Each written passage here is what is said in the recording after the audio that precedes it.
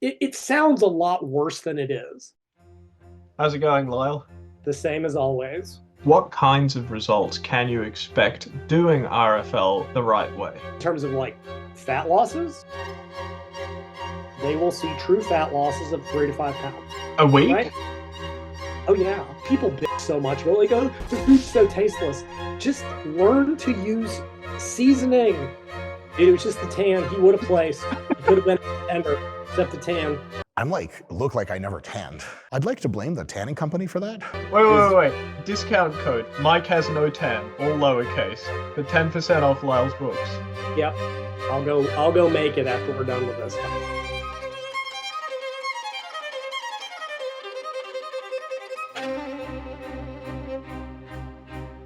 In this video, I interview Lyle McDonald about the protocols he outlines in his 2008 Rapid Fat Loss Handbook. We tried to be comprehensive, but as a consequence, this video ended up being rather long, so I've broken it down into chapters which you can access via timestamps in the description box below. Without further ado, let's talk fat loss, starting with, what is rapid fat loss?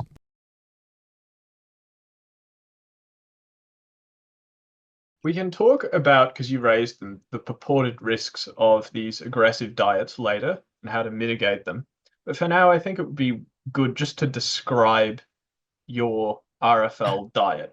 So you call it a modified PSMF, which stands for protein sparing modified fast. Yes. So what the hell is a PSMF? Okay. What are your modifications? Right. All it really is, all the PSMF is fundamentally is a ketogenic diet without the fat. When you get right down to brass tacks, it's just a ketogenic diet without the dietary fat. In case this is unclear, I'm going to explain what Lyle means by a ketogenic diet without the fat. So there are 3 macronutrients that make up our food: protein, carbohydrate, and fat.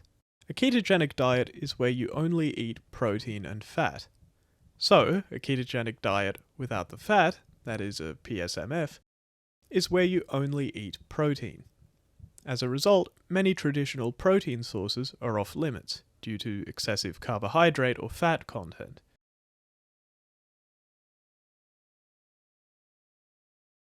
So the easiest way to explain this is with just a story I like to tell.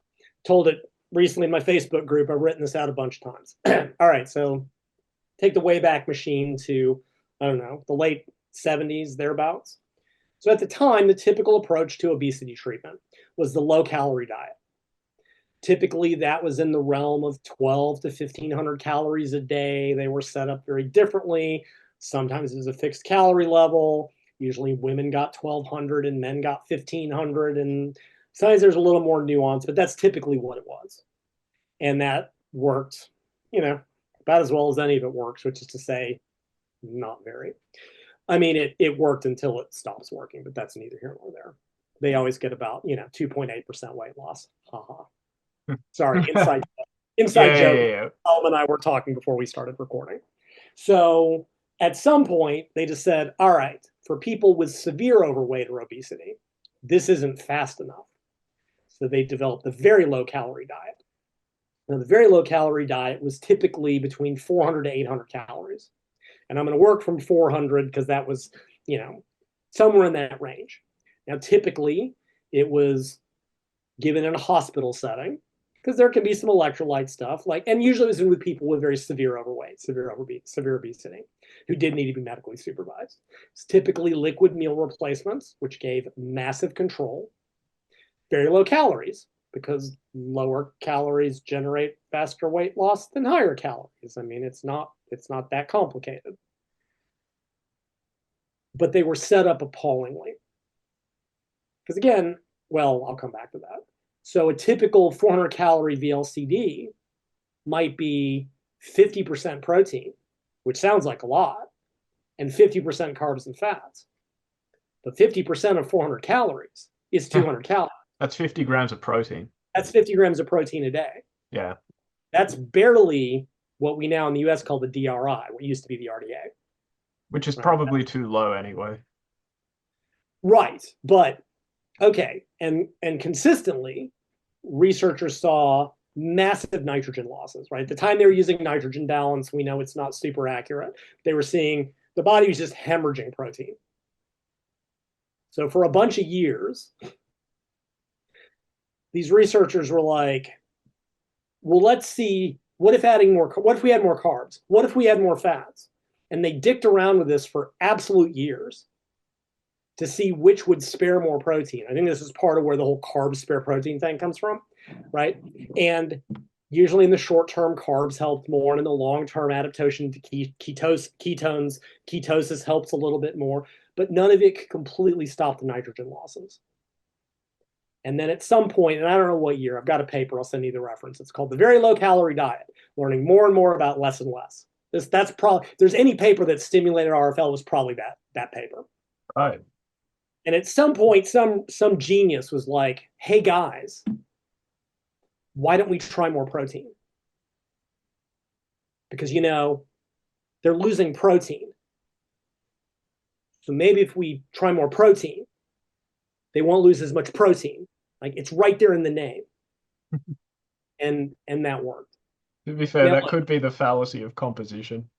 Yeah, I get that, but we're talking nutritional physiology. We're like, look, if you're losing X, you don't try to put in Y to fix it, right? Like if you're vitamin C deficient, you don't put in vitamin D. Like I understand what you're saying, generally speaking, but again, it was worth testing. Yeah, for sure. I realize it's easy to be critical in hindsight, but come on, this one isn't a big logical jump, right? This is not a big leap here.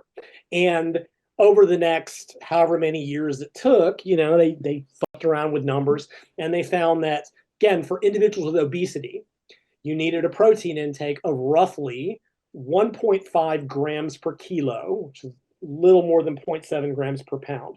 Now, they used ideal body weight, which that is a whole separate kettle of fish. But ideal body weight roughly equivalates to lean body mass. Good enough for government work, right? It's close enough. It's in that realm. So that's there you go. And that's about easily double what they had been giving, right? 80, 90, 100 grams per day. Voila. Suddenly there was no nitrogen being lost, or certainly most of it was eliminated, because there was no exercise going on. We know now that that's the other variable.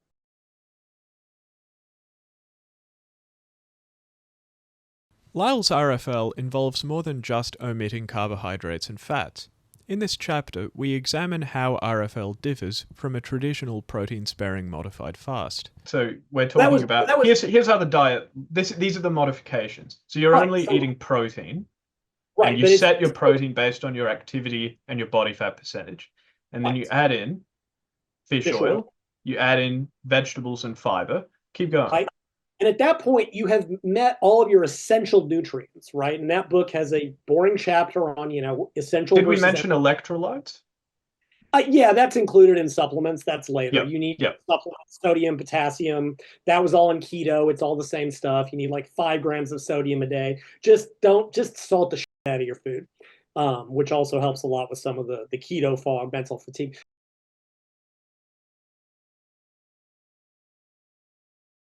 So that was the primary modification, adjusting protein based on body fat percentage and activity levels.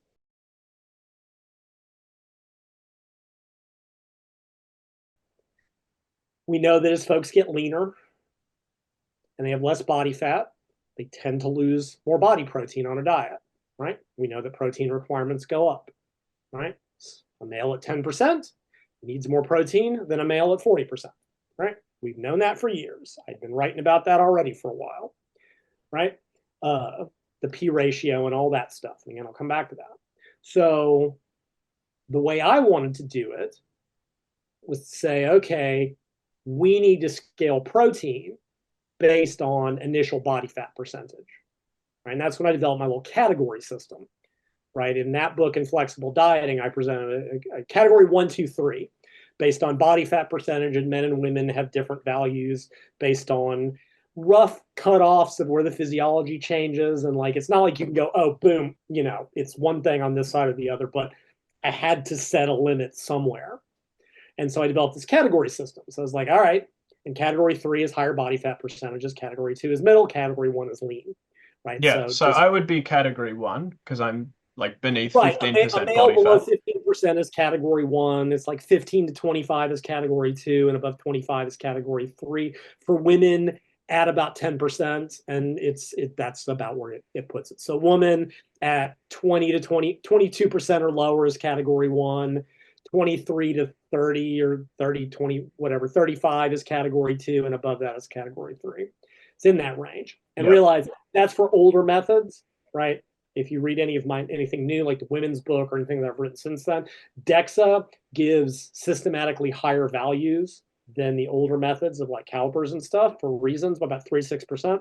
So I have to, in my books now, I have to be like, here's the body fat for the older methods, and then here's if you use DEXA to set your categories.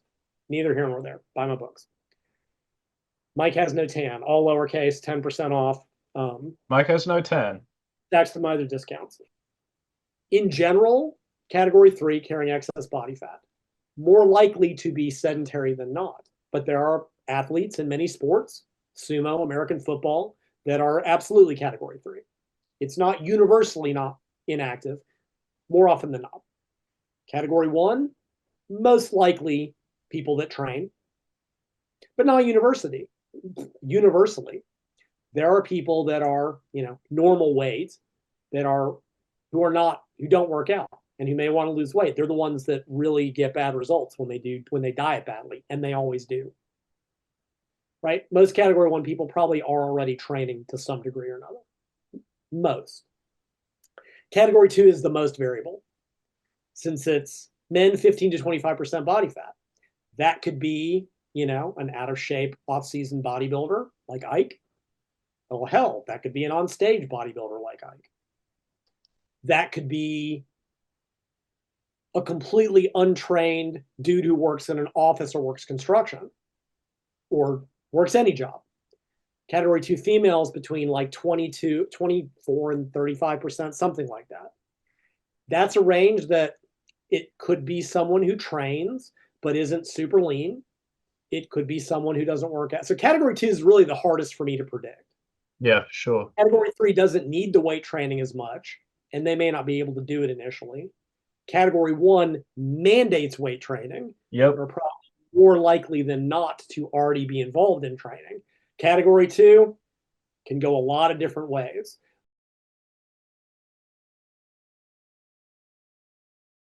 So that was a first modification, but I also added exercise, right? We know that exercise can change protein requirements, right? So then I had, if you're doing no exercise, aerobic exercise, which included interval training, or weight training. So I had this chart, and I was like, all right, category 1, 2, 3 sets your basal protein levels.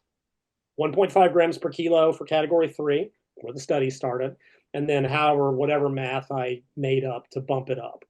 And then if you were doing exercise, it went up further, right? So category 3 with no exercise was the lowest. Category 1 weight training was the highest. Category 1 weight training is 1.5 grams to 2 grams of protein per pound of lean body mass, I think. Yeah. So it's upwards of 3.3 grams per kilo, which if you read Eric Helm's review paper on that, about right. I might scale. That's another place I might change it. I've gone back and forth. I think 2 grams per pound might be excessive, but neither here nor there. That would be something else I might modify. So it can go up, but we know that that's what it takes to prevent all lean body mass loss, all muscle loss.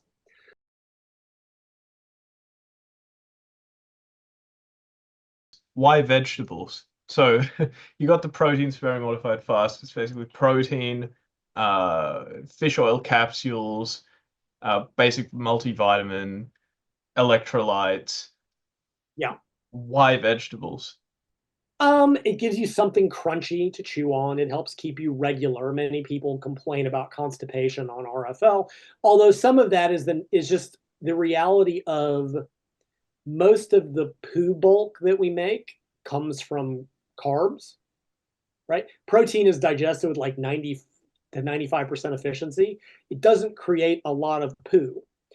So you don't have anything to come out the other end. And what does come out is often rather pebble-like. when it comes out at all. So vegetables just like it helps. It gives you something crunchy. It does provide micronutrients. Fiber helps keep things moving from one end to the other. They actually do always include it as part of the BLCDs. Like one approach is it's like 600 calories of liquid bullshit, and then they're like 200 calories of fruits and vegetables, which kind of goes to your question about minor modifications. The other one was liquid meal replacements, but they gave them some like all brand cereal. It's just to keep things moving because pooping is enjoyable, and it also provides micronutrients. But as much as anything that I was trying to do was rapid. This will give you the most rapid fat loss, no muscle loss. It will maintain all essential nutrients, but critically, it will build a baseline food intake to move back to maintenance. Good, yeah. So it's to establish in some measure healthy eating habits so that you're in a good spot when you're back at maintenance. Which that was part of it. Yeah, that makes it superior to a traditional liquid VLCD or liquid PSMF. But another thing I'd add is vegetables keep you bloody full for negligible calories. Exactly. They fill your damn stomach. I mean, not all of them are great candidates. For instance, there are some that are a little starchier. Yeah. But green vegetables like broccoli. Sure. I mean, how about eggplant? You mentioned cucumbers before. I mean, there's something to chew on, something to fill you up, make you feel nice, like you're actually eating. Yeah, that's the other without any of the calories. It just gives you more of like something I did. So we've got over here these konjac noodles. These I love those. They're awesome. Very fibrous. Yeah. Thanks. Yeah, like there's 0 calories. They're just all fiber. And like, so I will actually, like one of my big RFL meals is I'll make stir fry. So I'll cook up a bunch of chicken breast, put teriyaki, steamed vegetables with like broccoli, cauliflower, and there's usually like little carrot slices and stuff, which I don't worry about. Throw that over the top of either konjac rice or noodles. This is a full, I mean, that is a meal. It's a brilliant meal. Now sometimes, like earlier, I had 5 slices of ham and a protein drink. But when I like for an actual dinner meal, like that's a full meal. It takes me good 20 minutes to eat. The dogs love it while I eat, and it keeps me full. You make it for the dogs too? Oh, they love it. Yeah. Aw, that's nice. Yeah, that's why they're so jacked. Yeah, right. That's why they always share my meals with me. But yeah, so like absolutely, it makes it more like food. All right. And it makes it like actually being able, because just eating protein again, unless it's really gristly meat, it's a real quick meal. Yeah, excellent answer. Yeah, you're spot on. You're spot on. Yep.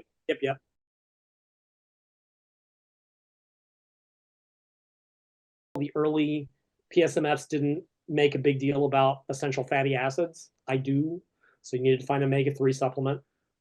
That could be either fish oil or flaxseed oil, but you prefer fish oil due to its greater... Okay, so in the first, this is the only book I've ever revised. I think because I need to make some extra money. It's the only book I've ever done a second edition of because I don't like to revisit projects. I like to write about new things. In the first book, I said flax oil. In the second book, I said flax oil won't work because the conversion to EPA and DHA is abysmally poor. So actually, flax oil will not work. Its conversion to EPA is poor, and you get almost no DHA. And I wrote this really boring article on my website. There's a video version of it, I think, where I actually make the argument. I don't think alpha-linoleic acid is the essential fatty acid. I consider EPA DHA, and maybe even only DHA. I'm not convinced ALA is anything but a precursor for the other two. The conversion is trash in most people. So that I changed. If you eat a lot of cold water fatty fish, that's your fish oil source. I live in America. We don't eat that stuff.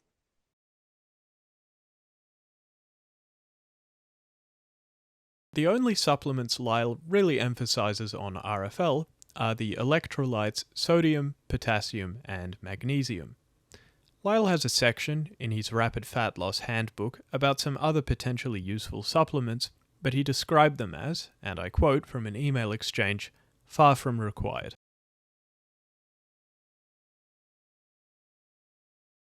The other big change I think I made from, because like I said, in the hospital setting, was typically done with very, liquid commercial products. That gives amazing control. However, and this goes to a different data set we'll talk about in a second, one of the supposed problems. I based mine around food. because when you look at some of the earlier data that talks about, rapid weight loss, because the belief is, oh, if you lose weight rapidly, you're more likely to rebound. That's still a very common belief. And it's not wrong, but it's not completely right either. It depends on how you do it. If you do the diet with nothing but liquid meal replacements, you hit your goal. Now what? What do? How do you transition back into eating food? You have not learned food habits. Now, in the hospital setting, realize, and again, I'm writing for the hospital setting, typically they do the liquid VLCD for so long, or the PSMF, and then they start a gradual transition to whole foods. But that's for people that are hospitalized for severe obesity, right? Out in the real world, we don't do that, right? We used to have a thing over here called Slim Fast, and you would have these 2 protein shakes and then a real meal for dinner. And then when people got tired of paying for that, they don't know how to eat, right? What do? So my belief, whereas if you base it around whole foods, there is more potential for long-term, because when you go to maintenance, you're not having to go from, I was drinking nothing but liquids, what do I eat, so much as, well, I've already got a great base of protein, EFAs, and vegetables. You simply add other foods to that. Maintenance, the end. So that was the other, because again, I was writing for the general public. That is something also I would, we can talk about, and I was very adamant. I'm like, don't use protein drinks, right? Don't do that, because trust me, it'll f you down the road. That's something else that I would contextually change, depending on where the person was. We can come back to that too. Yeah.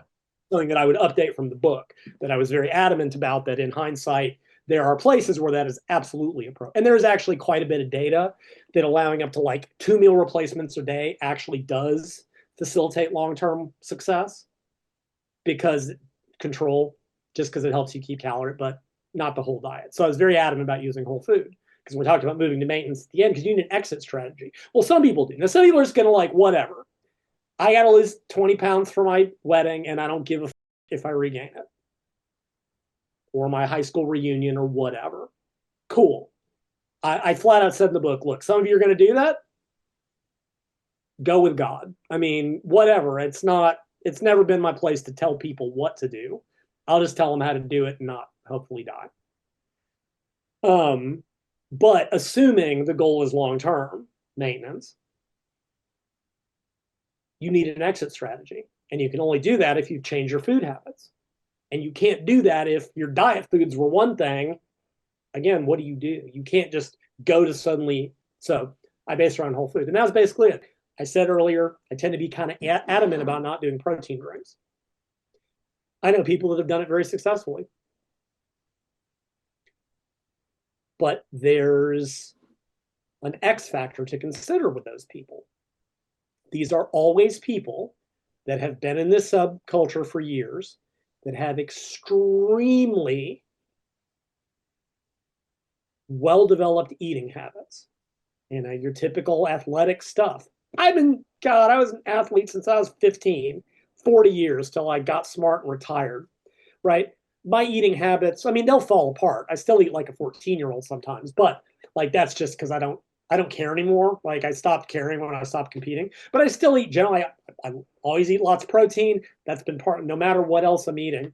And if you've got years of established eating habits to go back to, yeah, you can do a 2-week protein powder RFL, because but if you're coming from the typical Western eating habits and you do nothing but liquids, you're fucked when you come off of it.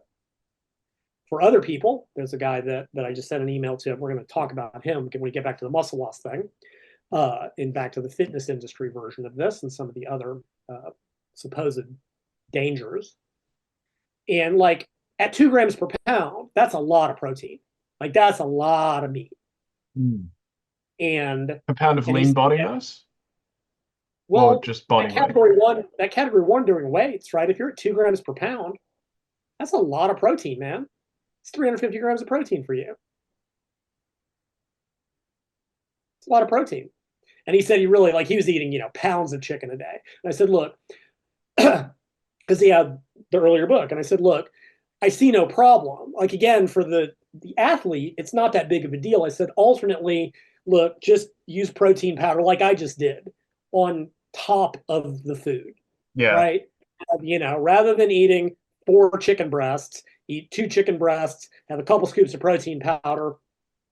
In that context, that's fine.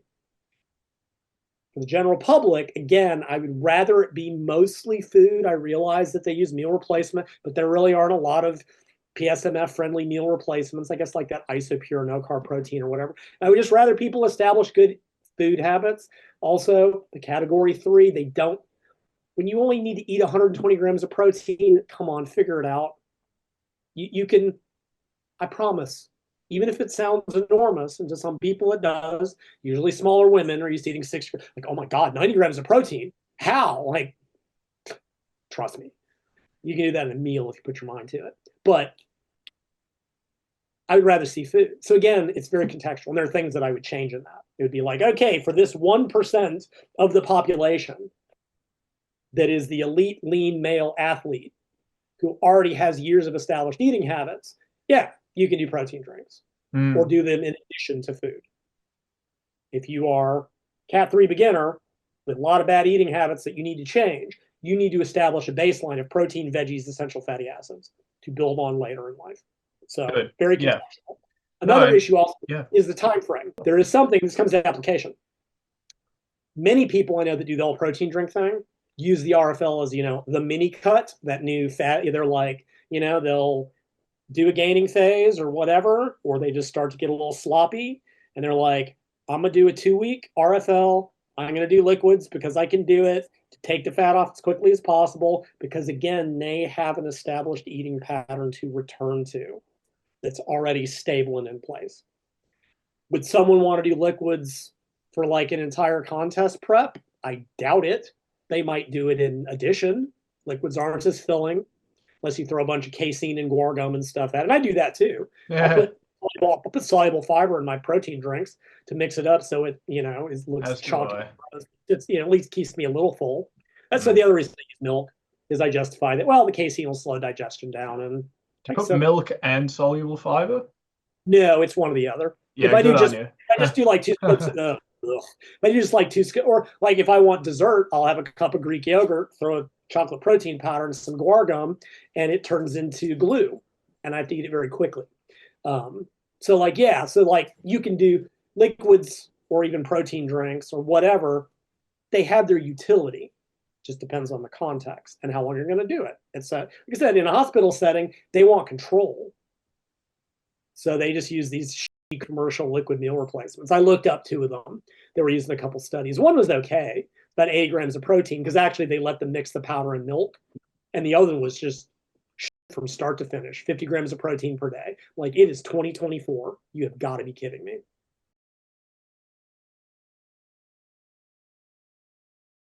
What kinds of results can you expect doing RFL the right way? People will want to know that. You mean in terms of like fat losses? Yeah. I mean, it ultimately, it depends on, category and activity. So, if you go to the research, people with extreme overweight, they will see true fat losses of 3 to 5 pounds. And if you do the math on that, that's about right. A week? Right? Oh, yeah. True, so very overweight people can lose 3 to 4 pounds of fat mass a week. Yeah. Wow. Yeah. On top of the extra water weight. Yeah. Some of it will be lean tissue, but the grand majority of it will still come from body fat. And that's actual real fat losses. And if you work out, if you back calculate the deficit, that's about right. Right? Someone, like I said, who's, even someone who's extremely overweight, they may be 50 to 60% body fat. Like, I did the math on the case study I told you about based on a couple of assumptions I made. She was like 80% body fat. Whoa. 670 pounds, because there's an upper limit of lean body mass. I think I assumed about 140 pounds of lean body mass, which is actually higher than you usually. Like, women usually come in 90 to 110, maybe 120 if they're super athletes. Beyond a point, it's going to be fat. Now, men can get heavier than that. But even so, if a dude is 400 pounds and we know that muscle mass tops out at about 200, he's 50% body fat, right? Lean body mass doesn't just keep going up and up and up. No way. Yeah. So beyond a certain point. And then if you work it out and go, okay, so that person, right? Okay, so he's going to be on 150, female, 100 pounds of lean body mass. That's 45 kilos, 1.5 grams per kilo protein. That's 90 grams of protein, 360 calories plus change, call it 500. Her maintenance is whatever, 1,800. She's got a 1,300 calorie deficit per day. Math it out. That's, 1/3 of a pound of fat a day. A lot.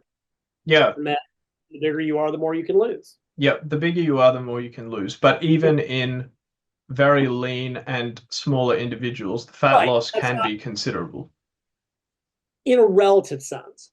Yeah. So compared to a traditional diet, because like I said, the way I set it up, as you get leaner and activity goes up, your relative amounts of protein have to go up, which means that your total calorie level will be higher. Which means the losses will be slower. And like I said, the way I set it up, it automatically reduces your total deficit. Right? Yeah. So always, aggressive deficit's 400 calories a day. Well, a lean individual is not going to be on 400 calories a day because they're going to be on 200 grams of protein. It automatically, because they have more muscle mass. Correct. Or lean body mass. And they're leaner, but it's both. It's because they've got more muscle and because they're leaner. They need more protein, relative amounts of protein. Like I said, the system automatically corrects itself. So at category 2, we're going to have someone at, say, maybe they're at, 2.5 grams per kilo. Is that right? Like 1.2 grams per pound.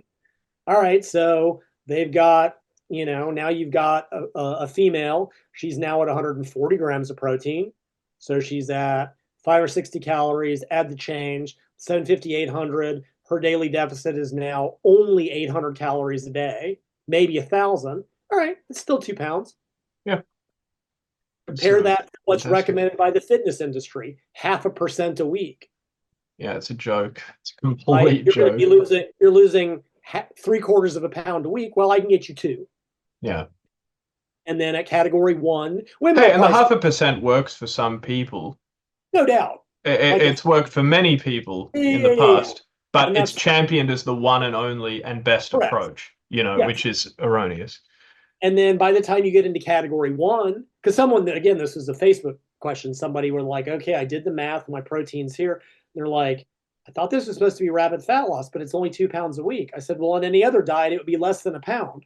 It's rapid by comparison. Yeah. It's relatively rapid. Right, compared to what you would get with a low-calorie diet or a typical deficit. Sure, yeah. Category 3 person, rather than getting even the magic 2 pounds a week, is getting 4 to 5. The category 2 person, who might only be getting 3/4 to a pound, is getting 1.5 pounds to 2. Or no, sorry, maybe more like 2 to 2.5. The category 1 person may only be at 1.5 pounds to 2, but they'd be getting half that with a normal diet. Yeah, right? Absolutely. But that has to be taken into account that the category 1 person has less total fat to lose anyway. Yeah, so the answer is you can only really answer it knowing someone's starting point. Right, but it's going to be in that. And you can, right? And like I said, if I were ever to revise RFL, one thing I would do would be like, look, here's how you can estimate your maintenance. You don't need this value for anything, but when you calculate out your RFL calories, you can rough estimate your predicted fat losses. Yep. Taking the difference and multiplying by 7 and dividing by. This is what I do in my consultations. And I'm like, all right, here's the theoretical math. It never works out this way, but in theory, this is, and what you typically see is that like 1 RFL day, depending on the person, is worth, between 1/3 and 2/3 a pound of fat, right? Category 1 is probably closer to 1/3. And you multiply that by 7 and you get 7/3, which is a little bit over 2. Might be a little bit less. It's in that range, right? And for category 3, it's more like 2/3 of a pound, and you see, 4 to 5 pounds. So it's always in that range, just because of the way the calories, the way I set it up. So yeah, somewhere, so I might, like I said, category 3, 3 to 5 pounds. Probably women are probably always going to be on the lower end because they're typically lighter. Men probably on the higher end on average. Category 2, maybe cut that in half. Probably maybe 1.5 to 3, 2 to 3 pounds. True tissue loss, not just water.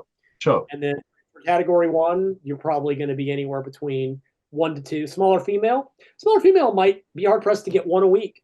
But I'm sorry, if you're 120 pounds, if you're 40, if you're 50 kilos, there's nothing you can do to lose faster than that. Other than cardio. There's nothing legal.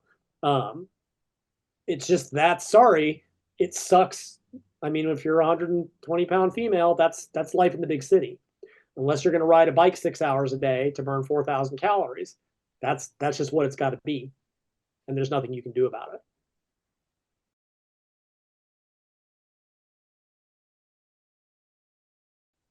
What are the applications of rapid fat loss, RFL? As in what groups of people are candidates for RFL? I'm going to say everybody. Mike has no tan, all lowercase, 10% off. Buy my book. It's Don't forget Mike lowercase. I advocate RFL for all people under all conditions, but absolutely don't. It has a lot of them, right? And this is verbiage in the first edition that I would very much change if I were going to redo it at some point. Because I was like, look, there are situations where you may need to. We talked about some. Your wedding's in 2 weeks and you waited too long to take care of it. You got to get it off.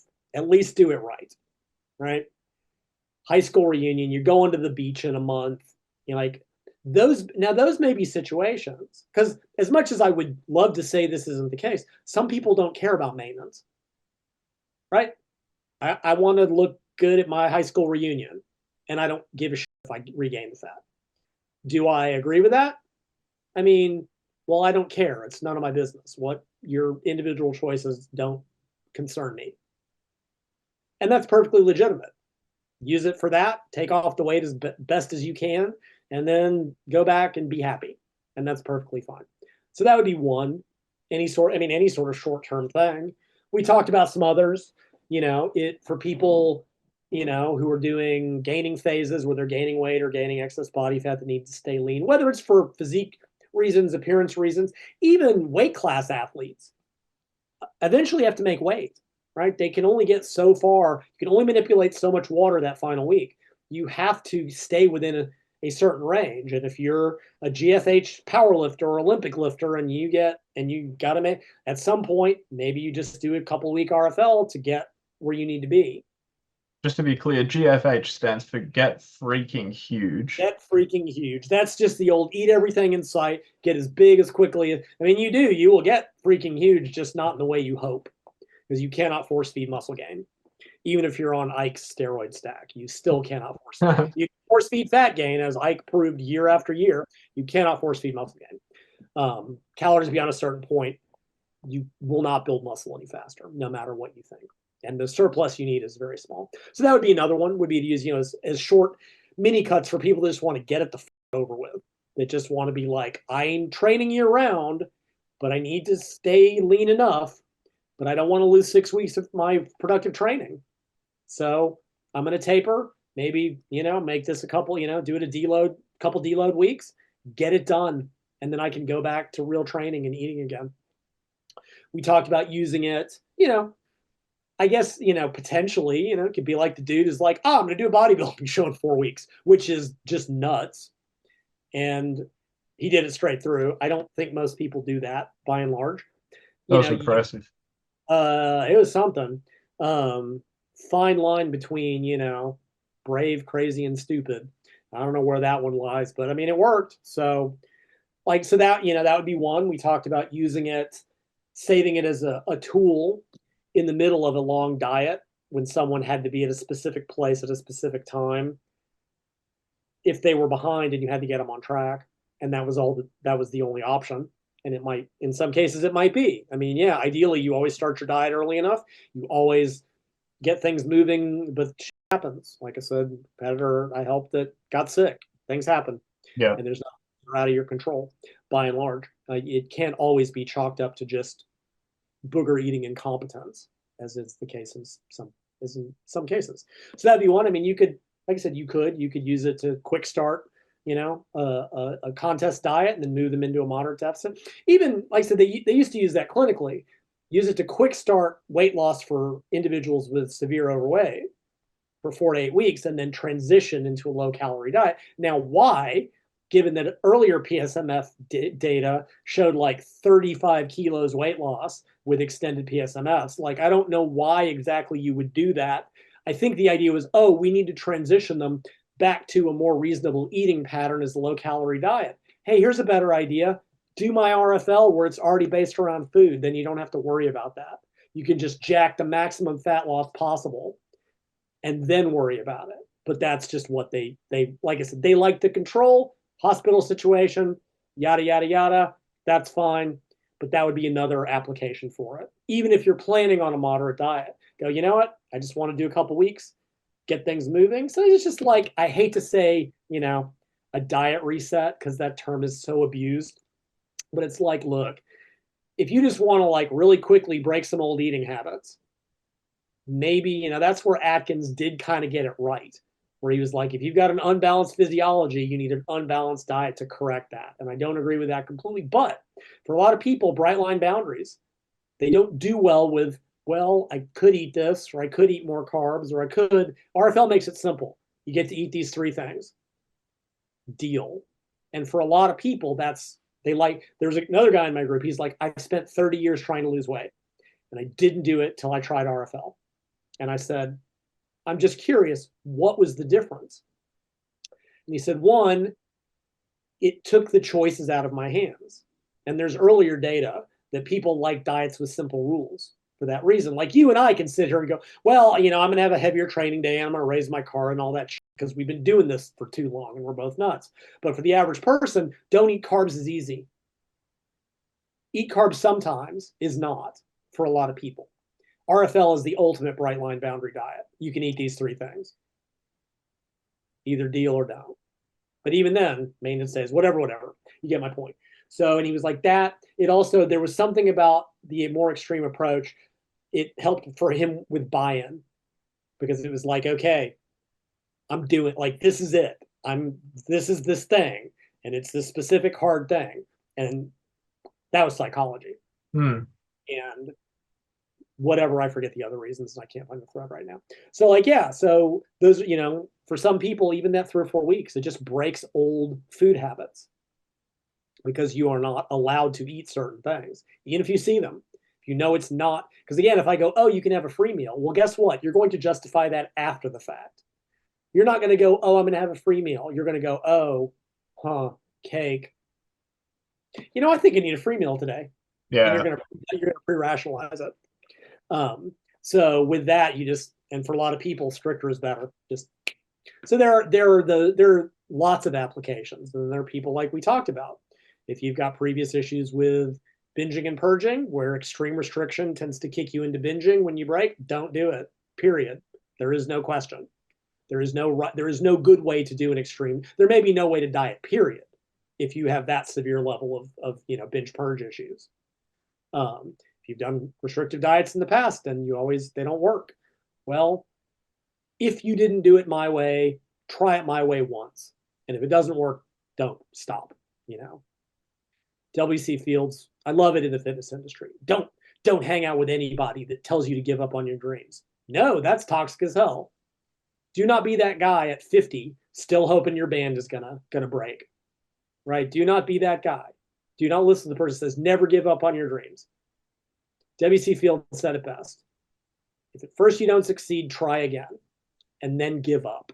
There's no sense being a damn fool about it, which is something Ike should have done for his competition bodybuilding. You can't figure out how to get into shape within a couple tries. You're not going to figure it out the next 5. So yeah, if you've done crash dieting, rapid aggressive dieting, and it failed, if you didn't do it RFL way, try it. And if it still doesn't work, do something else. It's not for you, and it doesn't have to be. Right. I'm sure there's applications I can't think of, but great response. Thank you.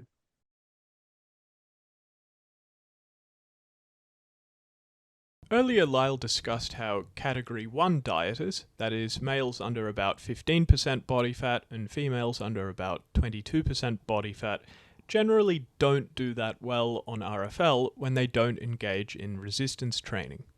This chapter discusses whether there are any other populations that might want to avoid RFL. And you did touch on, for a moment, the sorts of people for whom RFL isn't a great approach.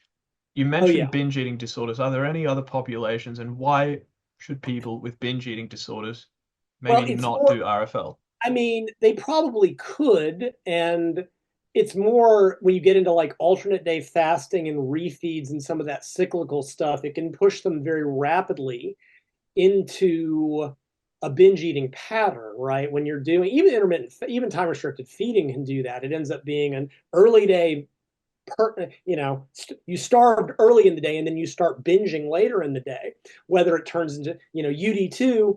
Do I like cyclical diets? Yeah. For people that alternate between super restraint and binging, it sets them up for that. Is RFL, well, anyone that has sort of any subclinical eating disorder does not need to be buying my books. They need to be seeing, dieting in and of itself can cause its own set of problems. Yeah, actually, there's some old evidence, we can talk about this, that it's actually just a conditioned response. And there's some early case studies, small pilot studies, where they basically fixed binge eating with nothing but Q exposure response prevention. It's pyramid. Don't get me wrong. Are there other issues deeper going on? Yeah, but it's still basically a conditioned response, or that's part of it, certainly. And it becomes self-promoting because eating is rewarding, but that's a whole separate 14-hour discussion. So yeah, there are basically you're screwed if you have a binge eating disorder. That you need to be in professional counseling. People will come into my Facebook group, and if they say, I have a client, like, you do not get advice here. Nobody here can give you any useful advice. We've got a couple people who are experts in that. I go, having the average talking head tell you about restricting your diet because you've got no, go get professional help. RFL, I guess I don't know. I don't know. Could that potentially put someone back into classical anorexia? I don't know, because even though it's low calories, it's still actually food. Like, I know anorexia has been recharacterized with a lot more subtypes now. And look, I am not an eating disorder expert. Make that absolutely clear. Trust me, I know a little bit and that's it. But like, when I think of anorexia, I think of, I ate an apple today. At least eating 120 grams of protein and some veggies would be, and actually, someone I knew years ago came from an anorexia background. We're talking, 40 kilos at 5, and they got into bodybuilding. Now, it is very real, in a very real way, a weaponized eating. Like, they weaponized their eating disorder. They were great at dieting. They made it to stage. They loved being hungry, right? What I'm going to say right now is gross, but it's probably true. Sports do select for that stuff, right? They've often said, running causes people to develop eating disorders. Or maybe people who are thin and have a pre-existing eating disorder are drawn to running. Cause and effect is very difficult to determine here. And like I said, this is going to sound gross, what I'm going to say. You don't have to have an eating disorder to be a successful bodybuilder. But it helps. But it helps. Mm. And yeah, that's great. That is great, but it's true. Every sport selects for certain psychological, physiological characteristics. If you don't have a certain level of aggression, you cannot do MMA. If you are a psycho, you'll probably be great at MMA, right? If you are not good at being hungry, and people with eating disorders love being hungry. The bodybuilder I knew, but at least with bodybuilding nutrition, she was eating enough protein and vegetables. Like, I don't think I've ever seen her eat a starch, but at least she's getting nutrition in a way that classical anorexia wasn't. But even so, like I said, that just gets too far out of my ken. But what I would add, and I think I mentioned this consult, or maybe when we were just talking separately, a lot of people are psychologically drawn to extreme diets, and they repeatedly fail on them. They crack, they regain all the weight, because when they come off, they cannot, no matter what they do, they cannot successfully transition into maintenance. They are just that either or kind of person. And I had a consult tell me that. He said, yeah, I've done it a number of times and it works until it doesn't. And I just said, well, don't do that. And that's the thing. Even if you are drawn to it, if your past history has informed the fact that you do not succeed on them. Now, maybe it's because you didn't do it the way I recommend it. Maybe your previous crash diet was a shitty liquid diet without any vegetables and no training, and you didn't prepare it. And maybe you didn't. I can't say. Maybe my RFL would allow it to work, but I would never claim that RFL works for everybody. It works very well for a lot of people, but like any diet. It definitely didn't work for Menno. No, because he lost 100% muscle because he's just that good, or I'm just that bad. So, but yeah, but some people, it's just they come off of it and it's not a good approach for them, and that's perfectly legitimate. You know, so yeah, maybe you haven't tried it the right way, but honestly, if you tried something multiple times and it's never worked, try anything else, because it can't work worse than that. So that would be the, like, you know, unless this is your first time dieting, and nobody listening to this, I mean, we all have our first time dieting, but realistically, by the time you've heard my name, you've done this a bunch of times. One of the best things you can ever do is just go back and look, okay, what did or didn't work at some point in my life? And there's weirdness. There's this one, everything, I see this every once in a while, and it shouldn't work, where people are on very low calories and where I believe them, right? It's not, I think I am and I'm underestimating. And nothing is happening. And you look at the calories and go, this doesn't make any sense whatsoever.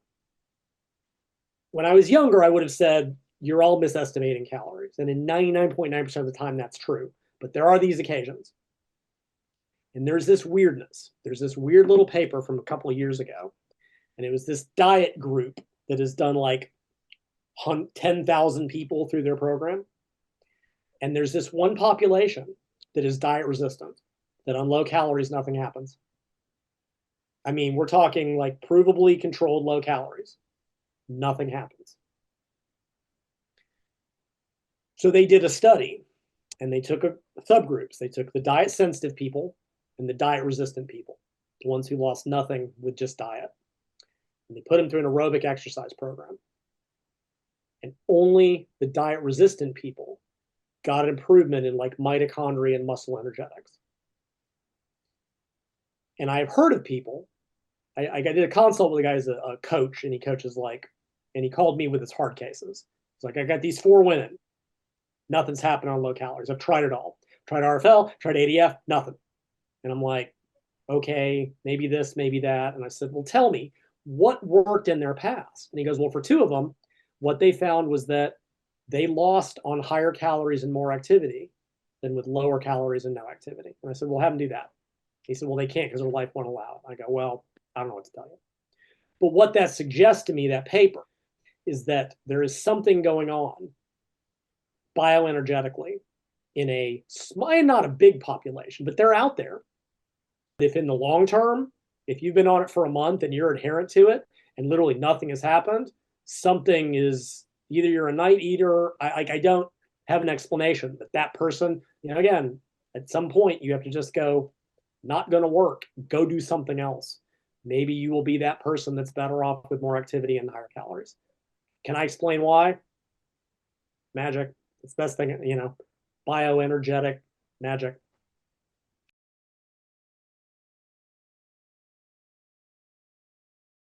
Okay, so you mentioned food choices in the form of liquid calories. I want to ask a question that's related that might help illustrate how to go about RFL the right way, just for the general population viewer. The question is, what might the average good day of RFL look like? As in, here's meal 1, here's meal 2, meal N, because I haven't asked you about meal frequency yet. What's like a sample day of eating? Let's just say. I'm not a meal plan guy because I'm terrible at it. But I mean, basically when people complain about this, and Sumi actually put together a little RFL cookbook, because I mean, like, there's a reason my books don't have meal plans. A, I don't like them because people fall into the trap of, I must eat these foods, and if I don't have them, I don't know what to eat. B, I'm terrible at them. That's the real reason. I'm terrible at setting them up. I mean, I don't know what foods people have, what they like, what they can afford. I give generalities, fucking work it out. So basically, let's say you need 120 grams of protein a day. You're category 3 and not super Like active. 480 calories a day, not Yeah, counting the trace whatever. carbs and fats.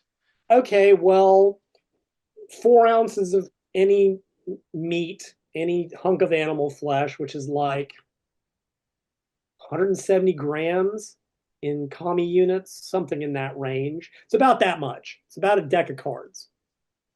That's about 30 grams of protein, right? A scoop of protein powder, and we'll come back to that, 24 grams. So scoop it a little bit, 30 grams of protein.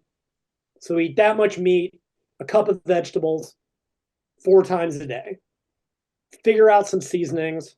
Seriously, fucking work it out. Here's what I just ate when we had the break, when your internet crapped out. I've got this ham from Costco, the slimy ham I feed my dogs, 5 grams of protein per slice. I had 5 grams of that, and I had a scoop of protein powder, which is 24 grams, and I had it in milk because I like milk. So I had 32 grams of protein plus 25. That's 53 grams of protein. Some carbs in the milk because whatever. And I took a couple fish oils. Do that 4 times a day. So that wasn't true RFL as such because of the milk.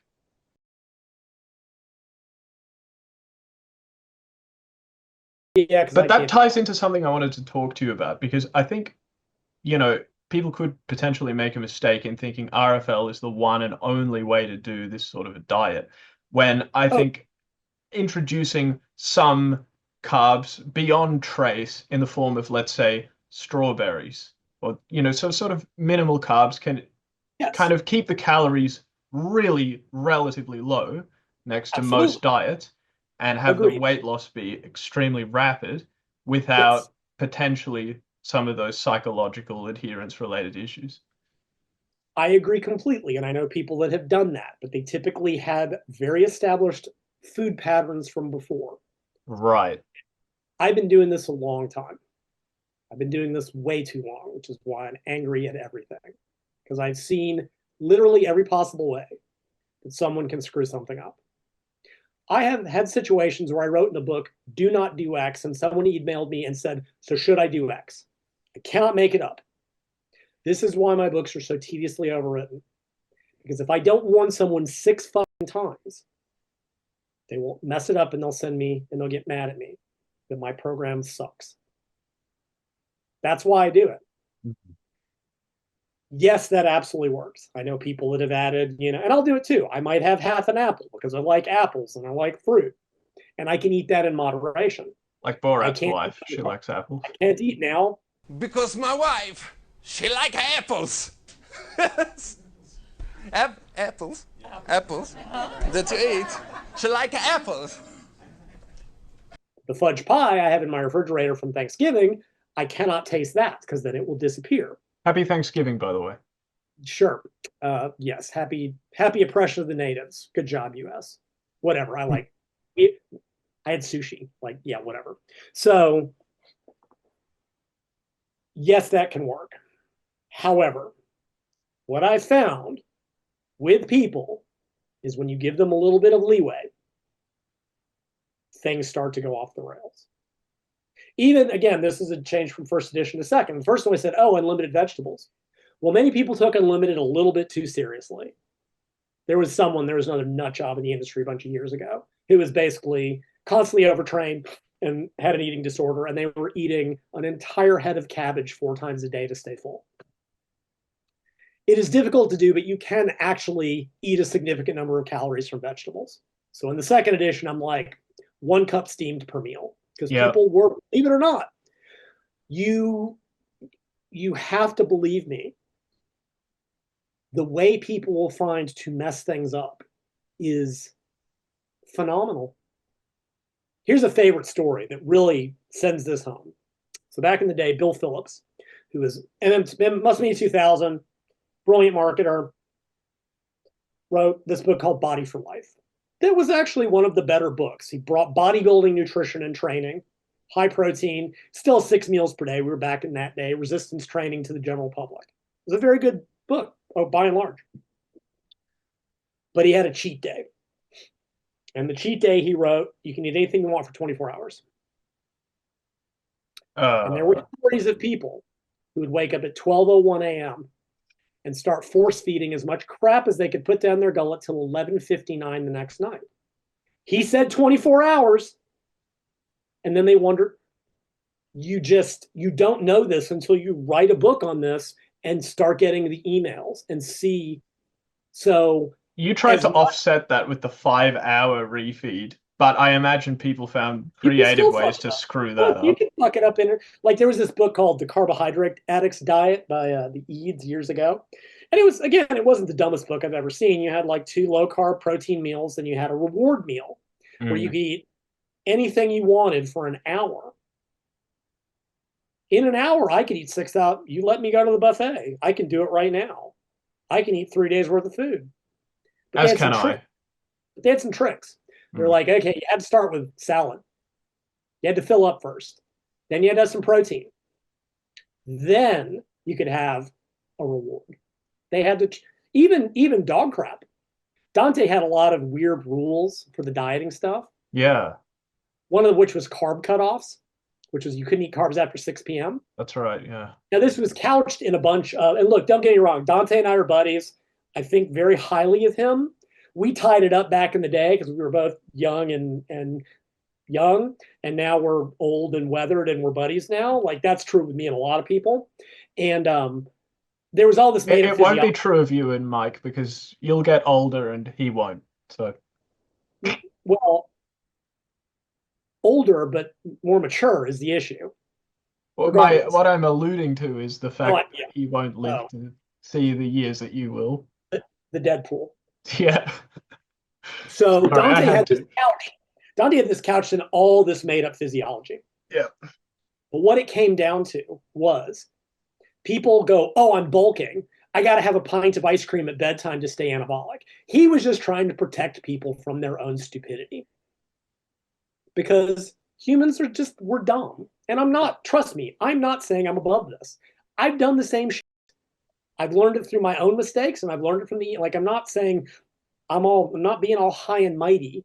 We all do it because what separates man from the animals is the ability to rationalize. There's even a thing in the literature. Human beings will pre-rationalize what they want to do so that they don't feel so guilty about it. I've done it. Oh man, I'm going to be training hard tomorrow. I should go ahead and finish that fudge pie.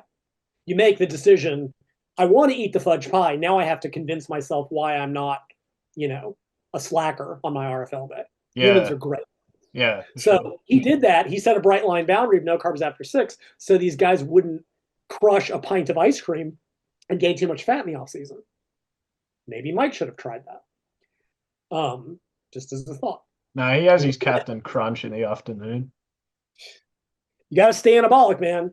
Do it West Side style. Snickers every hour to keep your insulin up. That was a Dave Tate recommendation. Or Jim really? Fantastic stuff, guys. So fundamentally what you're saying, I absolutely agree with. And when I do consultations, when I talk to people on an individual basis, I will often say things to them or allow things that I will not put in a book. And this is a fact that's often lost, right? And again, I'm not saying I'm lying to people in my books. I don't know who my reader is. No, you're just trying to make them idiot-proof in a way. Right. Until we, find a new idiot, right? What I can do coaching Sumi, my elite powerlifter, author of Mental Training for Tough Motherfuckers, available now at Amazon. I do very different things than what I could ever put in a book. I can't explain what I'm doing set to set, day to day, week to week with her. I can't put that in book form and have it mean anything. I have to be more general. This is something a lot of coaches forget because they're like, oh, well, when I coach people in person, I do this. I can tell. Starting Strength did that, right? Yeah. It's one thing to teach people 5 by 5 when they are in your gym and you cannot let them be morons and add weight too quickly. And then to give them a book and say, add 5 pounds every week. And then in 6 weeks, their form is even worse than what you're purported to teaching them, right? What you can put in a book and what I can tell someone as an individual because I have to gauge, and I do this during consults, and I like to think I'm good at it. I have to gauge who I'm talking to.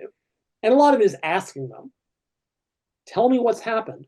What worked for you in the past? What didn't work for you? And if they tell me, yeah, if I have too much leeway on a diet, I fuck it up. I don't give them leeway.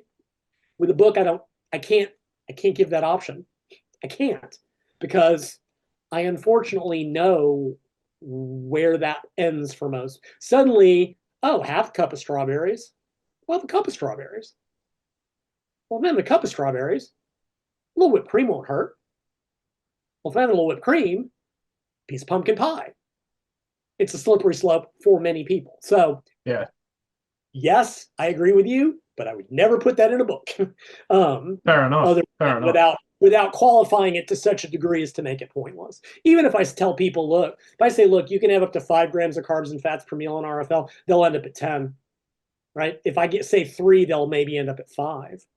Just an interesting story, when I went through my stuff in 2014 and was getting treatment, they were like, oh, we want you to exercise 5 times a week. And I was doing most things they were doing. And I go, wow, 5 seems like a lot. And they go, here's what we learned. If we tell people 5, they might do 3. And if we tell people 3, they'll do 1. I'm like, yeah, that's exactly what I do in my books. I get it. You have to protect people from themselves. Now, somebody listening to this is going to get really angry. I'm not like that at all. I'm not talking to you, hypothetical person who's going to get shitty in the comments. I'm speaking in averages. I'm speaking in generalities. I can find an exception to everything I've said here. I don't give a shit about the exceptions. Period.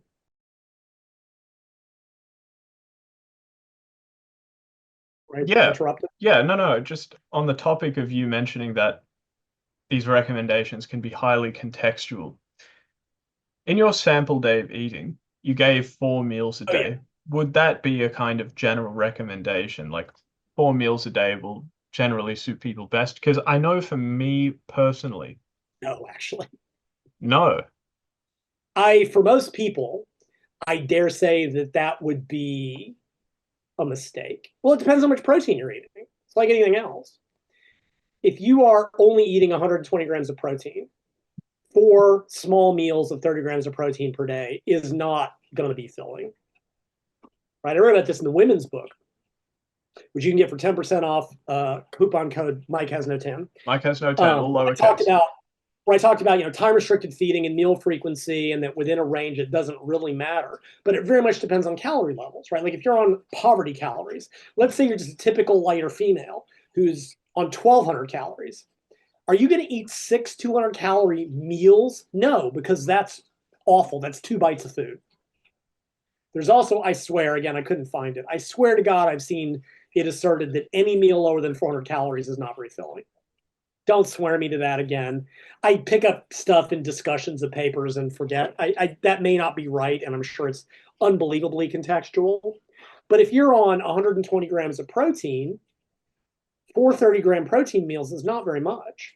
You might be better off with 3 40-gram protein meals. You may be better doing it like I do it, doing time-restricted feeding. I have 50 grams of protein at 3. I have a hunk of meat and or, depending on how much chicken I feel like cooking, and or a protein drink, and then I'll have another 75. So I'll have like 3 50 to 75-gram meals. I've had people I've consulted with who are only getting 120 grams of protein per day. They want to have 2 60-gram protein. They want to have, that's whatever. 60 grams of protein is about 8 ounces, 7 to 8 ounces of meat. It's about that much. They would rather eat that plus a big ass salad twice a day and use time restricted feeding. Now, for you, who's on 3, if you're getting even 1.5 grams per pound, who's getting plus 250 grams of protein a day, you could very easily eat 4 60-gram servings. Just depends. How about 1 meal a day? Would you say that's too infrequent for anyone for physiological reasons? Because no. Go ahead. No, I wouldn't, because again, being smug, and I think we talked about this, the paper that Jordan Trommelin was on that showed that if you eat 100 grams of protein at once, it takes 12 hours to digest. It doesn't make a fuck worth of difference. If you were to eat all 350 grams in one meal, let's say it's even possible, or 250 in one meal, 200 grams of protein, which is like 40 ounces of meat. Sumi can do it too. She can eat, oh my God, the amount of, again, author of Mental Training for Tough Motherfuckers, available on Amazon. She could do it, right? And it'll just take all day to digest. But for most people, that much protein at one meal is probably impractical unless they really love meat. So again, but big picture stuff, nothing matters. It's more, again, and some people, like I said, if they eat early in the day, they're hungrier throughout the day. Yeah. And if they wait, there's all these variables that basically, here's really at the end of the day, here's all I care about in terms of fat loss. Calorie deficit, sufficient protein, resistance training. Everything else is negotiable. You get those three things right, you're 95% of the way there. Everything else depends on the person, the situation. Even if you're a competitive bodybuilder. Sure, none of it makes a difference. Look, awesome. People, I know that'll go over like, over the years, I have watched the physique community decide that you can only get contest ripped on this diet or these specific foods. No joke. In the 2000s, Ezekiel bread was the only allowed bread source. You could not I've seen so many meal plans with Ezekiel bread. Right, but they decided at some point that was the only bread that would allow you to get into contest shape. In the 70s, people got into shape on tuna and water. In the 80s, people got into shape on high carbs and low fat. In the 90s, people got into shape on the zone and low carb and cyclical. None of it. People have gotten into contest shape for decades. And there is no magic diet beyond the deficit and get enough protein and weight train properly. That's it. It's whatever allows you to do that in the long term. The only thing I would say absolutely not to do, you know what I'm going to say, absolutely you should not do if you're trying to get into shape in general or for a bodybuilding contest, is anything that Mike Israetel does during his diet. Don't do that. I saw it coming. You're already a step ahead. But beyond that, because again, they've done it for decades. All that matters is keeping a consistent deficit, enough protein, and that they're smart enough to listen to my weight training guidelines. That's it. You will get into shape. I mean, yes, are there other factors? Will carb loads help refill glycogen to improve your training? Absolutely. Even as much of a advocate or believer, whatever you want to call it, of flexible eating and refeeds and diet breaks and all that shit, people got into contest shape without it for decades. Are they required? Absolutely not. Can they be useful? Sometimes. And I know at least one bodybuilder, I want to say Jeff Albertson, but do not swear me to that, who tried it. He tried it all. And he said it did more harm than good. Because for him, I'm not saying it's for everybody, once he went into contest mode, once he flipped what I call the diet switch, because it's stupid sounding, if he did a maintenance day or a refeed or a diet break, it broke his mental momentum. But he found that out through trial and error. They aren't required. They may be useful. The strategies may be beneficial, and they can be just as damaging for some people. It just depends. Deficit protein resistance training. The rest of it, and anyone who tells you that any of that shit, whether it's meal frequency, time restricted free, or blah, blah, if they say only this works, they're wrong. Because if that were true, if there were only one diet that was the right one beyond what I just said, we would know what it is, and we do. Deficit protein resistance training. Everything else depends on the person, the situation, the psychology, the training, their lifestyle, their environment, and every other variable that I try to take into account when I do consults.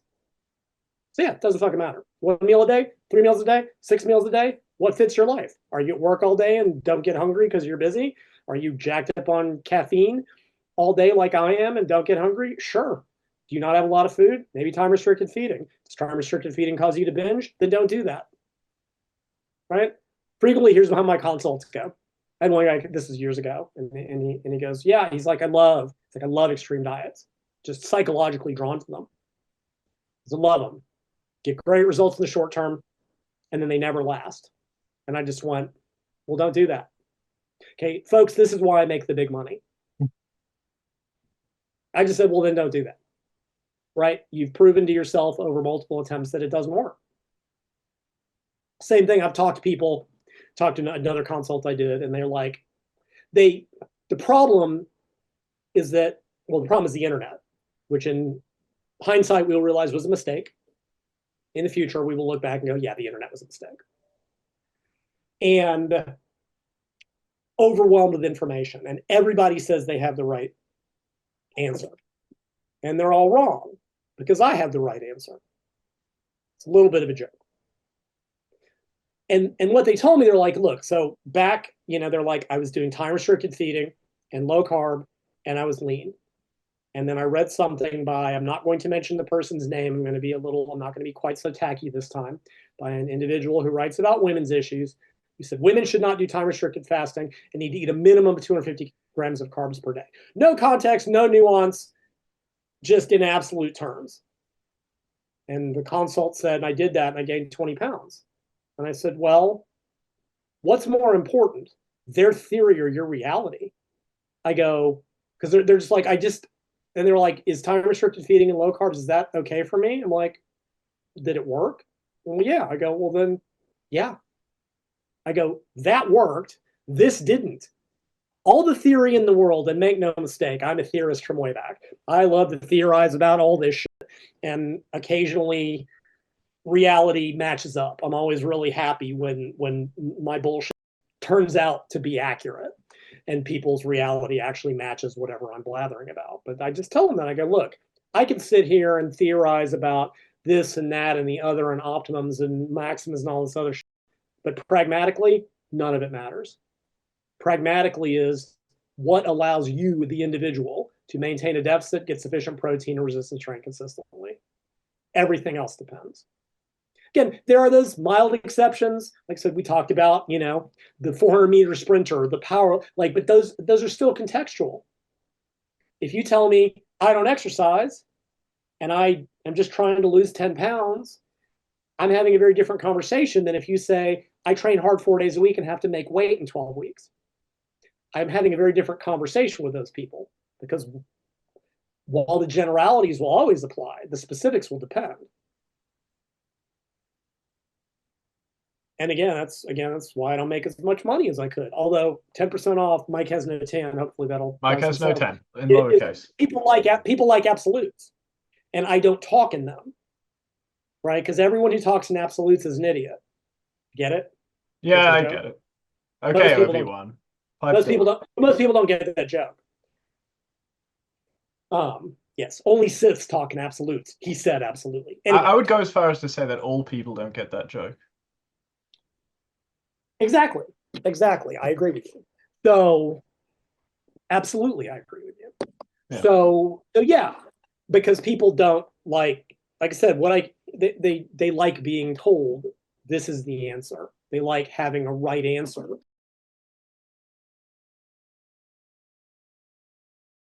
To your question, like, how do you get through the day? Because I can share an anecdote about, because I haven't done RFL, but I've done aggressive diets. I've done 1,400 calories a day for extended periods. For me, it was largely a case of just, this is not, I want to make it clear, this isn't a prescription. This is just my personal experience, pure anecdote. For me, it was a case of, in the morning, caffeinate, then occupy myself with tasks, and then have all of my calories before bed. Because the number one thing I struggle with on an aggressive diet is getting to sleep. I can't go to bed hungry. Yes. So if I put all my calories before bed and eat absolutely nothing before dinner, i.e. caffeinate and then one meal a day, I can get it done. And that got me to the single digits. Yeah. And to occupy yourself with tasks is important. When I did my cut, I got really into this video game, actually, and I know some natural bodybuilders who do this. I got into this game, a tower defense game called Rogue Tower. I have all achievements in that game. That makes me utterly insane. It's not a very well-known game. But yeah, I was just sitting there playing Rogue Tower, all caffeinated, just obsessed with what was happening on screen. So I think video games help me, but any kind of task does, I think.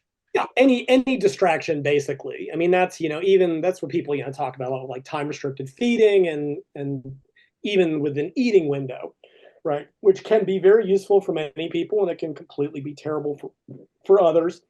And it's like, if you have a typical working day when you're at school or at work. You can get by on just caffeine and adrenaline when you're distracted, right? One thing that I really seen during COVID, God almighty, like 50 to 75% of my consultations must have been, you know what?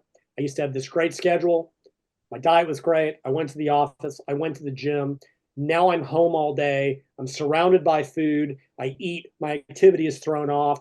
What do I do? Because COVID fucked everybody's schedule. Mm. Right. So many things about the world change when you're like it's easy to not eat when you're out of the damn house. And when you're around it, especially again, conditioned cues, Skinner, I'm going to write a book. Skinner was right, putting the behaviorism back into behavior change. It's already partially written because I said I'm great at starting projects. I got really deep into that last year and then didn't know what to do with the chapters. And you're just bored. You eat because there's nothing else to do. It's not even because you're hungry. You're bored and cued by just the same triggers. So yeah, you find ways to distract yourselves. There's a weirdness that occurs or something with cravings. And I'm going to forget what it's called because I haven't read it in a while. But when you start to have a craving, whether it's triggered by something you see or hear or sniff or think about or whatever, your brain starts to elaborate on it. You get these intrusive thoughts, right? So like I can fuck you up right now. And I'm like, what's your favorite sweet? Like just what's something sweet that you like to eat? Chocolate cake. Okay, right. So like, okay, let's say, there's, if I show you a picture of chocolate cake, and then you're going to go like, okay, well, suddenly that'll link to a memory. Wow, there's this birthday I went to and had this really great piece of chocolate cake. And then you're like, wow. And then your brain starts elaborating on that. And you're thinking about how good it tastes, how much you like. And then suddenly, and we can only visualize one thing at a time. So when your brain is taken up by the image of chocolate cake, a Buddhist would say, temporarily, you are that chocolate cake. All that is cake. Even if the cake is alive, Yeah. all you are is cake. All right, Paul. You can't resist these ones. But if you can, but it's in the visual cortex as much as anything, if you can distract yourself with a different visual input, that's because you can only focus on one thing at once.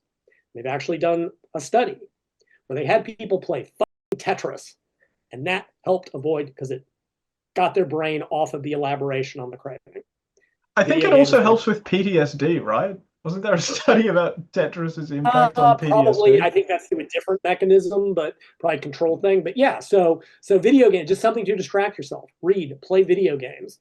Go to, Another thing I'll say is I would spend time scrolling through my phone, and thank God I was able to identify this pattern of thought. I get lots of food recommendations. Like on my homepage, like my recommendations, it's like, oh, like here's this like deep dish pizza or whatever. And I just started going, not interested, not interested. And then another one would come up, not interested. And eventually they disappeared. And I'm sure you do the same with fitness content. Oh yeah. No, I tell YouTube, do not show me this channel ever again all the time. I want dogs, video games. Lately I've been watching a lot of weird sports rules things, media criticism. I watch like CinemaSins and Honest Trailers, and Todd in the Shadows is my music critic guy. And I finally unsubscribed from the Critical Drinker because I got sick of their political bullshit. And yeah, no, I carefully curated it. I don't get into stuff. Maybe Olympic weightlifting every once in a while. I want to see video game content. I don't want to watch fitness content, even my own. But yeah, so like, but that's a lot of it. Like, and you hear that, like competitors, when they're deep in a cut, they talk about deliberately seeking out food porn.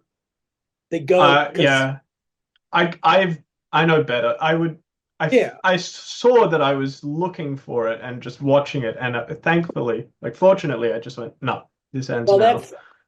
That's a good sign that NPY has made you its slave. I'm going to use that instead of the other word I usually use. There's neurochemical. NPY? Neuropeptide Y is a neurochemical that goes up in the brain when you're hungry, one of many, along with the changes in POMC and CART and what the other one is in the hypothalamus. Now, NPY doesn't make you hungry.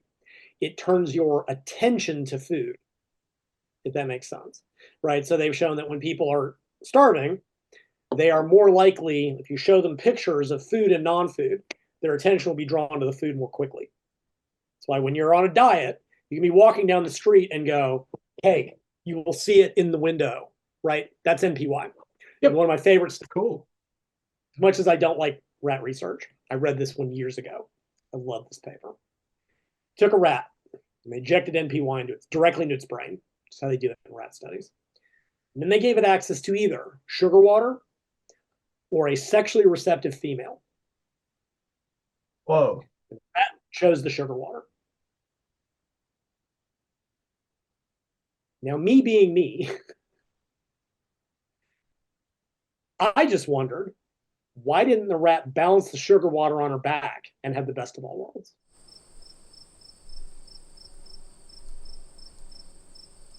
But that's just me being weird. But that's what happens when you're starving to death.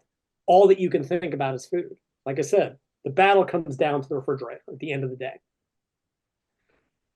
The people that are going after food, like in the Minnesota study, for example, towards the end, these guys were sitting around like they'd have their bowl of gruel. They would pour water into it to try to bulk it up. And they, like that, like, this is when you start to eat your boot thing. And all they would talk about was like, yeah, man, when we had this study, we should open a restaurant. Like your brain, that's all that is food. And you can sit there and just struggle. And if you're at home around food, it becomes very difficult. Or, you can take a GLP-1, which is going to change contest prep for people that it will change contest prep for people that actually know how to diet. For Ike, you can't polish a turd in terms of someone's if the contest diet is too shitty, even the most powerful GLP-1 still can't polish that turd. But that will change the game for prep for the pro ranks. But yeah, so yeah, you distract yourself. You find something to do. Also, there's also another weirdness that your body comes conditioned to want to eat when you typically eat. Yeah, for sure. These are ghrelin dynamics. I don't know how this works. Ghrelin synchronizes with when you normally eat. And it goes up right before you normally eat, making you hungry. Which is why your dogs don't give a shit when the time changes. They don't know that the clocks have jumped ahead an hour. It's time to eat because that's when they eat. So you get hungry when you typically eat. So this is why changing meal frequency the first few days is a bear. Because when you start skipping your normal breakfast, you're like, oh, I'm so hungry. And a couple of days later, it's fine. So by the time you get to the point where you're eating, one meal a day all at dinner, on top of keeping yourself distracted, you have basically, and again, it's just conditioning, kids. That's all it is. It's your body becoming conditioned to time and environmental cues, hormonally and physiologically. You kind of get used. I mean, doesn't mean you're going to stick to your diet, but yeah, distracting yourself doing that. That's why when you work at home or are at home, it's a million times harder to diet. Whereas when you're busy at work all day, it's at least easier to diet when you're at work. Now, most people have the biggest problems at night, which is also a big part of the problem with all the, you got to eat 6 meals a day and they're tiny and you only get 300 calories for dinner and then you're hungry and can't go to sleep and wake up in the middle of the night. If you're me and eat half a loaf of bread because that's what I used to do back in the day. And it's like, look, eat breakfast like a king and all this other dumb shit. Like, no, save your calories for later, right? Evening is the hard time. Back in the day, the old fenfluramine phentermine stack, right? Fen-phen, it's probably before you were born. In the 90s, phentermine is a stimulant appetite suppressant. Fenfluramine is a serotonergic appetite suppressant. But it's not a stimulant. In the 90s, they combined the two, called it fen-phen. Took phentermine during the day, and you took fenfluramine at night. And it's a great appetite suppressant. Kind of like we're seeing now with the GLP-1s and all the telemedicine stuff, all these clinics in the US showed up. And you can just call them and go, yeah, I'm 30 pounds overweight. Cool, script. Is big business. And then some people got some heart valve issues that probably weren't related and they banned it. But nighttime is the hard bit. And you can't use stimulants at night because then you can't sleep. So clustering your calories to the evening, shifting even a portion of them, especially if you train in the evening, then you can put them around training, sport train, yada, yada, yada. Makes a lot of sense. But of course, we can't do that because if you skip a meal, your metabolism will crash, your muscle will fall off, and all that other bullshit. So, but let's go back to surviving the day, because there are some other little tricks beyond just that. Because everybody just wants to do one big meal. Like, okay, you get snackish, right? We already talked about one sugar-free flavored something, just to take the edge off. People live on sugar-free Jell-O. That's awesome. That stuff, yeah. Awesome. I used to mix up 2 packets of that every day until I got too lazy to do it. That's another good way to just get that little, little something. If you're willing to accept a little bit more calories, something I would often do would be like at bedtime. Same thing, because I have a habit of getting up in the middle of the night and wanting something. Usually I just want a taste. And that's another reason I keep Crystal Light around. I just need the taste of something. If it's not there, I'll eat something solid with calories. But if that's there, I'll just drink a little bit. Then I'm old, so I get up 2 hours to pee and repeat, rinse and repeat. But at bedtime, I would take like a cup of Greek yogurt, which is like 12 grams of protein. It's 8 grams of carbs. It's not like it's a lot. Throw in a scoop of protein powder, a little bit of guar gum, mix it up into paste, and it is, and eat that right at bedtime, because that sits like a brick in your stomach. That will keep your ass full, and it tastes like pudding. If you when you're on a diet. Well, yeah. When I'm doing when I'm doing RFL, I'm trying to survive. Something that I do, because one thing that I personally notice, and this is true of ketogenic diets as well, meat, you eat very quickly. The meals don't take very long, because meat doesn't take long unless it's super fatty, and it shouldn't be on RFL. Vegetables give you something to chew. You just don't have a lot of food to chew on. I mean, vegetables was always a big part. You can just salt the shit out of those. That's a great light salt delivery vehicle. But one thing I do or have done is I'll just get cucumbers. And when I just need something, just the physical act of chewing. Literally, that's all it is cucumber, light salt.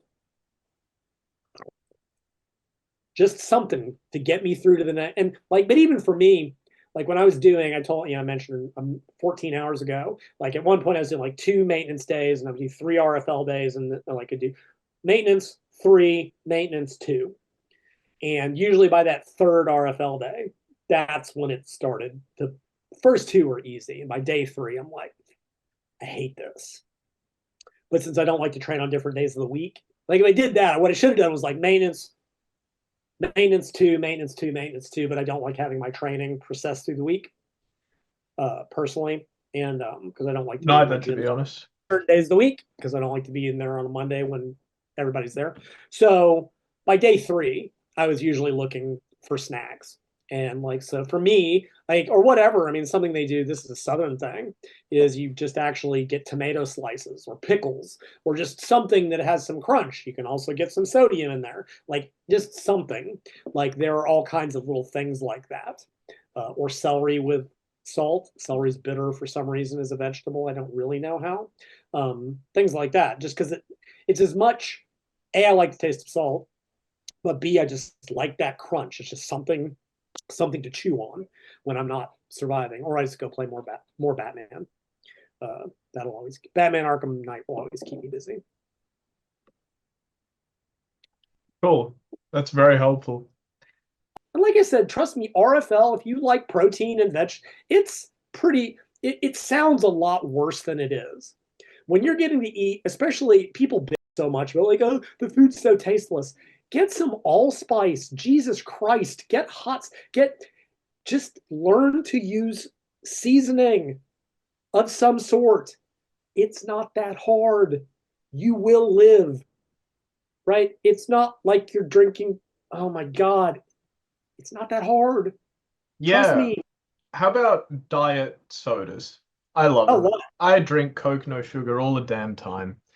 Yep. It's a godsend when dieting aggressively. Oh, yeah.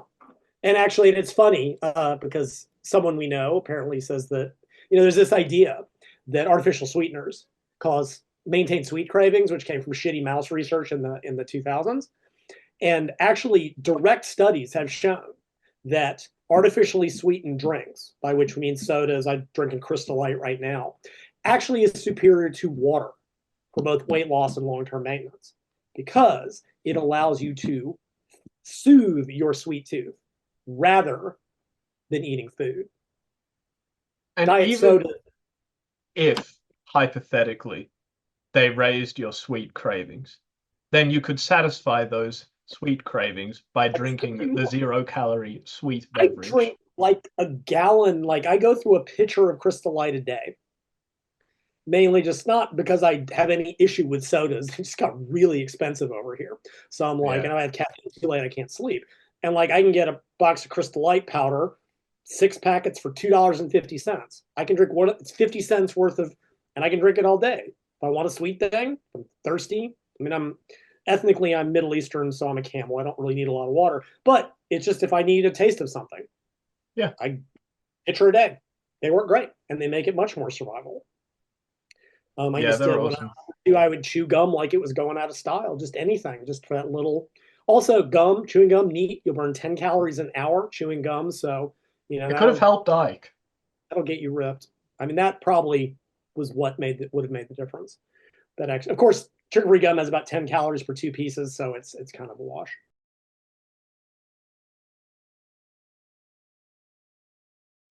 Sleep. That's genius. We got to talk sleep.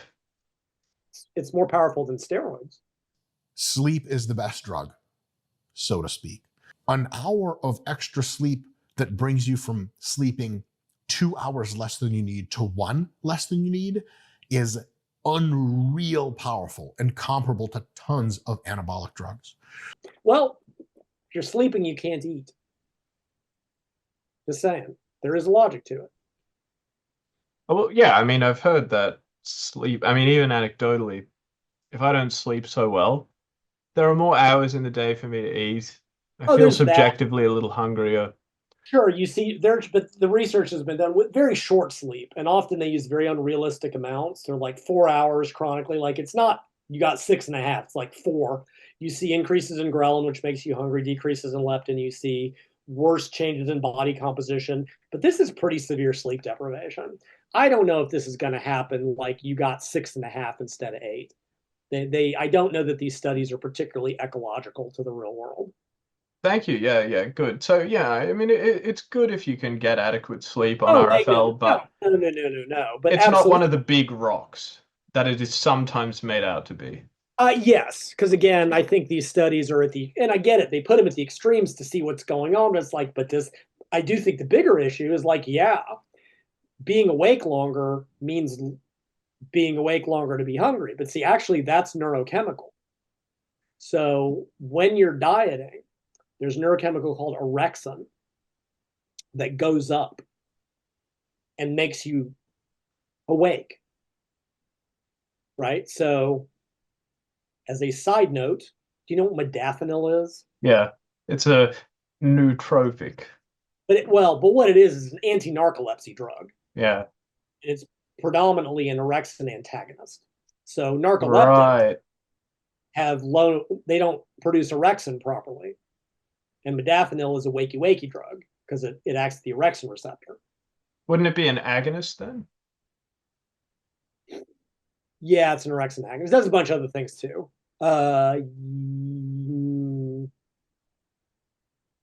Yes, orexin agonist. Thank you.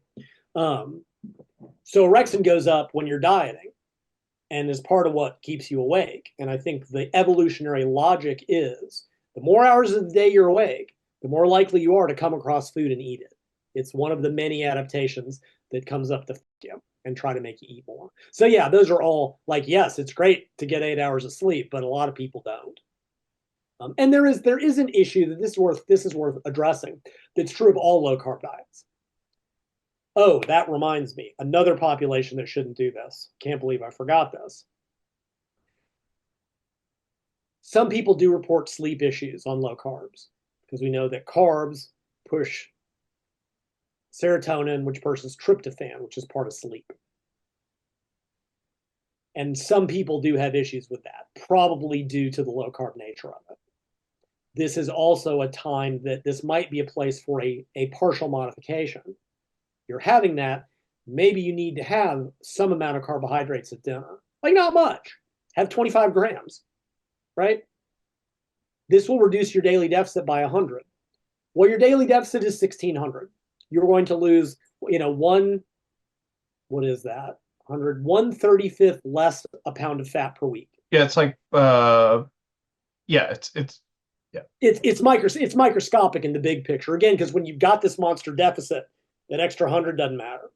And if it helps you sleep, it's that's a trade-off that's absolutely worth it. It's like 0.1 kilos a week, maybe. Yeah, it's that you're nothing. missing out on. In the big picture, it's nothing.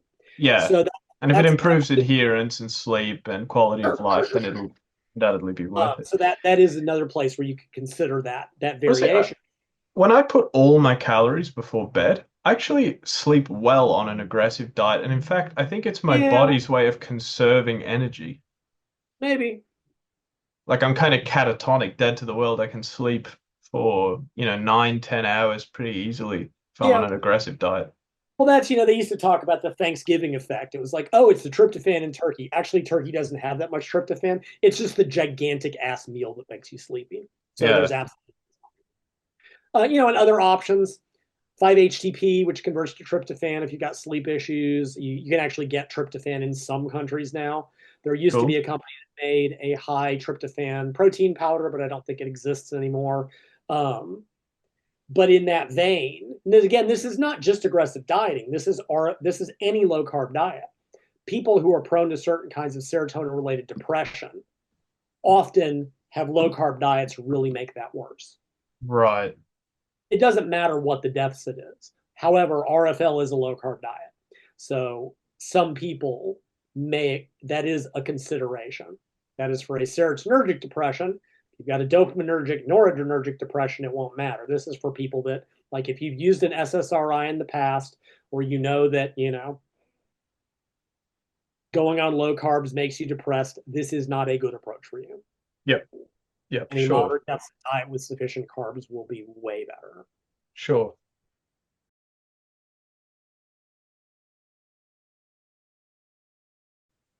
Oh, let me mention, going back to that, something else I put in the book that confused a lot of people. There is not a calorie target for a rapid fat loss. You are not attempting to hit a certain calorie target. You hit your protein targets, your EFA targets, calories fall where they fall. You'll be lower for category 3 doing no activity because their protein will be lower. They will be higher for leaner weight trainers, which actually has a consequence of altering weekly fat loss and scaling the deficits automatically to body fat. Someone who's lean, right? So consider, how much do you weigh? At the moment, 75 kilos, which is about 160. Yeah, that one pounds. That one I can do. So 75 kilos, if we were to give you, 3 grams per kilo of protein, right? That's going to be 200 grams of protein, 215-ish grams of protein. That's 800 calories. Add on the tag-alongs, you're going to end up at 1,000 calories. Now, take someone who's category 3 with 0 weights, who's getting 0.7 grams per kilo. Let's say we'll use the same numbers. They would be on about 100 grams of protein. They'll be on about 400 calories plus tag-along. The way I set it up, it automatically sets right, because the leaner you are and the more active you are, the slower you have the ability to lose fat. The fatter you are, the more fat you're carrying, and the less active you are. Because again, in some of those early studies, very obese individuals on a PSMF would lose up to 2/3 of a pound of fat per day, like 3 to 5 pounds a week of true fat loss. So incredible. Without really trying, I just, like I said, I built it into the system without having, so there is no calorie goal.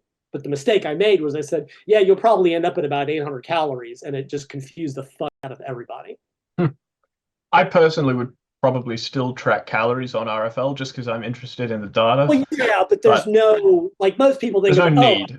Set my like most diets, you set calories and then work the macronutrients backwards, Yes. which is how I typically do it. Okay, you're on 1,200 calories, you need X amount of protein, you got this left for carbs and fats, and we work it out. RFL, you go from the top down. RFL goes from the bottom up. Yep. Give a shit where your calories are. Yeah. Don't eat too many extra carbs and fats, and it works.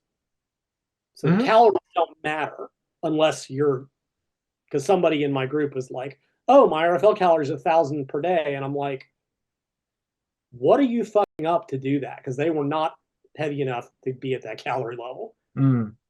You're doing something very wrong.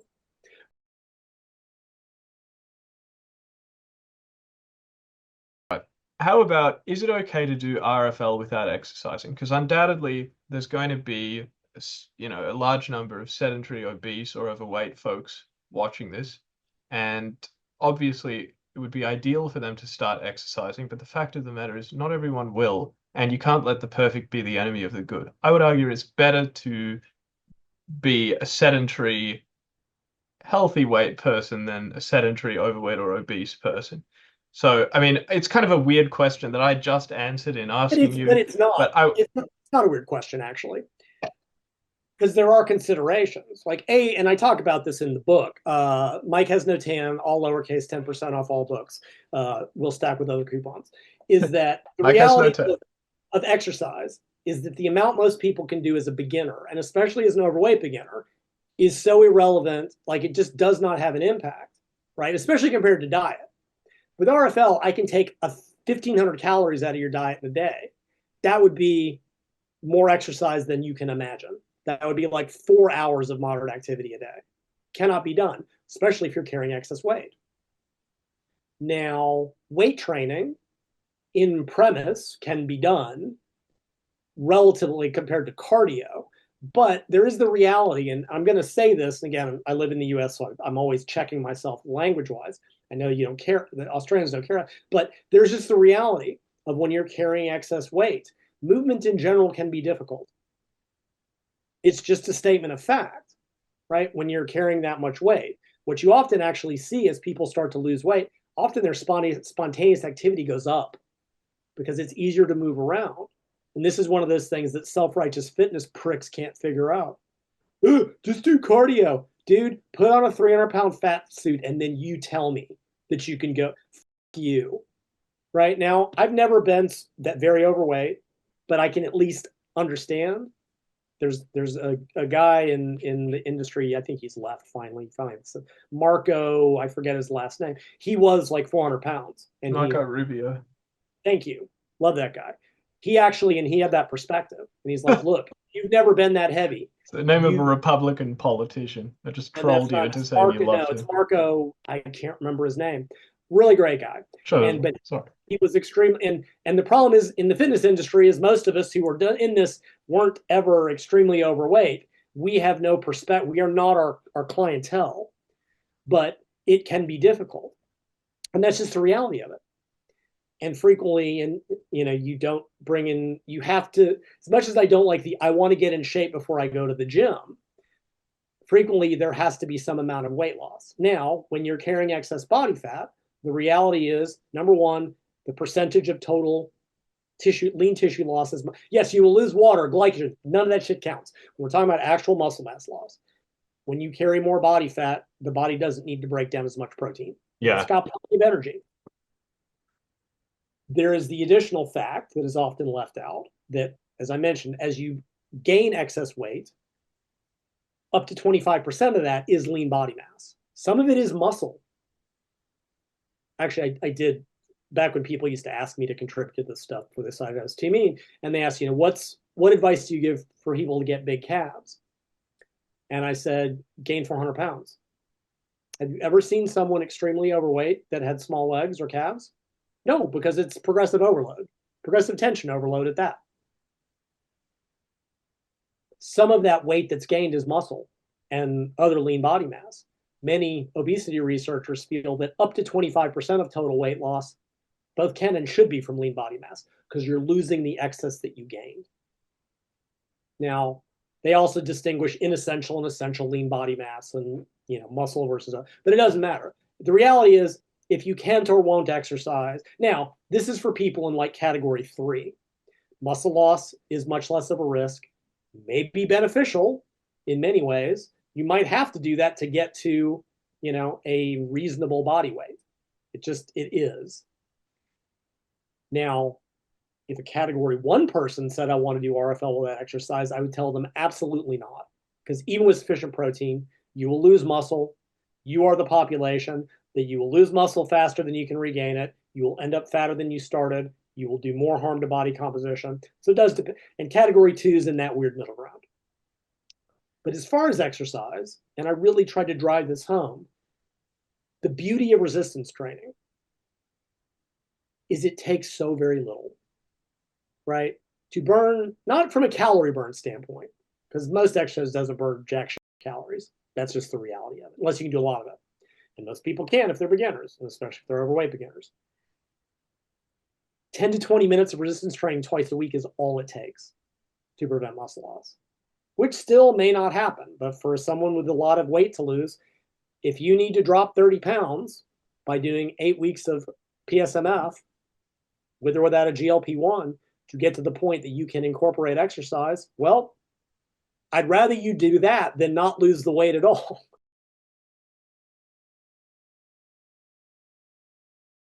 Especially if you're leaner, you must resistance train. Because we know factually that is those two things, sufficient protein and resistance training, prevent muscle loss, period. Aerobic activity doesn't do it except in newbies. Most people don't have the wherewithal to do interval training consistently.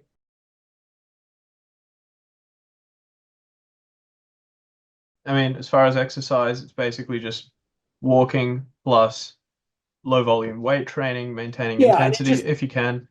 If you can, and if not, wait till you can. And then, and I did, and with RFL, it comes this dumb little home exercise handbook. It was like, here's some really basic exercises that you can do. Yeah. Minimal equipment because not everybody wants to go to the gym. I totally get that. I really do, for a number of reasons. Or like, look, I don't even like to go to my gym, but I do it anyway because I have to. But like, I get that. But for some people, like, it doesn't take long. 3 or 4 basic exercises can at least get you started. Maybe it is a couple months till you drop some weight and it's easier to do. That's perfectly fine. But that's only for the category 3 beginner. And among all the other reasons is resistance training spares muscle in a way no other exercise can. It helps with bone mineral density in a way no other exercise can do. It prevents muscle loss. You end up looking better. It improves body composition, blah, blah, blah, blah, blah. But if there's any single advantage to be above and beyond that, it takes no time at all. 20 minutes, 10 minutes twice a week. Go to the gym. 1 hard set leg press, 1 hard set chest press, 1 hard set row, 1 hard set abs, go home. You have worked every muscle in your body. Can you do a little bit more? Sure. That will get it done. Add 1 exercise per muscle group. Should take you 20 minutes tops. Maybe wouldn't want to go that route for a bodybuilder getting ready for a show. No, sorry. I'm talking about the rank. But yeah, no, for sure. Yeah. Right. That's, yes. And bodybuilder again, needs more, but not much more. Not as much as they think. Yeah. Certainly. But if I'm just talking about, because the biggest roadblock people report for exercise is a lack of time. That is the single largest roadblock for most people. I'm not talking about the crazies that will make time, that are like, I'm on the grind. Like, you've got time to work out. Like, some people work 2 jobs, asshole. Some people need to sleep. Stop being such a judgmental prick, fitness industry, if you can. But you can find 20 minutes, even if you break it up during the day, right? You can do body weight squats to a chair. Later in the day, you can do push-ups against a wall. Yeah. In this little book we put together, we literally this sounds silly, but a gallon milk jug in this country, and a gallon is, I don't know, 4 liters. It's almost 4 liters. Like yeah. That. It's like 3.8 liters, I think. Fill that up with water. That will weigh about 6 pounds. Just under 3 kilos. That much, trust me, look at I know I got this one right. 1 gallon of water is 6 pounds. makeshift dumbbell. It's got a handle. You can do one arm row, do some basic stuff, fill it with sand. It's even heavier. Fuck it. Use heavy cans, like whatever. When you're just starting, it doesn't matter. You can work at 50% of your maximum, like Ike does consistently, and you will still get results. Something will be better. Nothing is fine if you're in that category 3 situation until you can. But something, it doesn't take much. It takes so little. Do some arm curls, do some tries. Like that's all in this little book. And then I've got some progressions, and I would probably update that now. Sumi Singh, also author of Mental Training for Tough Motherfuckers, available on Amazon.com. She did a book years ago called Mom Strong. It was really more for like postnatal moms that were trying to get back in shape. But we did a bunch of exercise things for her. That's available on her website that shows all these different progressions from easier to harder, right? It just doesn't take much, a couple times a week, to get most of the results you're going to get. One set gives you like 80% of the results as 3 sets. 2 days a week gives you like 80% of the results of 3 days a week. One set twice a week will give you such a return on investment that's hard to even describe. Compared to, what are you going to go do? Walk on the treadmill for an hour to burn sweet jack? You're not going to do interval training, despite what people think beginners are going to do, because they're all high. Like you're not. Basic weight training does so much more. Agreed, yeah. And that would be the third. And that's true of all resistance training programs, like the 3 prongs or diet fat loss programs. Deficit, protein, resistance training. I mean, beginners are in an amazing position because it's not even a case of how do I diet to attenuate muscle loss. It's, I can diet and gain muscle at the same time, doing rather little. It's amazing. Yeah.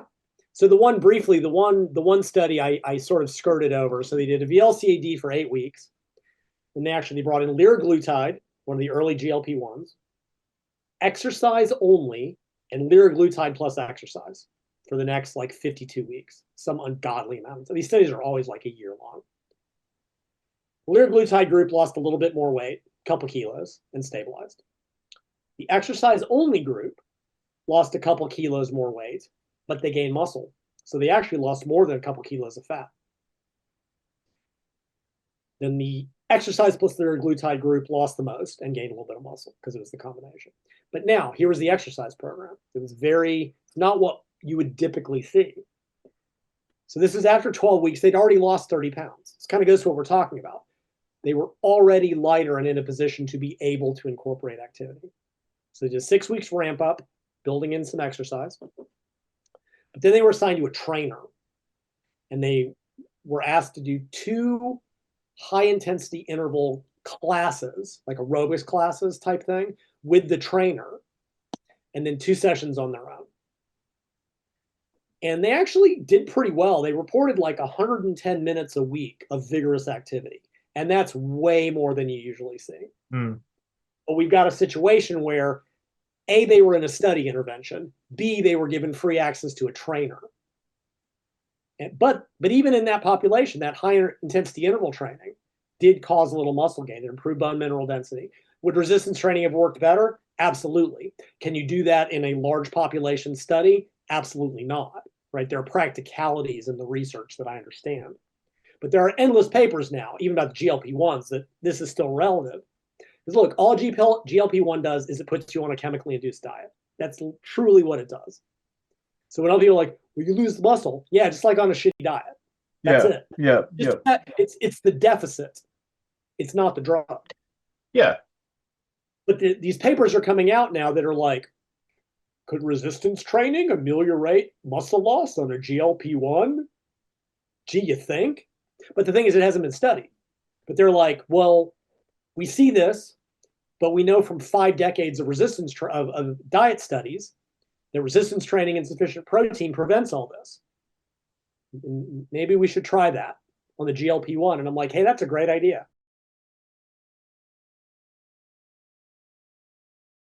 I am adamant, right? Now, I've been pushing this for years, right? There's this dumb idea, I believe, Dr. Israetel, that you should do more volume when you're cutting.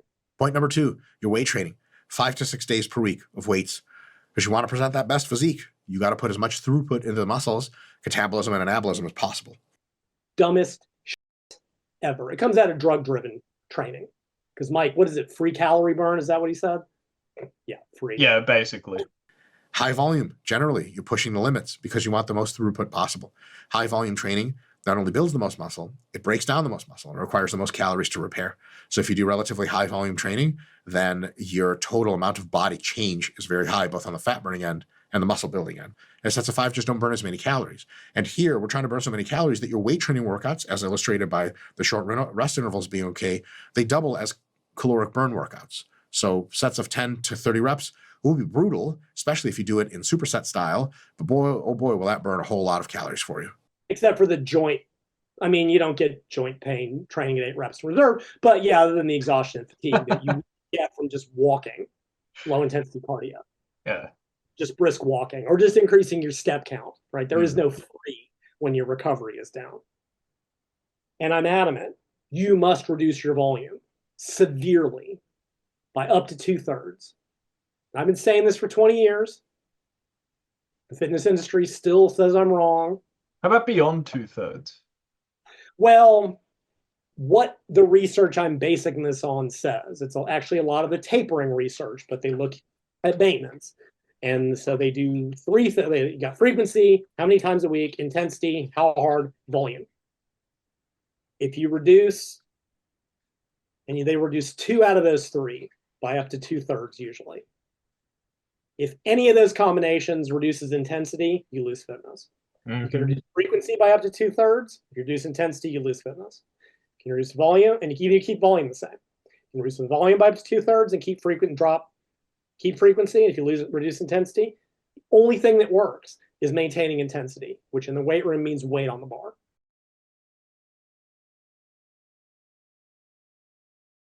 I want to talk about this. So in your recommendations, when you're talking about keeping the weight on the bar, you're usually talking about doing sets of 6 to 8 with similar weights you were using before you started the diet. Not just similar, the exact same, preferably. Doesn't always happen on lifts like the bench press, as your leverages worsen, but ideally you keep the weight the same on the bar. I have a question. If you do sets of higher reps, let's say like 15 to 30, done close to failure, does that satisfy the tension requirement, or will you lose muscle? No. Or put differently, like could I preserve all of my muscle mass, let's say, doing 2 to 3 sets a week, like all of the muscle in my lats, doing 2 to 3 sets of rows and pull-ups in the 15 to 30 rep range, provided that they're all taken very close to failure?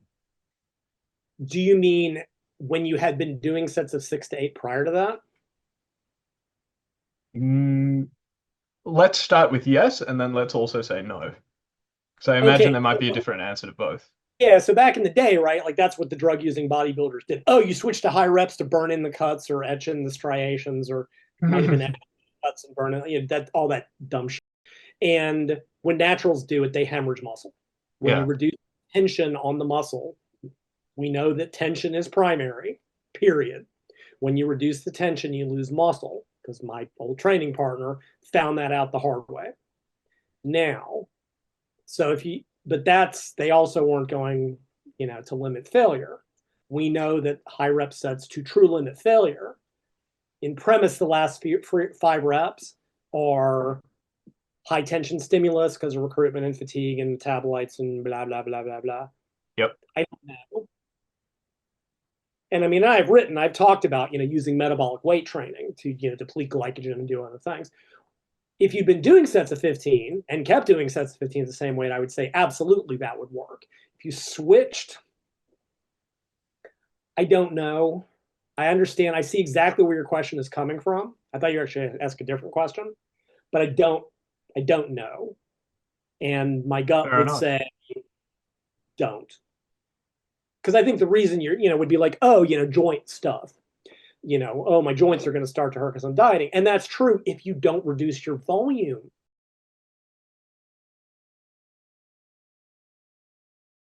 Good. The reason people end up all achy and stuff on a diet, there's this dumbass idea. I've seen people say it. What builds muscle maintains it. No, It doesn't. Every piece of research says that's not true. Yeah, like we talked about last time, it's something these Holy supposedly shit. evidence-based people argue Well, without here- evidence, just because it sounds good. It sounds but physiological. here's their argument. Here's their argument, which I can also take apart. Well, when you're dieting, there's anabolic resistance, and the muscle's refractory to training, which there is an element of truth to. But there are studies, there's two different ones. One used 3 sets in a workout and the other used 6. And 3 heavy sets plus protein immediately after overcame the anabolic resistance, so they can fuck off. Their argument is like, oh, well, the maintenance studies weren't dieting, so they don't apply. Come on, you can do better than that. You can. You can do better than that. I mean, they're not wrong, but so what? What changes? Why? And the increasing volume thing is even as stupid. When your recovery is down, why can you do more? And then people, well, it's because you can't train as hard, so you need more volume to compensate. No, this is more. You know, one of the dumbest things I ever read. You ever read the Juggernaut Manual? Yeah. It said in one section, said, all right, talking about figuring out your volume. When you're dieting, you should do more volume. Right. When you're sick, you should do more volume. Yeah. Sure. Yeah. When you're stressed, you should do more volume. Which means that the highest volumes you should do are when you're dieting, sick, and stressed. Sure. How can people write this shit and not see how dumb it is? I think what they're basing it on is there's this continuum of anabolism on the one end and catabolism on the other. And dieting moves you closer to this end. So to compensate, you have to do more in the weight room to bring you closer to the anabolism end of the spectrum. But you're not going to be true. You're not going to be anabolic. You're trying to be anti-catabolic. Yeah. Right? Those are different terms. And though we used to make a distinction between those two, you're not trying to gain muscle in a deficit because it's not going to happen without drugs. You're trying to prevent muscle loss. And like I said, 3 to 6 heavy sets with protein right afterwards will maintain protein synthesis in the face of a deficit. The research is there, and I'll send you the references.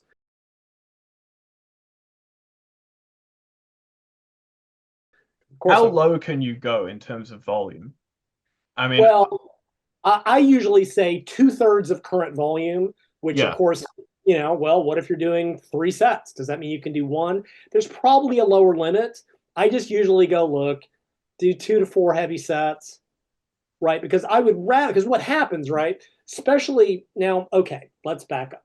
If you're early in prep, you're 6 months out, you're on a moderate deficit because you think aggressive deficits are bad, you can probably maintain your volume at that point. I mean, I don't know why you would, but you can. And as you get deeper into prep and you're fighting the hard fight, it needs to go down, or you need to replace it. You can recover from low intensity cardio, right? Back in the 2000s, you probably weren't in this yet, right? The morons, this is when interval training became real popular. Low carb diets were real popular. Resistance training was really popular. And the dipshits were like, oh, when you're dieting, you do interval 5 days a week because somehow low intensity cardio made you fat on low carbs while resistance training every day. And everybody got ruined. And I said, this is idiotic. And good thing I was a toddler during those years. Yeah, and then everybody said I was wrong. And then 5 years later, everybody changed their tune. Oh, yeah. Look, low intensity walking worked for decades for a reason. You can recover from that when you're deep in a deficit. You can't recover from, 50 sets of length and partials or whatever bullshit the industry is selling these days. Right. So if you're early in a diet and your deficit's not big, you can probably maintain volume. You don't need to. You might as well replace some of it with, because weight training doesn't burn shit for calories, period. I don't care how you do it. Just do the treadmill grind. Just it's worked for decades. The fitness industry wants to pretend that anecdotes are evidence. Don't ignore the ones you don't like. And they do, right? 50 years of morning fasted cardio worked, but one study, fasted cardio is dead. Sure, guys, sure. Cool story. I'm not saying it is or it isn't. I'm saying the data is not strong enough to throw the baby out with the bathwater. But if those assholes would be like anecdotes as part of the evidence-based, well, then why are we ignoring 50 years of anecdotes that got people into better shape than, Mike Israetel, for example, to mention a random bodybuilder apropos of nothing. So yeah, but if you're doing a bigger deficit, your recovery is down. Yeah. Must reduce volume. So I usually throw out 2/3 volume and frequency as long as you maintain intensity, because I would rather see someone go, and if you like, all right, I'm dieting, I'm tired, I got to do 8 sets, you are going to pace yourself. You just will get the volume. I would rather see you do 3 quality sets and go the home or get on the treadmill, right? 2 to 3 sets, even once a week. I'm not usually a big fan of once a week training frequencies, but in a diet for maintenance, it'll work a pinch. Yeah, I've done it before. Yeah, like I said, it's not, most people like to train, so I usually look 2 to 3 sets twice a week per muscle group is plenty. And if you look at the second edition RFL, I was like, look, if you want to do 2 days a week, here's how you do it. You do 3 days a week ABA, you could do push-pull legs, whatever. You can do 4 days a week as long as they're like 30 minutes, right? Like it should be boom, boom, boom, in and out of the weight room. Yep. Quick. If you want to do more, you can do a little brisk walking. But again, that 100 calories you burned means nothing against the size of the deficit. It's not going to hurt, but it's not going to help either. Most people aren't going to do 8 sets. So, I mean, whatever. I just go 2 to 3 sets up to twice a week. Go with God. It's fine as long as you don't do anything truly stupid. Yep. Slash volume by 2/3. I believe there's some kind of benefit in clustering most of your calories around training. Supposing I were to train, wake up at 7, train at 8, and then have my dinner at 7 p.m. So that's 11 hours after I start my workout. I mean, would you say that's not advisable? No, I would say it doesn't matter. Yes, thank you. Yeah, because like I said, like the Tromelin paper showed, and I did that smug video of like, it's exhausting being right all the time because I've been saying this for years.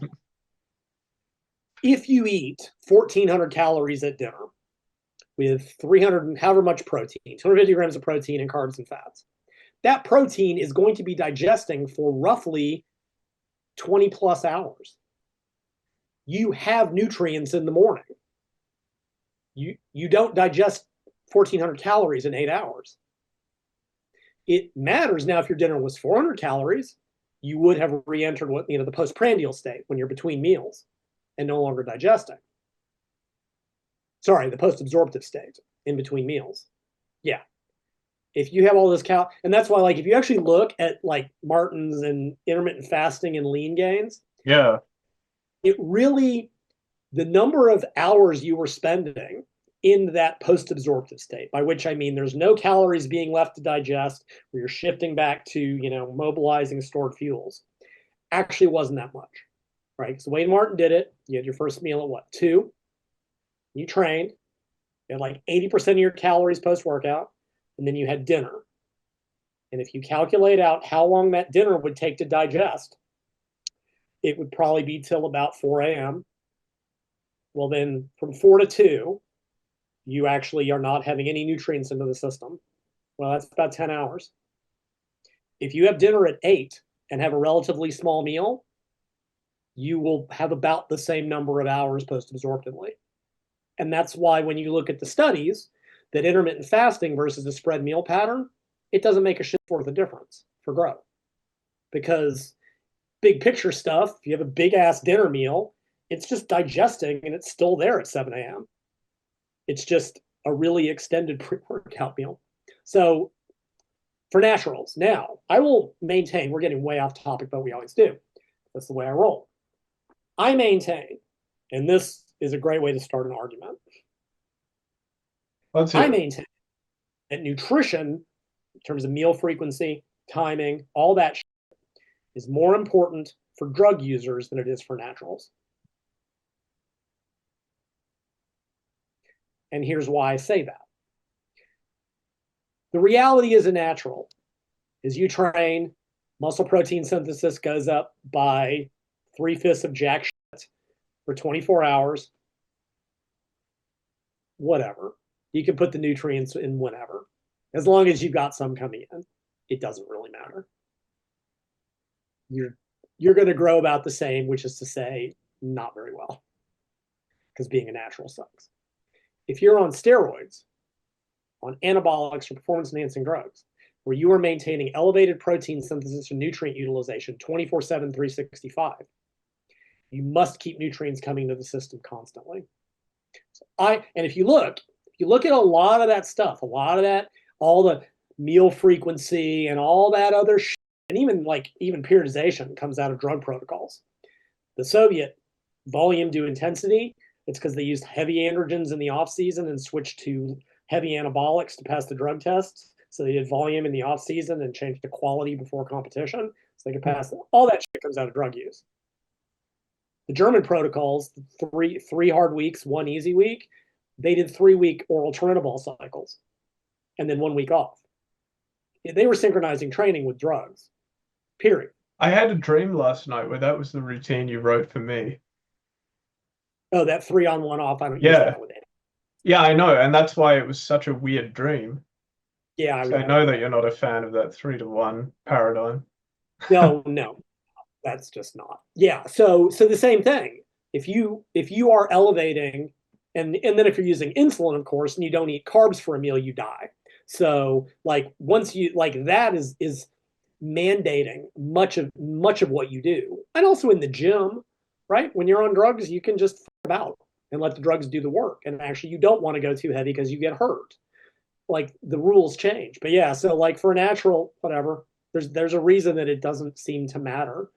Intermittent fasting, spread pattern, whatever. 6 one, half dozen the other. So yeah, it doesn't matter. That one big meal at night, clearly.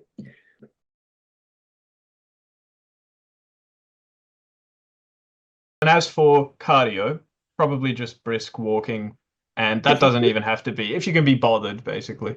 I mean, step count is a way to do it, that will burn some calories, but it cannot be even approaching low intensity steady state, right? Brisk walking, you're not going to get your heart rate above 100. If you're even getting into the aerobic zone or doing, God forbid, hard aerobic training or that's too much at intervals, it will do more harm than good. And I realize that makes no sense whatsoever, but you got to trust me that it does. I've got the paper on it.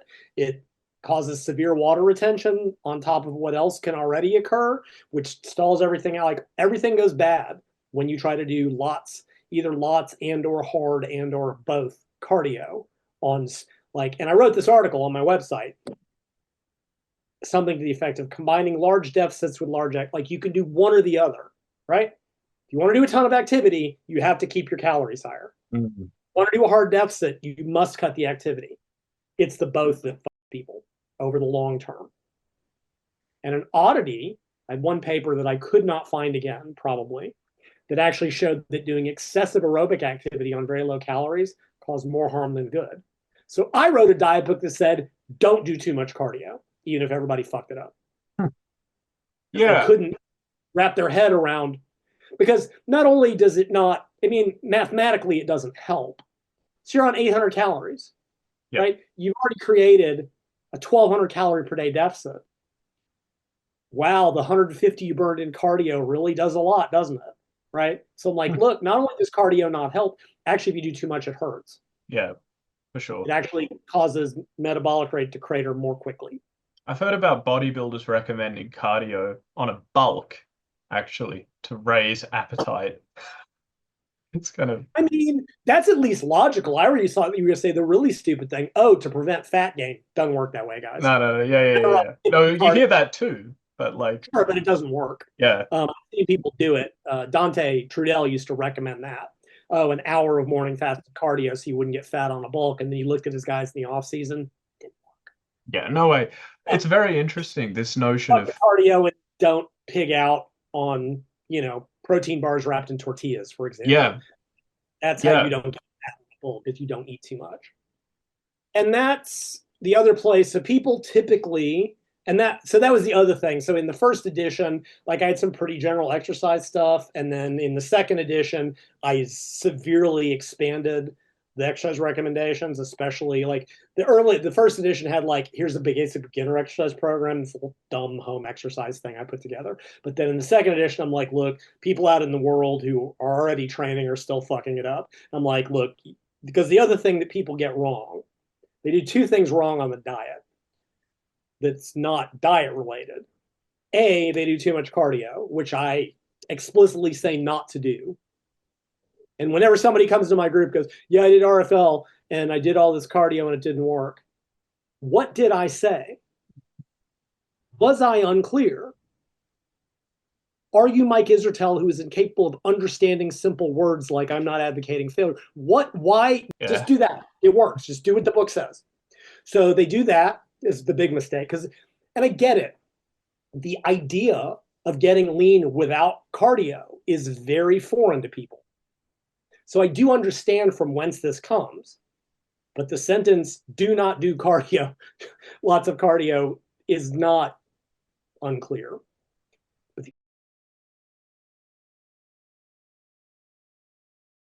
So this is a prescription or a protocol, rather, that would work nicely for many different populations. This sort of maintenance days on training days, and then RFL days on rest days. Right. Because a lot of the people, now it's not for everyone, right? Like if you have like problems with binge eating and stuff like that. Yes, I did want to talk about binge eating. It is absolutely not just any more than UD2 is the right approach for you. Like it is not for everyone. Do not mishear me here or misrepresent what I'm saying. Like people like, you know, Mike Israetel, for example, love to do. For those people, this is absolutely the wrong approach. For some people, psychologically, they just prefer moderate daily deficit every day. They say those are like bodybuilders. Those are crazy people. Those are psycho athletes. These are people that train hard. Like, I get that. But for a lot of people who are general public, when I tell them, okay, look, you can go through the tedium of 25% deficit every day. That's a huge pain in the ass and a real grind. Or you can just do 4 hard days a week of nothing but protein and veggies, and you lose the exact amount of fat, the same amount of fat per week. And they're like, wait, you're telling me I can lose the same amount of weekly body fat, only having to diet 4 days a week? And I go, that's exactly what I'm telling you. And they're like, son of a bitch, I'm in. Yeah. Not everybody.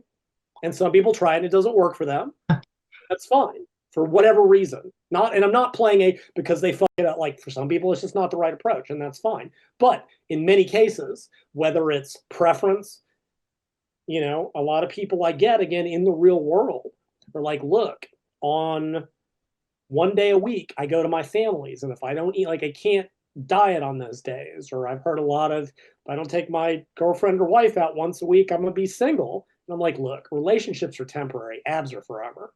I'm kidding. Right? Like there are situations or preference, or they don't want to have to, like, they just don't, it gives you leeway. You don't have to worry so hard about the maintenance days when the deficit is so big on the RF. Like when you end up with, you know, a 1,500 calorie deficit on the RFL days minimum, and that's 6,000 calories a week. Even if you eat a little bit over maintenance on the other 3 days a week, you're still in a big ass deficit, right? Mm-hmm. Like, I mean, you can absolutely fuck it up if you go out of your way. Like it can be done, make no mistake, but you have to almost go out of your way for it. So that is absolutely, and again, it's a balance. You will get less weekly fat loss, but it may be more sustainable in the long term. Something that often, and again, it depends, who are we talking about? Are they trying to change major eating patterns? Well, a strict period on RFL may be the best way to break those old habits, right? Some people love bright line boundaries. They don't want to have to think, well, should I eat this? Can I eat this? They like, you can't. You cannot. Right? Period. Again, this depends on the person. And there's a lot of variables that go into this. I do that, and that's where my consults always run so long, because I have to figure out all those, you know, apply my heuristic and my rules and stuff depending on the situation. For many people, what I'll recommend is go, look, you know, some people like the flexibility of, well, maybe I just want to put a maintenance day in whenever. Some people want a strict, depends on the person, depends on their psychology. But with some people, if they're just starting out and have a lot of fat to lose, for example, I might go, look, let's do 2 weeks of strict RFL. If you feel good, go to 4. Get some real quick fat loss, right? We might take 8 or 10 pounds of true fat loss, more weight because of water. That might get you a third of the way to your goal. Boom. People love it. It's rewarding, changes food habits, get them in good protein. I go, now, maybe you take a maintenance day when you feel like it. You feel like you're cracking. You feel like you can't take it anymore. Have a maintenance day. Maybe that's enough. Maybe you don't need to incorporate, and that's something else I've very much changed since my early 20s. For a lot of people who are just changing habits, some of those flexible eating ideas, refeeds and free meals and shit, do more harm than good because they break people's momentum of changing their habits. Frequently, that longer, also there's a weirdness where often on lower calories, people's appetite goes away. It's a bizarre, they've known that for decades. Frequently, complete fasting, people's appetite disappears. For some people, eating makes them hungry. And actually eating less is better than eating more for reasons. The protein helps too, because protein is the most filling. That's why we do it this way. So for them, I'll be like, okay, bring it in, have one, maybe you get another 10 days, then have another one. Then maybe you need one every 8th, and then every 6th. And maybe 8 weeks from now, you are on alternate day fasting as a gradual progression. And other people wanted me to tell them, 2 days a week, I want you to do it maintenance or whatever it is. Like, it just depends on the person, but that is absolutely a valid way. Right. And that's one thing I don't think I put in the book, but someone mentioned to me and I go, that's a really good idea. And they do this in the hospital setting. They'll do 8 weeks of VLCD, liquid VLCD, and then transition people back to a low calorie diet on food. Right. You use it to kickstart things. Because again, in 8 weeks, you can lose 20, 25 pounds, 12 kilos in 8 weeks. Of tissue or just weight? Oh, no, actual, well, yeah, tissue. Wow. I mean, if you do the math, If you're, yeah. It sounds extremely overweight. I mean, if you want, there are 500 calories, that's, I mean, I can math it out, right? If you got a 1,500 calorie per day deficit, that's a 10,500 per week. That's 3 pounds of fat. 8 weeks, that's 24 pounds of fat. So yeah, tissue weight plus the water weight, which is another 5 or 10 pounds. So you Sometimes, do that. Yeah. Then you transition them to a lower calorie. So that's what they do in hospital settings. But again, my readers of my books, probably not in hospital settings, probably not in that kind of clinical setting. So I approach it this way. And I go, yeah, that's a completely valid way to do it. Maybe you use it initially like that. And then you start to bring in the occasional maintenance day. And if you bring it in and it shits the bed and it kicks you off the diet, well, you're not ready for it. No harm, no foul. It's a learning process. Everyone's got their own, thing. Even now for long-term weight maintenance, be like, look, there's no law that says you can't keep an RFL day in even at maintenance. Right? We usually think of maintenance as 100% maintenance every day, but why? There's no law.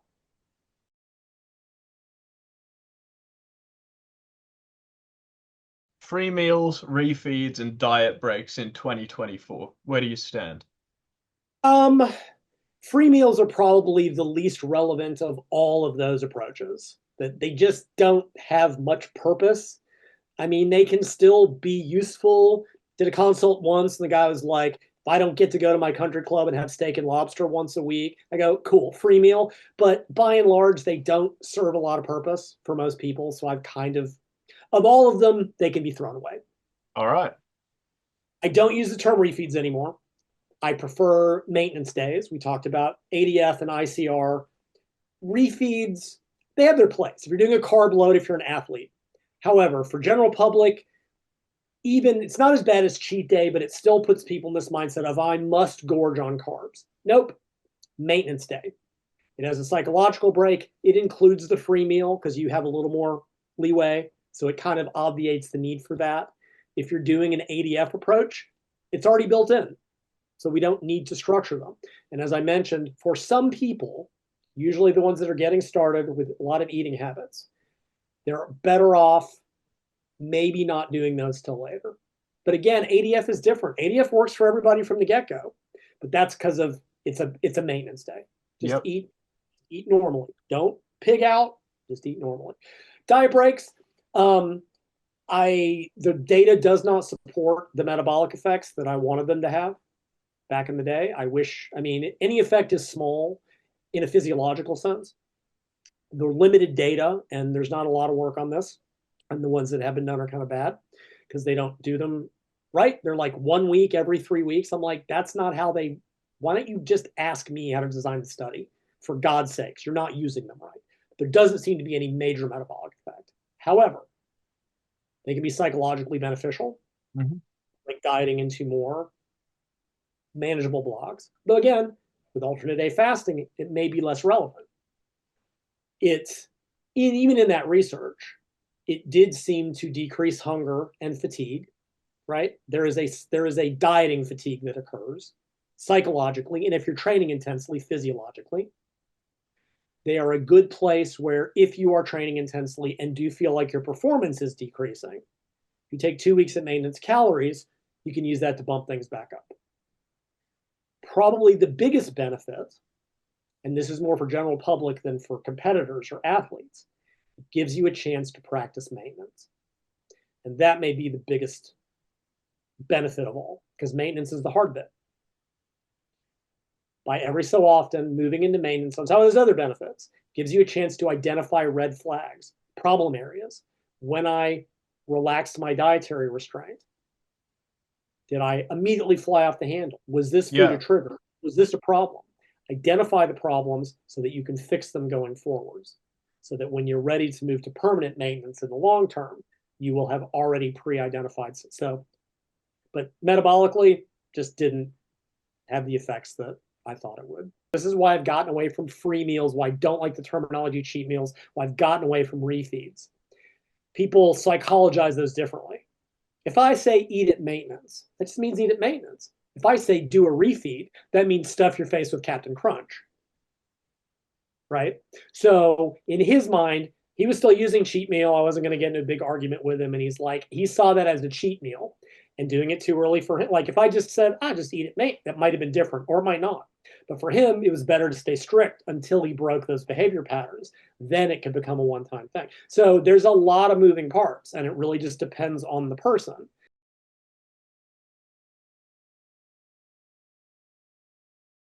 I swear to God, I saw a study where they did this and they watched leptin levels do this and not go down. And I've never been able to find it again.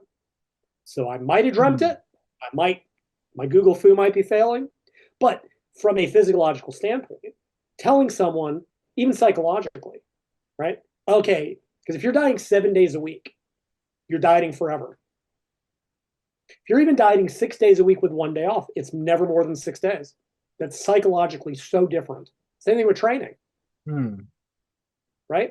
If I say you're never going to have to be on low calories, I mean, you have to be on very low calories, but never more than 1 or 2 days at a time before you get a break, it's easy.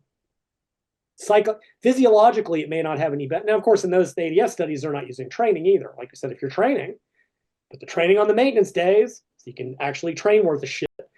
RFL and the non-training days are not doing anything anyway. Like even in sports nutrition now, right? So back in the day, they would be like, oh, you're an endurance athlete. You need 10 to 12 grams per kilo of carbs every day. Well, what if you're only doing a 30-minute run? What if you're only riding the bike for an hour and not 6? It wasn't until the 2000s or so that sports nutrition people were like, we should adjust calories and carb intake based on how much training someone does. Jesus Christ, really? And they're like, yeah, if you only do an hour, you only need 5 grams per kilo. Like, really, no shit. You need less calories when you don't ride the bike for 6 hours and only ride 1? Wow. It was amazing. Took them like 30 years of this stuff. And, but yeah, so you could, like, there's all these ways. Oh, anyway, so this consult I had was a younger guy, teenager, younger guy. I'm old. Everyone's a younger guy to me. And he dieted before, had problems. We set it up. And I asked him, like, what about maintenance days or free meals or whatever? I don't like to use cheat meals for various reasons. And he goes, look, he's like, I've tried them and they don't work. He's like, because here's what I do. I have one on a Friday and go, wow, that worked really well. And then I'll have it again on a Saturday. And then on a Sunday, and then my diet's over. I go, all right, cool. You're going to have to be strict for the first however long to break those habits, right? Again, breaking conditioned cues. So I reconsult with him however many months later, and he's made great progress. And he's like, yeah, so here's what I found. He said, over this time period, and like it was bright line boundaries across the way, no options. He wasn't good with them. And some people aren't. And he said, yeah, what would happen is I would see these foods that I wanted to eat, but I couldn't eat them. And it's broken my need to eat them. Like I said, it's again, you're breaking conditioned cues.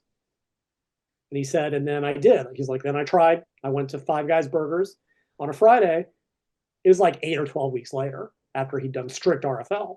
And he's like, and I did it. It's my reward. And I went right back to RFL and it was fine.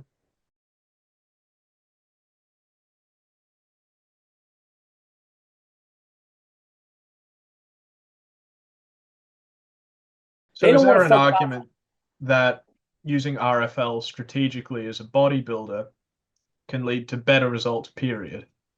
Like Well, over yeah, the course of a year? it's going to resensitize your muscle to an anabolic stimulus. That's a joke, folks. They're Yeah, we talked confusing about it glycogen. last time with the Eric We talked Trexler anabolic paper. rebound.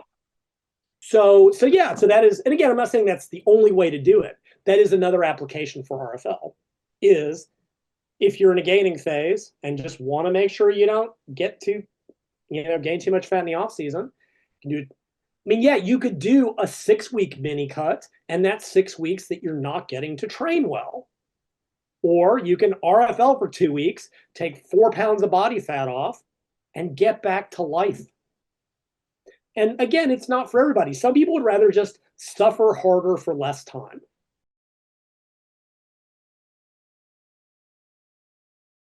But if you're ahead, you can always slow it down.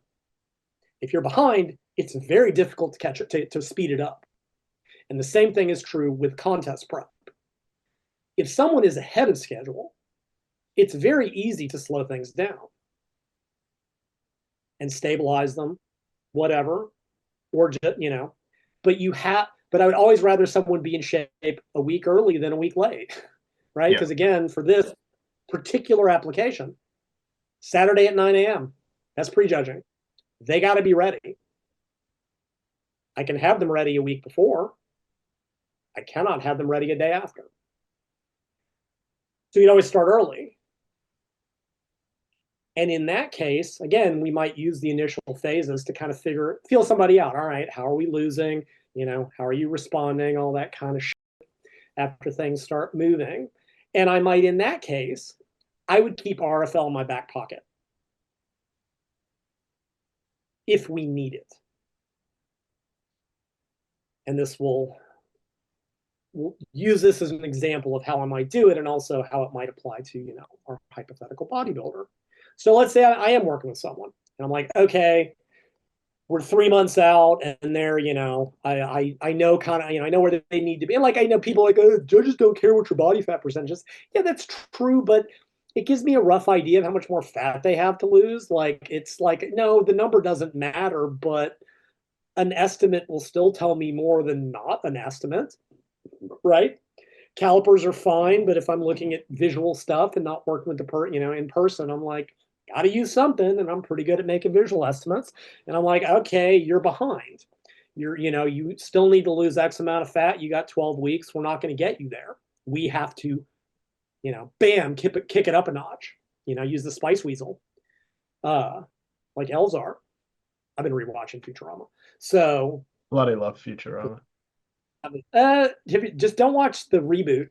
It's not as good. They tried to recapture the magic and it didn't work. I watched the first seasons through the movies and the reboot isn't very good.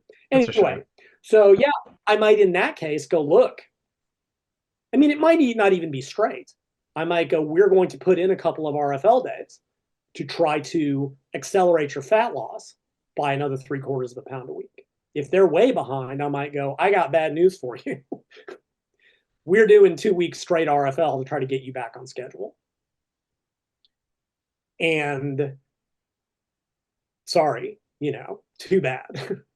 Either, again, hopefully if I was working from the get and realize I really don't prep people, I will occasionally help towards the end. I don't like doing it because I don't like neurotic emails every day about I ate an extra tomato. Should I do more cardio? I don't have time for that. At least Sumi was only neurotic the week before when she was making weight. I can live with that. Bodybuilders are a whole nother level of crazy. And I just don't have the energy for it. So, again, hopefully it would be my job to make sure they started early enough. But shit happens. For example, the competitor that I was helping got sick for 10 days. Nothing in their control or in my control or in anybody's control. And it slowed them down by 10 days. Shit happens. So I was like, okay, well, bad news. This is your life for the next 3 weeks. Like, you don't get refeeds, you don't get a break. You're going to have to just put your head down and you might still not make it. But that was through no fault of their own. And this is the same person that I'd said before, you won't make your show now. Pick one 6 months from now it's still going to be close. Yeah. And then they got sick. And I mean, normally I would have said, look, pick another show, but there wasn't one, right? At this point, it was their first show. It was a trial run. They were not doing it for fun, but it was just kind of like they didn't have expectations of winning first time out. It was to figure, it was different. I mean, nobody does that shit for fun, but it wasn't bodybuilding. I want to say it was bikini. I don't know. It wasn't, it wasn't 10%. It wasn't that extreme. And they wanted to go up on stage in the mermaid bikini and the heels and the glitter. And all right, cool. It's all good. So, but that was the case. So like, yeah, I was like, well, shit happens. You're 10 days behind through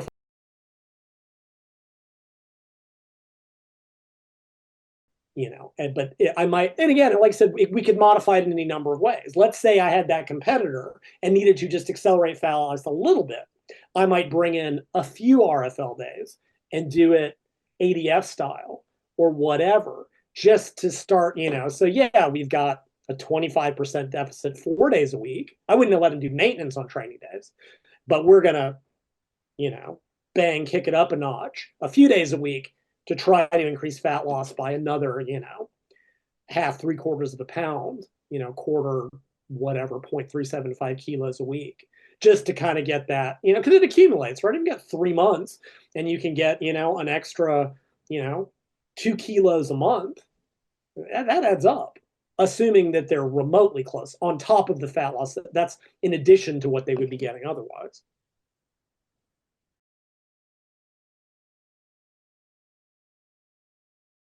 So I got an email from a guy, this is a few weeks ago, and very apropos of nothing. And I think I sent you the pictures. And he said, hey, I've got an interesting, feedback story for you. And for some reason, he decided to do a bodybuilding show 4 weeks before the show. I find that odd, but okay. Now, he was already lean, right? He was easily single digits already. I'll throw up the pictures on screen. You want to do that now? Oh, no, I can do it like in editing, post-production.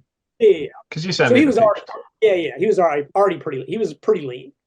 And he's like, yeah, so I did straight RFL. He might have had the occasional high carb day, but not many for like a straight month. He looked better incredible. Than Ike. Oh, Fathom's better than Ike. And he had a tan. So and he was natural. As a natural.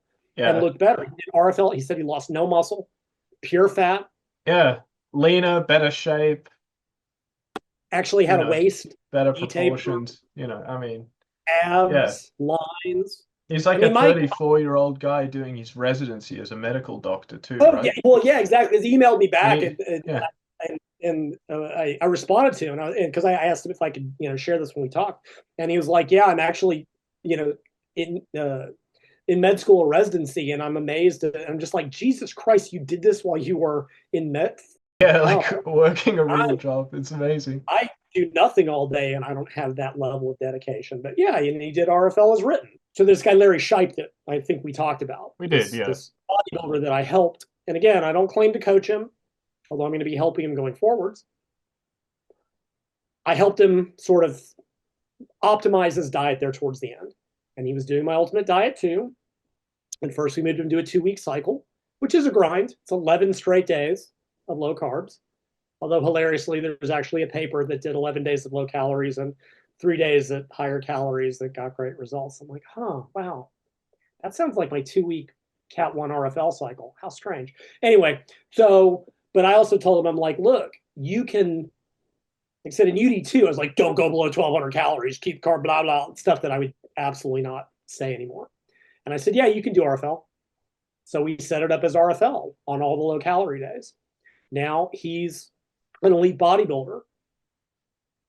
Those people are crazy. And again, I'm not saying that to be negative. It goes with the sport, right? You have to be a little nuts to be able to starve yourself to that level, or you don't succeed, right? You have to have more discipline than any human than most human beings, which some people claim to have and then yet can't cook up tilapia and broccoli like a normal human being. You've never met anyone with as much willpower as me. And whatever it is you think you're good at in your life, I'd probably take about a year and become an authority in the field in which you think you're good. Mr. I have more discipline than anyone in the world. Then why can't you eat contest prep food? Just saying. It's true. Larry did it. True. Yeah. Larry was, I mean, he did, 11 straight days of RFL into the carb load with minimal training. I had him doing full body, 2 to 3 heavy sets every few days, low intensity cardio. He came in shrink wrapped. He lost 0 muscle. He lost essentially no strength because he did what the I said. So that was a case that now the average lean person might not be able to do that because when you're leaner and your body wants to fight, it just depends. It just really, really depends. Well, happens. You're 10 days behind through no fault of your own. You're going to have to RFL straight. Sorry. And that's just what it was. We already brought up Larry again. It's rarer in bodybuilding. Many athletes do that. They have warm-up competitions. Olympic lifters do it, cyclists do it, runners do it. Like, this is not an important competition. This is to start getting me into shape, right? So he did his first show NPC, and I didn't really do much with him on that one, I don't think. And then he had another 4 weeks. And I said, all right, give yourself a couple days break. Then that's when he went into the full-on 14-day UD2 with RFL on the low-carb days. I mean, hard. But he changed his training, did everything the way I told him to do it. I generally don't like working with dudes because they won't listen. They hire you and think they know better.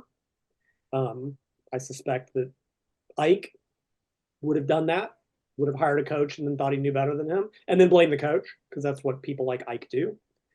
And did exactly what I said, kept getting leaner. I had him do things like, and this is not RFL related, but maybe people listening will learn from this. He looked perfect 2 days after the final carb load. I said, all right, cool. You finish your carb load on Thursday. I had him do a different workout. You do a different thing because you don't want to cause muscle damage. Short full body to set up the carb load. Go Friday, you go back to no carbs, RFL with no activity. Saturday, he looked perfect. And he won his pro card at his second show. That's awesome.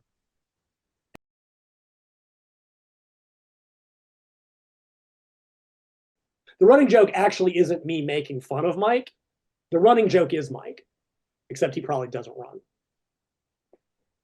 Let's say I was coaching Ike, who, number one, got sloppy in the off season, started his contest prep too late, and for some reason, I was dumb enough to keep trying to save it. Well, Duchesne used to write about that. The best article he ever wrote was in Dirty Dieting newsletter. It was called Death Wish Dieting. And he talked about a female competitor who had 12 weeks to get from like 23% body fat to 10. And he even said, he goes, yeah, I learned all my contest prep tricks working with fuck-ups. Because he was like, it's not difficult to take someone from 10 to 4%. It's not rocket science. I'm sorry. Pro bodybuilding is not rocket science. Take as many drugs as you can afford and starve for as long as you can handle it. That's it. That's how you get into shape at the pro level. And even I couldn't do that. He took even more drugs and still couldn't starve hard. Implying he was even at the pro level? Fair enough. He was in his own mind. He identified as a pro. Yeah. And in the modern era, we have to accept how his pronouns. Pronoun. Anyway, so hang on. Right. So assuming I was like, okay, like I'm going to be a moron. I'm going to try to get you there for whatever. Like at that point, usually just go like, again, were I to coach Ike and he came to me 12 weeks out or 4 months out and I would go, you're not going to make it. I mean, maybe if we did every drug known to God and man and RFL straight, maybe. And I would just go pick a show, come back when you're 12%. Don't even bother me till you, like, if you can't be bothered to be sort of in shape to start out, don't waste. But let's say that, I had a head injury and decided, or he was like, I will pay you, I will sell, let's say he had a gym with $250,000 of equipment that still couldn't help him get into shape, hypothetically speaking. Let's say he said, I'm going to sell my gym equipment and give you that money if you can get me into shape. And I was dumb enough to do it. This is awesome. Blood pressure PR, Ike, I'm telling you, we're gonna do it this time. When I realized at some point, like I would be like, all right, let's get things moving, and I would probably start aggressive enough. Like we got to get shit moving, right? Like, and again, when you've got a lot of drugs to throw at it, and I'm not a drug guy. I know a lot about fat loss stuff. Like I would know what to throw at that for damn sure. And it wouldn't be retatrutide. That's for damn sure. It's a good drug, but there's way easier, cheaper stuff than that. And in the middle of it was like, you're still behind. There would only be one option. We're going to do RFL. It is going to be the only way to even have a chance of getting you back on schedule. Will be to get 6 pounds of fat off you in the next 2 weeks rather than waiting 6 because you're a diet fuck up. Right? That would be the only way to do it. So I might, in that case, I mean, or I might not. Like if he came to me and was like, I'll pay you all the money, I'd be like, all right, cool. We're going to RFL you for 2 straight months and then see where you're at and then do what we need to do. But the reality is that even as great of an idea or possibility as that might be in that case, I would also have realized early on talking to Ike that he doesn't mentally have what it takes to do it. Because, you know, RFL won't allow you to wrap your protein bars in tortillas or eat Captain Crunch after your training, you know, to carb up. You actually have to be able to like eat contest prep food, which means having the willpower to cook chicken and tilapia or whatever fucking meat you want to eat and actually steam vegetables like I do every night. So yeah, it would be a tool for a tool, but it wouldn't be a tool that particular tool would have the ability to do. And having known one of Ike's hypothetical previous coach said, yeah, Ike doesn't have what it takes. I mean, clearly. But that would be another way to do it. And I know coaches that have done that. They have told me, and I don't want to get too far into this, that like it seems to work a little bit better for male than female competitors for reasons. And I don't know if that's how they're applying it, or I mean, I would probably do something like RFL, or I would probably just do like a 14-day UD2 cycle rather than straight. Like you lose a few days, you know, of dieting, but that helps to ameliorate some of the hormonal stuff at least. I would also, again, and if we're going to do that, be like, all right, you're going to be training 4 days a week for 30 minutes. And then if like I said, weight training is free calorie burn, I'd say, I don't give a fuck. Go get your step meter, get your pedometer out. Go outside and get a better tan. Go outside. Yeah, right. Well, yeah. Exactly. So that would be another way to use that.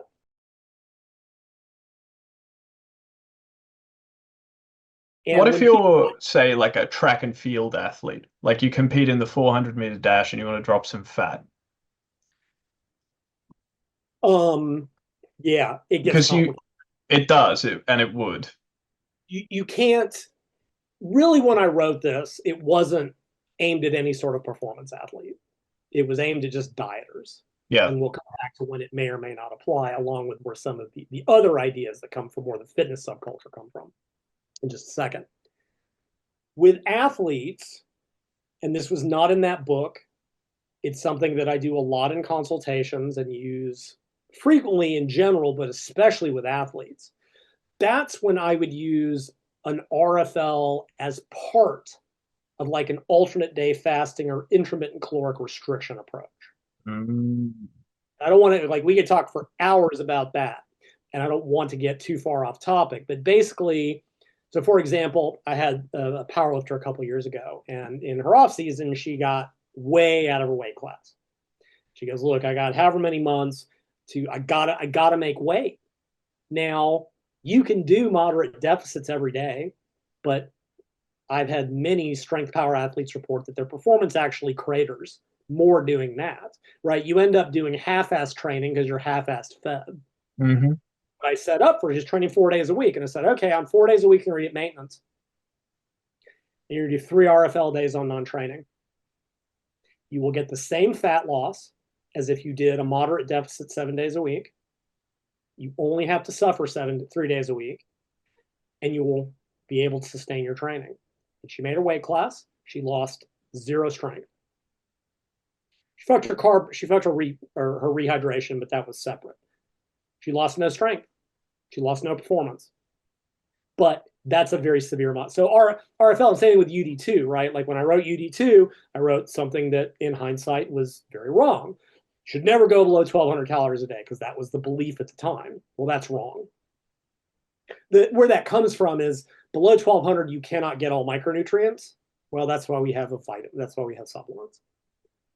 Obviously, RFL can take you much lower than that, depending on where your protein falls. So, I mean, just going back to athletes, it almost sounds as if you wouldn't. Yeah, no, that's why. Sorry, quite, yeah, you wouldn't quite recommend RFL traditionally conceived the way you outline it in the book for athletic populations. Not unless you were in a position where you could massively curtail your training. Yeah, that's generally not the case for performance athletes. It would not, but you could modify it by having, typically a 400-meter sprinter or a short sprinter might have 3 truly hard days and 3 or 4 lower intensity days. So will you get as rapid fat loss as doing it 7 days a week? Of course not. But the compromise is that you can sustain your training. And even like if I were to redo it, or if I were to say write a book on ADF and ICR, I would say, look, even for lean athletes, look, if you really you want to maintain your training because you're addicted to the gym or whatever, like I'm perfectly happy to get in and out of there in 20 minutes and get my work done. Like, yeah, you could very much just proactively modify RFL and go, I'm going to RFL 5 days a week and eat at maintenance 2 days a week. You will get proportionally slower fat loss, but it may be more survivable and more sustainable, and your training may not suffer as much. I mean, I'll be honest, that's actually what I do. So coming out of COVID and everything else, my weight was up because I wasn't training and I was too busy, coaching world, national, state record holder Sumi Singh, author of Becoming a Tough Mother or Mental Training for Tough Motherfuckers. That's the one. Sumi, Sumi Singh, Singh. And I'm like, okay. So what I did, I had to get back in the weight room. So I was lifting twice a week, full body. And on those days I would eat basically ad lib. I just wouldn't track calories. And I did RFL the other 5 days a week. It was very survivable because the nice thing about ADF, alternate day fasting, or ICR, intermittent caloric restriction, you never have to be hungry. You never have to suffer for 2 or 3 days at a time, right? It's basically just a way, like it would be the modern way of implementing a refeed. And I don't use that terminology anymore.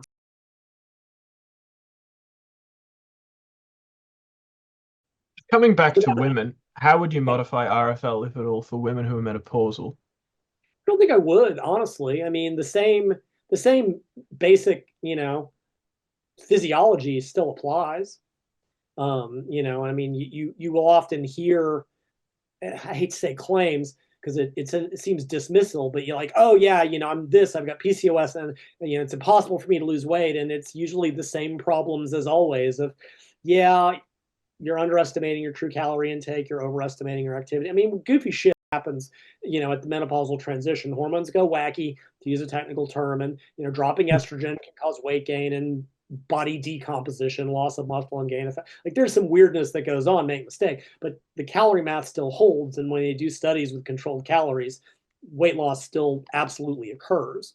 You can see drops in NEAT as hormone drops, but things are just kind of all over the map.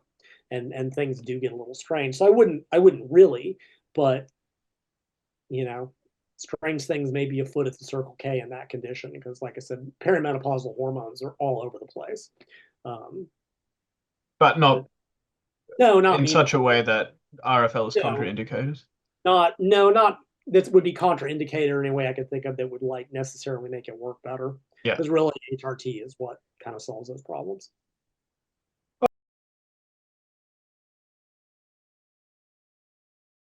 Let's talk about vegans and RFL.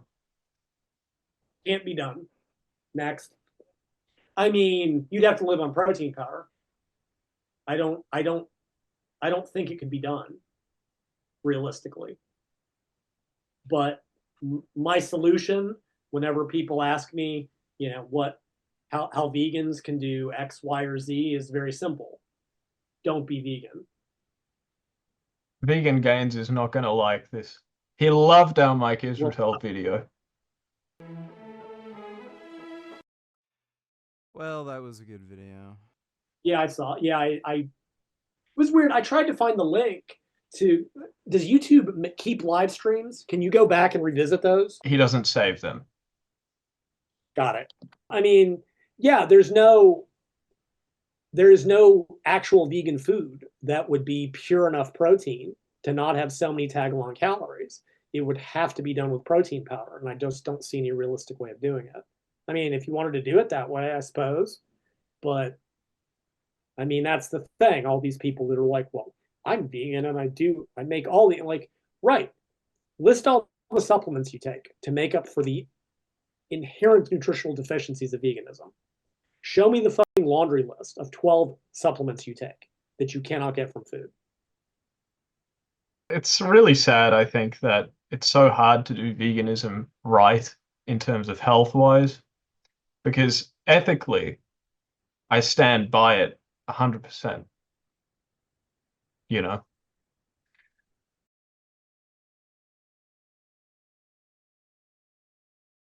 Sex-based differences. Often I will see women will come into my group and go, look, I've been doing RFL for 2 weeks and my weight's up. And I will ask them a very simple question. Where are you in your menstrual cycle? And they'll go, oh, I'm just about to start my period. I go, that's what. Talk to me in 3 more days. Because with women who have a menstrual cycle or on certain forms of birth control, body weight can do weird shit during the month.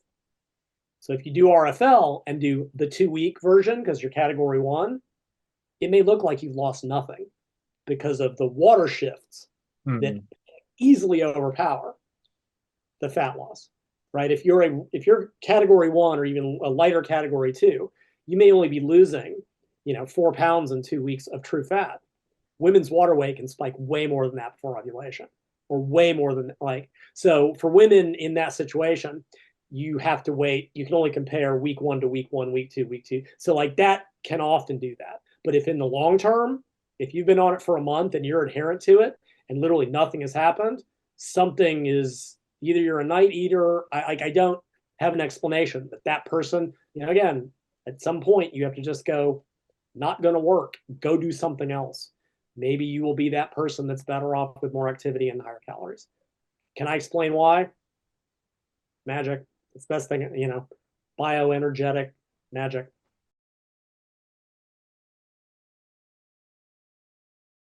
All right, let's talk briefly GLP-1 drugs, because they have been a game changer. Do you think RFL plus one of these appetite control GLP-1 drugs could be the Holy Grail for fat loss and put you out of a job? Well, they might. It doesn't put you out of a job because you did the damn RFL. But yeah, anyway, just wanted to be cheeky. And the answer is, absolutely. That would be because, again, for many people, RFL really isn't as horrible. It sounds a lot worse than it is. A lot of people get in a rhythm and their hunger goes away. And a lot of people, they want to eat their arm. And adding a GLP-1 to blunt appetite, which is most of what they do. Anybody that thinks that they're doing much more than that. Retatrutide may be energy expenditure, but it's mainly just suppressing appetite. There have actually been a couple studies that did that. So, they use VLCDs, badly set up because they always are. Well, one was, one wasn't. But in one of them, so they used a 650 calorie VLCD. They used that plus semaglutide, which is one of the earlier GLP-1s. And then they use semaglutide alone with some basic nutrition advice. Semaglutide's brand name is Ozempic, right? Yeah, it's Ozempic Wegovy. Yeah. And then tirzepatide is Mounjaro Zepbound, and retatrutide doesn't have a name yet. So, we have a name for it, but that's for our private correspondences. Yes. Ike's non-magic pill. So yeah. Call it that. So what was really interesting, so it was a 12-week study. And so they escalated the semaglutide over 8 weeks and then maintained it. Right. So the semaglutide group only over 12 weeks lost 13 pounds, which is not bad. Yeah. About a pound a week. Okay. It's not great, but it's not bad. Right. The VLCD group at about 650 calories, lost 28 pounds, 13 kilos. Now, they didn't do body composition. Some of it was probably absolute lean body mass, make no mistake. But it is what it is. It points out that over 8 weeks or over 12 weeks, low calories stomp semaglutide flat. That 28-pound loss is almost what semaglutide will do in a year by itself. And they did it in 12 weeks. Amazing. What's interesting is the VLCD plus semaglutide lost like 1 pound more than the VLCD alone over that time frame. Well, and that's because semaglutide is only an appetite suppressant. So it's basically like it makes RFL easier. Right. And here's just so that makes sense. Okay, so what happened, what they actually saw, the semaglutide group reduced their calories from about 1,600 to about 1,150. And that, if you do the math, that works out to about 13 pounds in 12 weeks. Right, that's what semaglutide alone will do, about 500 plus, a little bit over 500 calories. The VLCD was a reduction of 1,150 calories. From it's like 1,800 to 650. Mm-hmm. With diet alone. Okay, now if semaglutide only decreases calorie intake spontaneously by 500, and the diet has already brought it down by 1,100, the semaglutide can't bring it down any further, right? It doesn't do that, right? That's why the semaglutide group lost less and why it didn't add to the results in terms of the weight loss. But it should have made it more sustainable in the long term. But the researchers didn't measure it. They didn't even ask them about hunger. Now, at least over that, but the thing is, both groups lost the same weight. VLCD and VLC plus semaglutide both lost 28 pounds. That suggests that over 12 weeks, adherence was not a problem. But longer than 12 weeks, as the semaglutide really started to work, it would have been so much more sustainable. Got it. And to put this in perspective, there's a case study that I mentioned to you before we started talking. A woman with severe obesity, by which I mean 690 pounds. What's that, 320 kilos, 330 kilos? About there. 320, something like that. 26 weeks in the hospital on a VLCD. They gave her 5 weeks of liraglutide. And 314 kilos. Semaglutide. Over 26 weeks on a liquid, very low calorie diet, she lost 174 pounds, which is 80 kilos. 174 pounds? It's about 80 kilos. Yeah, 8160, that's 170. 79, yeah. 79 kilos, incredible weight loss. 25% of her body weight. Yeah, damn. Fantastic. So, and without getting too deep into this, because that then raises the question, like, okay, what would be the best way to do it? Because the way that GLP-1s work, you start at a baby dose so that you don't get blown out by it, and you escalate the doses typically every 4 weeks. So it really kicks in a little later on. Well, but see, there's huge variability. For some people, they immediately respond, and for others, it takes 20 weeks. Like, there's no way to know until you know, which is a problem. Some people are hyper responders, and some people are non-responders. What do you think explains that into individual variability?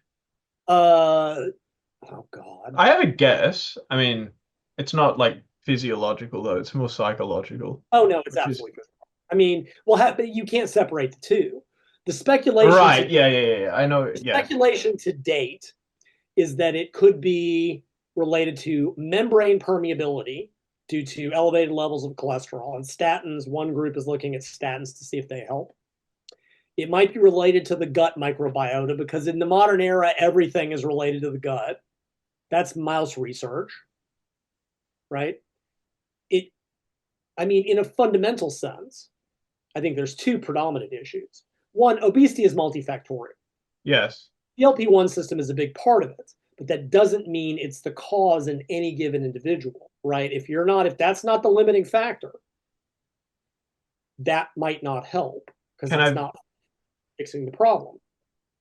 If I may venture my theory, it's that GLP-1 is an appetite suppressant. That's entirely physiological. But the way in which we negotiate with our own individual appetites is very much, I would say, or argue, a psychological thing. Oh, Like sure. some people can they can be at ease with feeling a bit of hunger. Others feel Oh, a bit of hunger and they want to eat everything in the yeah, pantry. I agree. So I think that might explain some. I'm It, just talking out of my ass. I've never it looked into the could, literature, and but people often fall into that trap of like, oh, I'm taking the GLP-1. I don't have to care what I eat. I saw someone online literally ask, so if the GLP-1s control blood sugar, does that mean I can eat all the candy that I want? Like is your name Ike, Ike Israetel by any chance? Because that's an Ike Israetel kind of question. I'll just let the drug do the work. So it could be, I think there's a precision specific, because some people respond better to one drug than another. That's true in all treatments. Could be that. But I think in a general sense, some people's receptors are more responsive to anything, right? We know that some people have more responsive or more androgen receptors. Some people are more insulin sensitive. It's entirely possible that all the neurons that are involved in this, for some people, may be more resistant. And some of this is at least indirectly supported by the fact that with every compound, higher doses generate fewer non-responders. Within any given drug, as the dose goes up, the percentage of non-responders goes down, which means you may simply need more to overcome that resistance. As well, fascinating. with every increasing compound, the number of non-responders at the lowest doses goes down and the same dose effect occurs, right? So with like semaglutide at the lowest dose, there's like, I don't know, there's a really large, with liraglutide, some people fucking gained weight. With the early drugs, they weren't just non-responders, they gained weight. That's weird. But But they were GLP-1 agonists, right? it was one of the early ones. It just wasn't What very the hell strong. happened? Right, okay. They see the same thing in every diet study. You look at the numbers, right? And they're like, well, the average weight loss is 1 pound, but you're like, some people gained 5 kilos and some people lost 5 kilos. There's this curve that happened on liraglutide. Presumably, the people who got more appetite suppression or were more attentive to the intervention, because they always give a diet intervention too, lost more in those that weren't gained. It happens in every study that's ever been done. But like with retatrutide, for example, which is still in research stage, which is the most potent, once you get to there's 4 doses, 5, 10, 15, 20 milligrams. By the time you get to 15 milligrams, there are 0 non-responders. Now, non-responders means less than 5% body weight loss. By the time you get to 15 milligrams, it reaches 0. Now, again, the higher weight losses, you're still seeing varying ranges. But with every better compound, there's less non-responders for any given compound. So it suggests that it's having to overcome some sort of, I mean, yeah, of course it's behavioral. It's interacting with your behavior. Like if you don't get a big appetite suppression and you make the mistake of assuming, well, I can eat whatever I want because the drug will do the work, you may actually end up eating more. That happens. We know that happens with everything. When you give people a multivitamin, they often eat worse because they go, well, the pill will make me healthy. When you give people fat burners, they're like, well, I can eat whatever I want now. People do it with diet soda. People do it with sugar-free. That's why most studies are like, sugar-free foods don't cause weight loss. It's not because they don't cause weight loss. They do if they're reducing calorie intake. But when people go, well, I'm eating artificial sweeteners so I can justify more of this, because humans are great at justifying our own bullshit. So yeah, there's just this huge variability, meaning that if you were going to try to pair RFL with GLP, it might kick in immediately and might work great. It might not kick in for 16 to 20 weeks. And you don't know until you know. Right? By which point, the RFL diet on its own may have done its thing. Yeah, exactly. Now, this is the genius advice that the researchers give. This is true of all anti-obesity medications. Here's how you know when the drug doesn't work for you. If after 16 weeks, you've lost less than 5% of body weight. So you know it's not a good drug for you when it's completely failed after 4 months. I do not find this helpful. Yeah, not everyone has those 4 months. And that means you've wasted 4 months to accomplish nothing. But again, it's a problem with all drugs. With many psychotropic drugs, you give someone a medication, you wait 2 months, nothing happens. All right, now we got to take you off and let it wash out for a month and start you on a new drug and give you 2 months. You are now 6 months in. and maybe still haven't found the right drug. But we're not at the point yet where we have precision medicine to go, this is the right drug for you, this is the right drug for you, this is the right drug for you. You don't know till after the fact whether or not, and there's nothing that can be done about it. Only except to say that most people at the higher doses will start to sense something, will start to get a benefit, and as the drugs get stronger. So how do you incorporate this with RFL? First time out, you don't know if you're a hyper-responder. Well, the one thing you don't do is escalate the dose more rapidly because you get massive side effects. Or do what some people do and jump into higher doses right off the bat. Don't do that. You must start low and escalate. And one thing I've seen, this is super anecdotal, we're talking a handful of people.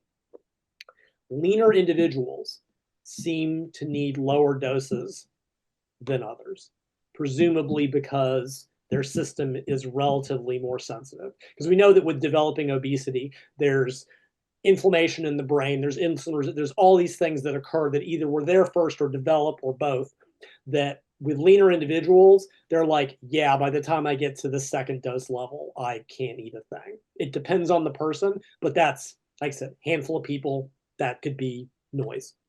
Regardless, so what do? Well, you could start RFL immediately and hope that you're either a high responder or that it starts to kick in by the 8-week mark. Of course, if you only need 8 weeks, then why? By the time the drug will help with maintenance, and they've studied it for that repeatedly. A different study did VLCD for 8 weeks, 28 pounds, and then added liraglutide for maintenance. And there's more to that paper. I don't have time for it, but that is another use for that. But again, you have to ask, did it kick in immediately for these people? Because let's say you're a non-responder. You die for 8 weeks, lose 28 pounds, and add the drug. Well, if it doesn't kick in for 3 more months, you're going to regain during that 3 months, right? So in most cases, it makes the most sense to start it right with RFL. But there is a logic. And I told someone in my group this. I said, maybe what you want to do, start with a moderate deficit diet and start the GLP-1. When you feel the drug starting to kick in, then you move to RFL. That might be the best of both worlds. Because you can do the moderate deficit before it kicks in, hopefully. And then once you really feel like, oh my God, my appetite's suppressed, boom, Spice Weasel, kick it up a notch. All so right. that would be, there are options, basically, just depending. Yeah, great. So, yeah. It's interesting because, like, yes, as phenomenal as the GLP-1s are, the reality is that over the short term, the VLCD actually is superior. Yes. PSMF would have been even better. Yes. Over All right. 8 weeks. I sort of got retatrutide comes close to the VLCD, but the earlier drugs, VLCD stomps it in terms of total weight loss.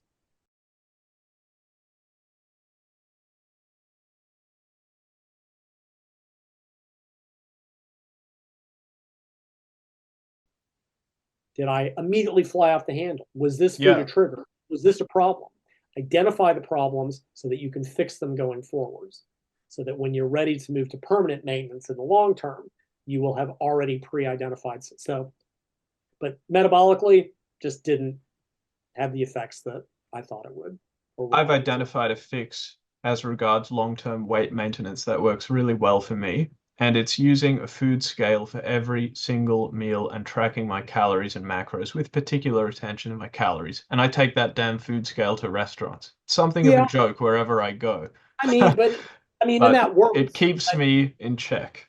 Sure. And that's that there's an awareness, there's a feedback issue without getting, we could talk about, maintenance issues, but a couple things I recommend on top of the potentiality of, keeping in a couple of diet days, you need feedback. You've got to keep weighing every day because what people do is they stop getting on the scale. They put on what I call the fat blinders. Suddenly, and especially if you're training, right? You're like, yeah, I'm getting heavier, but it's probably muscle.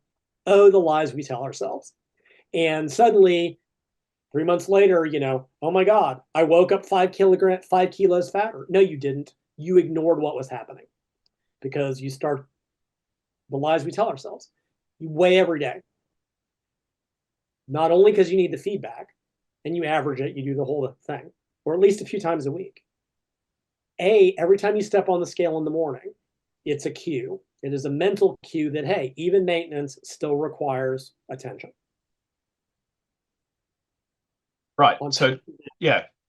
What you do is you say, I'm going to set an upper maximum limit of weight regain, right? The idea of maintenance being this is very unrealistic. It's a wave. Problem is that people lose, and they lose, say, 10 kilos, right? And then they come off their diet, and 2, 4, 5, oh shit.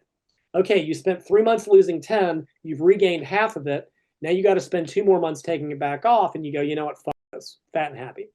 Mm-hmm. So we usually set an upper limit, and I usually recommend 1 to 3% over target weight. So if you end up at 75 kilos, you're going to use 1 to 3% of that, 0.75 to 2 kilos and change. Let's just split the middle, right? 1.5 to 3.5 pounds. Call it 2 pounds, about 1 kilo, 1.5, whatever, in that range. If your trend line body weight gets to that point, it's time to get your shit together. Because the more quickly you catch it, the sooner you catch it, the easier it is. If you're up a kilo, you'll go from, oh, this will take me a few days of RFL to, okay, I need to do a full-blown extended diet. Exactly. If you catch it a kilo up, you go, okay, I'm letting it slip, throwing a couple of RFL days or keep them in proactively, take that kilo back off, maybe figure out what was going on. It's like, as I tell people, every one of us that's figured out long-term maintenance has our own set of rules. Yes. Not yours with the scale. I don't do that because I'm just too tired. I had a buddy years ago, and he decided, he said, I will never let my belt go beyond a certain hole. And that was his cue. When he was about to lose that hole, he knew it was time to tighten down his diet and get his training together. But you need objective feedback. Our eyes can lie to us. Our clothes can lie to us. The scale can't lie to you. So you set that upper limit. When you hit it, you get it, because at most, if you're up a kilo, at most a couple of weeks of maybe, of putting your nose to the grindstone. Figure out what went wrong, what happened. Eventually you will zone in on what the right rules, whether it's keeping in 2 RFL days every week or 1 per week or whatever it is. You have to practice it, and it does take time. So. Right. Okay. So to wrap up long-term weight maintenance, number 1, you want an upper limit. Number 2, you want feedback. It could be body weight, or it could be a given hole in a belt, or I want to fit into this favorite item of clothing. Oh, crap. Correct. It's feeling a little too tight around my waist. I need to clean up. Yes. You need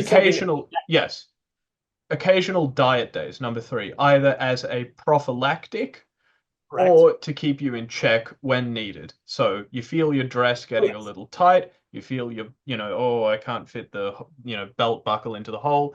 Yeah, you clean up a little bit with the diet so that you don't have to do a full-blown, I say diet. What I mean is you clean up with a few days of RFL so that you don't need a full-blown diet.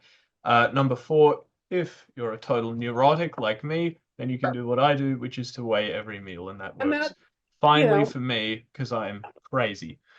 Well, but that's just it. It is.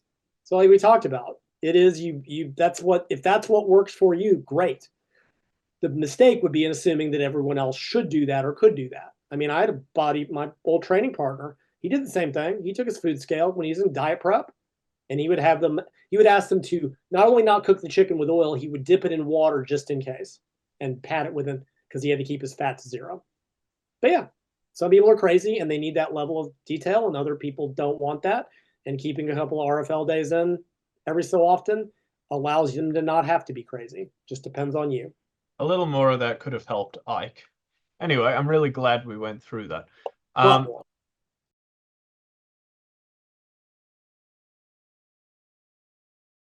And that was the point that really, really hit home with me. So what I really tell people in consults is like, look, there's kind of 2 ways to approach maintenance. Like, I mean, you got to track and you set an upper weight gain limit, and there's this other stuff that goes into it. And I'm like, if you just want to eat at maintenance all the time, that's fine.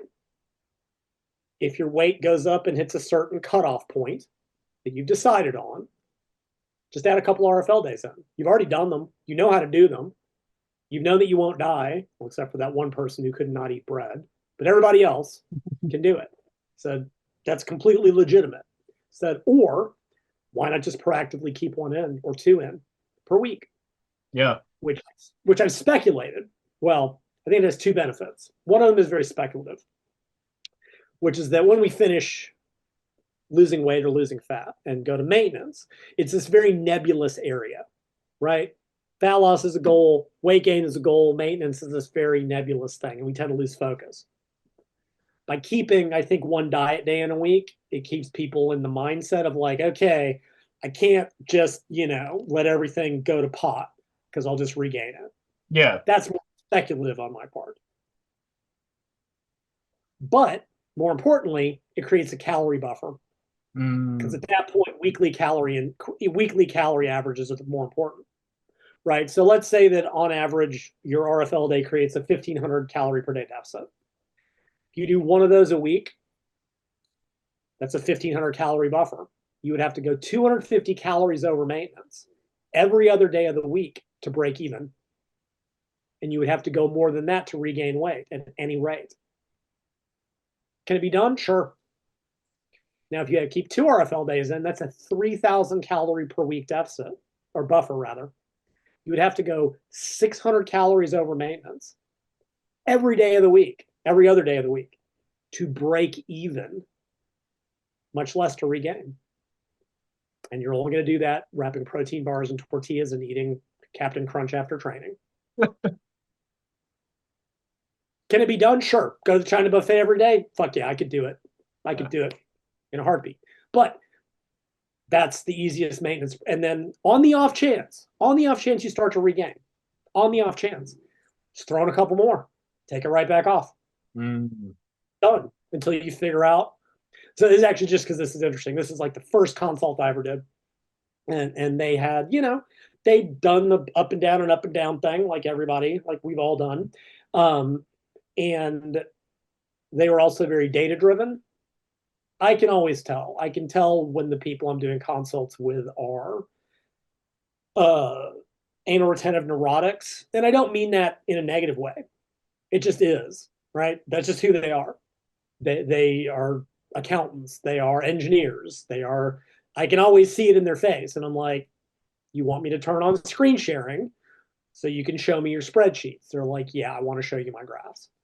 And whatever, it is what it is, right? I meet them where they are. People that aren't like that, I don't do this.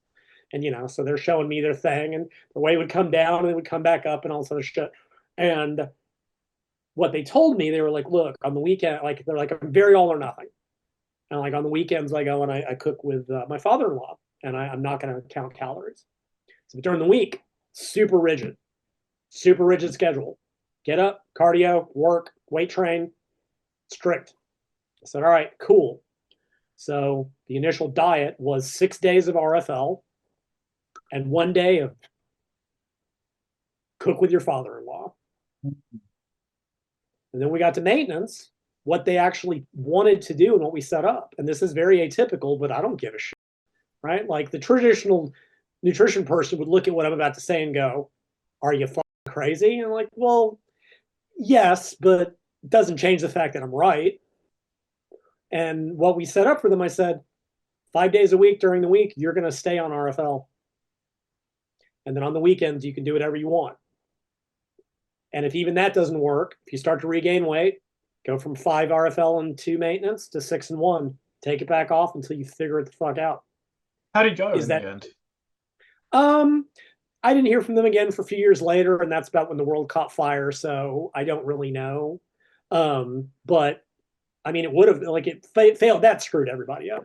But as far as I can tell, while they were able to do it, it worked fine because it fit their life, it fit their psychology, it fit their schedule. It's just at that point, it's just weekly. Like, yeah, most people go like, oh, learn to not, overeat when you're cooking with your father-in-law, or maybe just set it up and work with what you got, right? Like, you can't put a square peg in a round hole or whatever. Like, I'm just like, look, we're going to work with who you are and what your situation is. If this is what it is. So like, you can do that. That would be another way of, like, that would be a maintenance approach. So there are ways that from the strict RFL of such and such so many weeks with this strict deficit, which can work. Like, here's another consult. I'd love to bring this guy up. My favorite story. I've told this in my group repeatedly. Came to me, about 300 pounds, about 140-ish kilos, 135, 35% body fat. And it's going to Italy to be with family in like 9 months. And he's like, I got to get lean before I go. So I set up RFL, gave him the option, to do maintenance days or free meals or whatever. This dude did RFL straight for like 7+ months. Whoa. No breaks, no maintenance days. Like, talk about a man of sheer will and discipline. He hit 210 or 220. He lost like 70 or 80 pounds. Some just ungodly amount of weight before he had to travel. It's then funny, like, I've consulted with like 9 or 10 times. We talk all the time. It's been years. And he got to Italy. He's like, oh my God, I'm so scared of carbs. I don't know what to do. And then I'm just like, she's like, just breathe. Just it's okay. It's okay. Like, number one, they don't eat in Italy the way we eat in the US. Like, just trust me.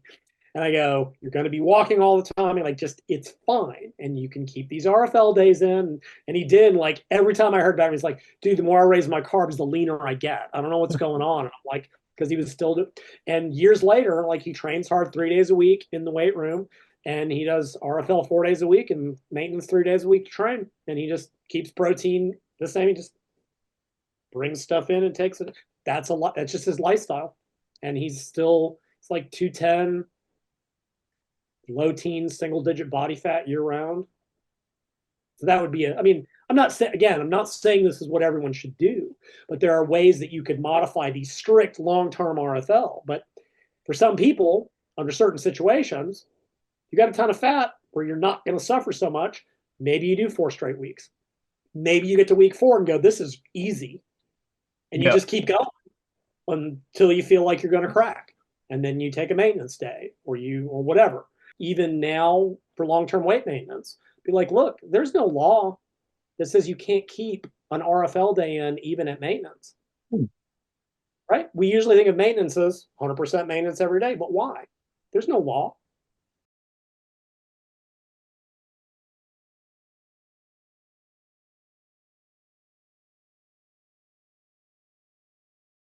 Yeah, I remember in the introduction you wrote a sort of guarded passage that I understand you would now take back if you could write the book all over again, which is basically, I'd love to live in a world where nobody crash dieted, where everyone followed safe and sane dieting strategies, where there's a kind of implication that RFL is neither safe nor sane, being a crash diet of sorts. It was the same dumb bullshit. I believe the same dumb bullshit then that people still believe now. The difference is I know better. And the data actually, in some ways, again, with some nuance, says the opposite. There's this belief that, aggressive diets are always bad. And that's, well, like so many things, it's contextually true. It depends on the things that it depends on, which is what it depends on, which is, who are we talking about? What is the situation? How is it being set up? How is it being implemented? Is there an exit strategy? Saying X is bad is just not quite nuanced enough. There are times when it is absolutely the wrong approach. There are times when it needs to be modified desperately. There are times when it is completely appropriate. And there are times, like, when you're behind on your contest prep, like Mike Israetel, for example, they may be mandatory to have any chance of coming into shape. So it's just a matter of, and again, I tend to look at things in a more contextual way. So I wrote that book because, like I said, at the time I was more of if you're going to do it, at least do it right. Now I would certainly update that to that verbiage in terms of who might use it when or when not. But there is undoubtedly a wrong way to do an aggressive diet. I think the scare to an extent was legitimate because, there were these diets, these very low calorie diets, or abbreviated to VLCDs, we'll use that later, where they didn't contain enough essential nutrients. Like you talked about in your book, this last chance diet, which I looked into. It's absolutely fascinating and kind of sad. It was like a liquid protein, very low calorie diet, basically the worst possible way you could do RFL. Well, at least there was an emphasis on protein. But anyway, the liquid protein formulation didn't have certain essential amino acids in it. I don't know which ones. They use collagen protein, which has a zero. Right, yeah. It has a 0 BV. It cannot support. It is one of the few. Oh no! It is literally a 0 biological value, or PER, whatever. That's right. Yeah, they use collagen. Cheapest and the single worst protein they could have used. On top of which, they didn't provide electrolytes, which is critical to very low carbs. So there were two things that seemed to have occurred, which is that one, people had electrolyte imbalances, but people actually saw like organ tissue breakdown because they were getting literally 0 protein. Yeah, it was really the last chance, but not in the way they intended, and people died. People died. There's a 1979 paper on it, yeah, examining why 17 people died following this diet from, I think, cardiac issues. Yes. So it was an electrolyte question, an essential amino acid question. Yes, it was absolutely, but there are other terrible ways to do it that you still see. When my blood pressure feels low, I'll go read the women's magazines, the shit, the like grocery store checkout. It's like lose 37 pounds in 14 days because I just like when I got to get angry. And it's always ridiculous shit like this, or you'll see, the cabbage soup diet or broth diets or water fasting or non-water fasting, the truly dumbest shit I've seen recently. Yes, badly set up crash diets are absolutely terrible, and most of them are. But that's neither here nor there. It tends to be stated across the board, aggressive deficits are bad for various reasons that we can talk about.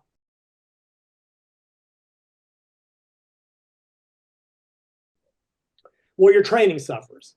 Yeah, if you're a numbnuts and don't cut your volume, for God's sake. I mean, that would be another one. If someone was like, I'm addicted to training. Well, number one, I would say your psychological needs do not determine physiological reality, because they don't, right? But if you're simply not going to change your training, then I'm not going to give you the diets that's going to work, because you're going to fuck it up. So I mentioned in the last video we did, I mentioned one of Mike Israetel's reasons for not wanting to do an aggressive diet. And Ike. My apologies. Mike has no 10% discount on Lyle's website. So Ike goes, well, I got his reason wrong. He goes, what I thought he said was, you lose muscle when you do an aggressive diet of PSMF. What he actually said was, all this weird stuff happens with body water. That was the first thing. Number two, your training energy goes to shit. Those were the reasons he gave. I could just not eat. I can just straight up not eat or just eat protein. I've done that before for weeks on end. And if all that worked, it would work. But it doesn't, because your training energy goes to shit. And all this other crazy stuff happens with body water. So it's not the best idea. Okay. I mean, yeah. What I said about, I gave a rebuttal of my own in post-production. One, as for the body water issues, like, so what? You can just reintroduce some carbs 1 to 2 weeks out of the show and stabilize. That is entirely controllable, even when you're on gear. And as for the reduced training energy, well, why is Mike weight training 10 times a week in the first place on contest prep? I train with weights a lot, 10 times a week. I walk 12,000 steps a day, and I train jiu-jitsu and all the stuff. Yes. Like a more well thought out routine could mitigate that issue. Yes, and not overtrain you and not get you injured. Well, the other thing is, like, did he expect it to be easy, contest prep? Like, every competitor that actually gets in shape complains about training at some point. Sure. It's a fact that, like, even with a reduced volume routine, like what you should be doing on RFL, you're still going to run into some tough workouts. Sorry, it's hard to get into. I mean, it's tough to get good at stuff. I mean, sorry. Speaking of, I got a great comment on Mike's, that is Ike's video. It would only take me a year to become an authority in the field in which you think you're good. But it would say things that that really got under my skin, and things like you just need to learn to put the fork down and like that. And what I wanted to say is, I should want to reach out to them and say, you've never met anyone with as much willpower as me. And whatever it is you think you're good at in your life, I'd probably take about a year and become an authority in the field in which you think you're good. It's like, okay, so why didn't you do that in bodybuilding? Oh. Too mean. I mean, true, but I mean, that's a good point. That's awesome. That's hilarious. So, yeah, a few things. I mean, believe it or not, Sumi did have to do hard workouts, which is a big part of why, she did the work and ended up writing her book, Mental Training for Tough Motherfuckers, available on Amazon. Because, especially the way I coach, her workouts range from hard to, oh my God, unsurvivable. I mean, even my speed skating coach, because speed skating is one of the hardest sports. I know every athlete says that, but every speed skating workout is hard. There's no such thing as a low intensity. You can do low intensity bodybuilding. You cannot do low intensity speed skating. He said a good workout is one in which you just exclaim, oh my God. And a great workout is one in which you ask God to take you from this earth to make the pain go away. And he wasn't wrong. But her peaking workouts would have killed most people. Yes. Sorry, Ike. It's hard. It just, even with all the drugs, it should be easier with all the drugs, and yet still here we are. So there's a couple things about that. And I want to come back to the muscle loss thing, because that's usually the criticism. As far as the body water thing, yeah, it does. Water only matters on contest day. So who gives a fuck? This whole thing, bodybuilders are, again, this is why I don't deal with them, right? They're like, I'm 12 weeks out and I'm holding water. And it's keeping your joints healthier. I knew a guy years ago, a very unsuccessful natural back in the day, who would forget to diet, but he would start taking his diuretic pills 12 weeks out. What? Okay. I mean, he was a great guy. He just didn't know what he was doing. But he didn't claim to be an expert either. That was the difference. He just didn't know what he was doing. And this was the 90s. The internet wasn't a thing. He didn't know any better. Water only matters on competition day. I mean, bodybuilders want to look great 4 weeks out. Although if Ike didn't look good on stage, he sure didn't look good 4 weeks out. I also remember Ike claiming once that his body holds water differently than other people. I also have quite unique physiology. It would take me like 2 or 3 days of water depletion to look my best. And almost everyone I talked to at the time was saying like water depletion is overrated. You don't even need to peak, which for people on drugs and people with my physiological response is like backwards, total nonsense. And so I ended up carrying 20 pounds of body water on stage. It was thoroughly embarrassing. That's why he needed a new diuretics coach. It's on his Instagram a couple years ago. Yeah, we talked about that. I remember that. Yeah, because he's a unique flower. But I can cause some weirdness with water. I've talked about that. I've talked about the whooshes, which everyone says is not a thing, but it's absolutely a fucking thing.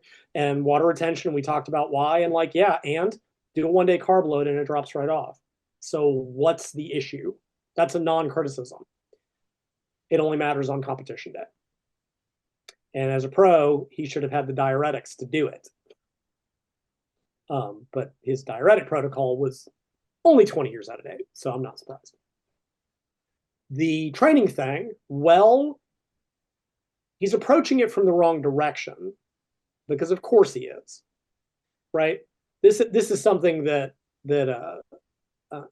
your listeners probably know. Broderick, who's a buddy of mine, Broderick Shabazz, and I've talked about this, and about training and contest prep and cardio and blah, blah, blah, blah, blah. And the way he looks at it is, well, when you're looking, you look at the goal.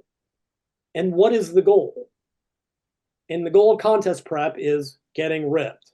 I mean, yes, you don't want to lose muscle. But the primary goal of this exercise is to get ripped. What you do in training should reflect that goal.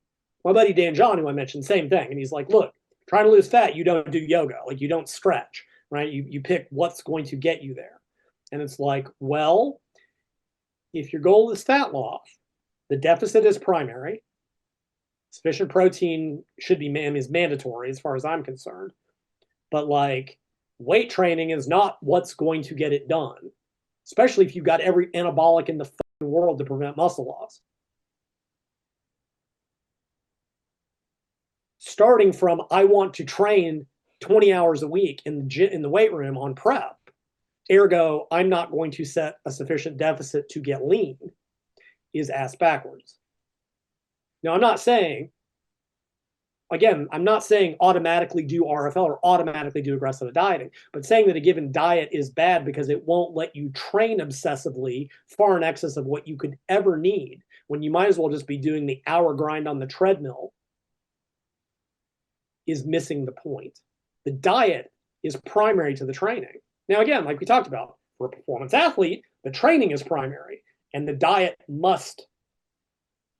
It's not. I know what you're trying to say. I can't think of the 25-cent word that I want to use, but like basically, like you have sublimate is the word I'm looking for. Oh, right? okay. If you're a performance athlete, the diet must sublimate to the training requirements. For a bodybuilder, the training must sublimate to the diet requirements. Period. Because deficit is way more important than using the 3 lateral machine raises that Ike has in his $250,000 gym. Because that's useful. Shit, for that much money, for 2 of those machines, could have gotten a consult with me and maybe gotten in shape. Not that I would coach him. But you mentioned he could get a meal prep service too. Oh, I mean, for God's sakes, if he's got that much money, and I know he does, and that's perfectly fine, like whatever. Why not just fucking pay someone to make his meals? Why in the world? What level of hubris? When you live, I mean, yes, I guess he truly believes he has more discipline than any person while he's eating a fucking bowl of Captain Crunch post-training and wrapping protein bars in tortillas. Like, for God's sakes, hire a meal prep company to bring you chicken breast, broccoli, and rice like every fucking other human has ever used. Like, okay, look, we can argue the lore of contest prep until the cows come home. I can make all my arguments for flexible dieting. We can argue about that till the end of days. And as much as I don't like the trite success leaves cues, because that people use that to defend what they like and ignore it when they don't like something, right? But regardless of that, okay, we know what causes fat loss, a deficit. We know what prevents muscle loss, protein. We know all these things about nutrition. It's 2024. We know these things. There's no debate about this anymore. And we know what has worked for nearly 60 years of competition bodybuilders. I mean, yeah, were there variations? Sure. So they did tune in water back in the 70s. They did high carb, low fat in the 80s. We've seen all these variations, but it's always been basically that, with minor variations for any given individual. Some have used flexible eating for naturals. Others don't like it and don't use it. The people who get into shape all follow the same basic template, except for Ike, because he apparently knows better than every other competitor in the world, without having an asshole like me telling them how many calories to eat or what to do. Like, somehow they figure it out. And yet, our PhD expert, I can be better than you in your field within a year, can't do it in 15 years. Phenomenal stuff. Phenomenal stuff. Yes, all you have to do is hire a meal prep and say, feed me 1,400 calories of this much protein, carbs, and fats, and bring me food. And that's all it would have taken. But apparently, he doesn't have the discipline. I mean, he's got the discipline to buy 2 more lateral raise machines, but not pay a meal prep company. Phenomenal. Phenomenal stuff.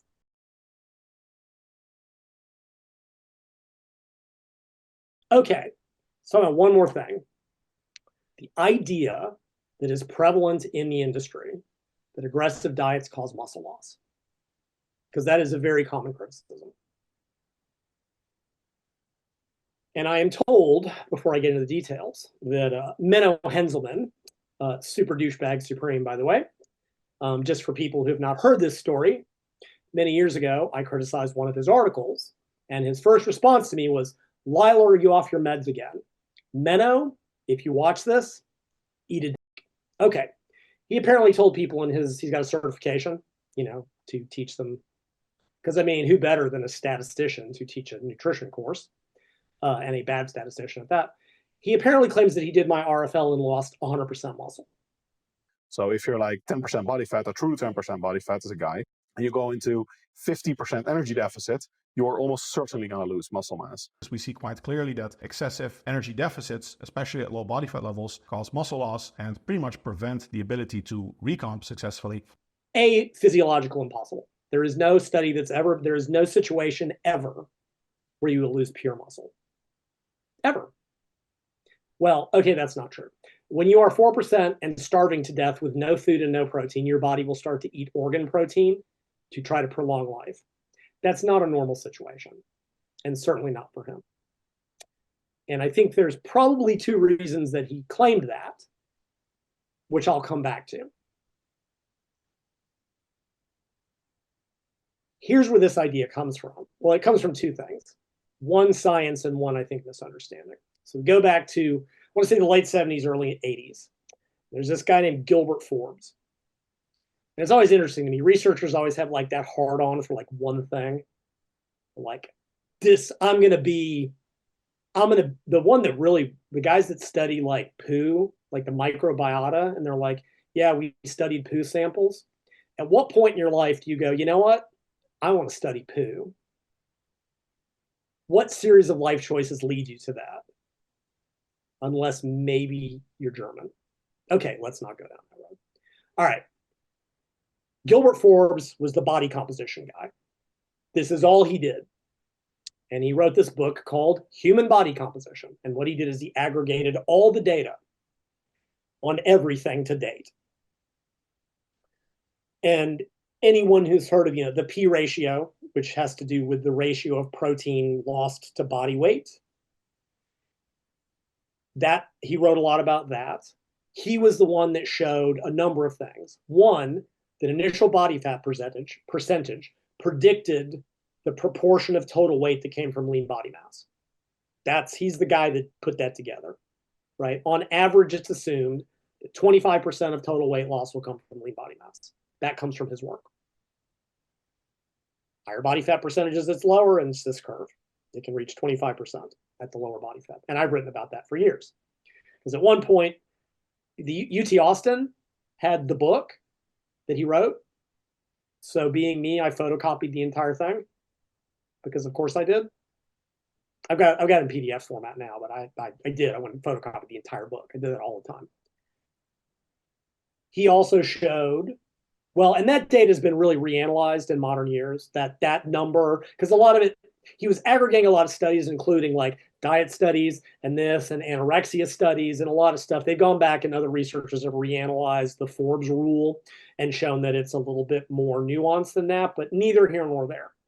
Relevant to this discussion, one of the things he showed was that larger calorie deficits, more aggressive dieting, cause more lean body mass loss. Ha-ha! You, Lyle, the science is there. But here's what's going on. And we already actually touched on this early on. I know what you're going to say next, but yeah, keep going. Yeah, of course you know what I'm going to say next. Listeners, can you predict? Do you know what I'm going to say next?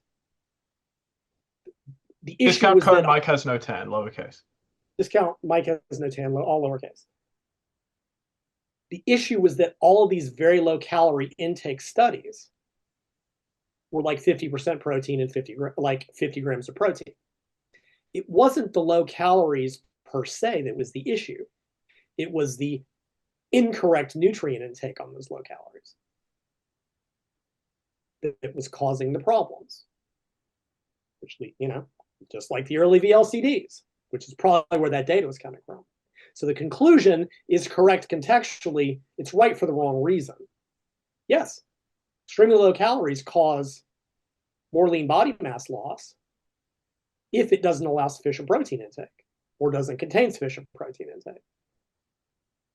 That's again why I set up my modified PSMF by starting with protein and going bottom up instead of starting with calories and going back down. Because if I say you're on 400 calories, at most that's 100 grams of protein per day. That might be enough if you're Cat 3 not exercising, and it's not enough if you're Cat 1 in weight training. So that's why I go backwards, where people get confused. So that's where that idea comes from a scientific standpoint. But here's where the other part that I think it comes from is this seeming non-understanding, and I'm seeing this in clinical researchers, that lean body mass and skeletal muscle mass are not synonyms. Okay? The two when we talk about body composition, the two component model, we have fat mass, subcutaneous fat, visceral fat, essential fat, and we have everything else. Technically fat-free mass, there's a technical distinction between fat-free mass and lean body mass that I don't make because nobody cares. That lean body mass includes water, glycogen, minerals, organs, connective tissue, bone, blood. Anything that's not fat is lean body mass. And it also includes skeletal muscle mass. And the point that I made in a different context, on average of your total lean body mass, 40 to 45% is skeletal muscle. You'll see up to 50 in very highly trained athletes, 40 to 45%. The other 50 to 55% is not skeletal muscle. So when you, like we talked about, you cut all the carbs out of your diet, you lose 10 pounds of water in 2 days. If you were to get on a DEXA or a bioelectrical impedance, it would say that you lost 10 pounds of lean body mass. It's not muscle. If you take a big poo, that will show up as lean body mass loss. Glycogen is lean body mass. When you deplete glycogen, that carries water out because glycogen binds water. They're making this fuck up in the GLP-1 studies. Because the other people go, oh, GLP-1s cause 40 to 60% muscle loss. No, they cause 40 to 60% lean body mass loss, just like every other badly set up diet. Actual skeletal muscle mass is nowhere close to that.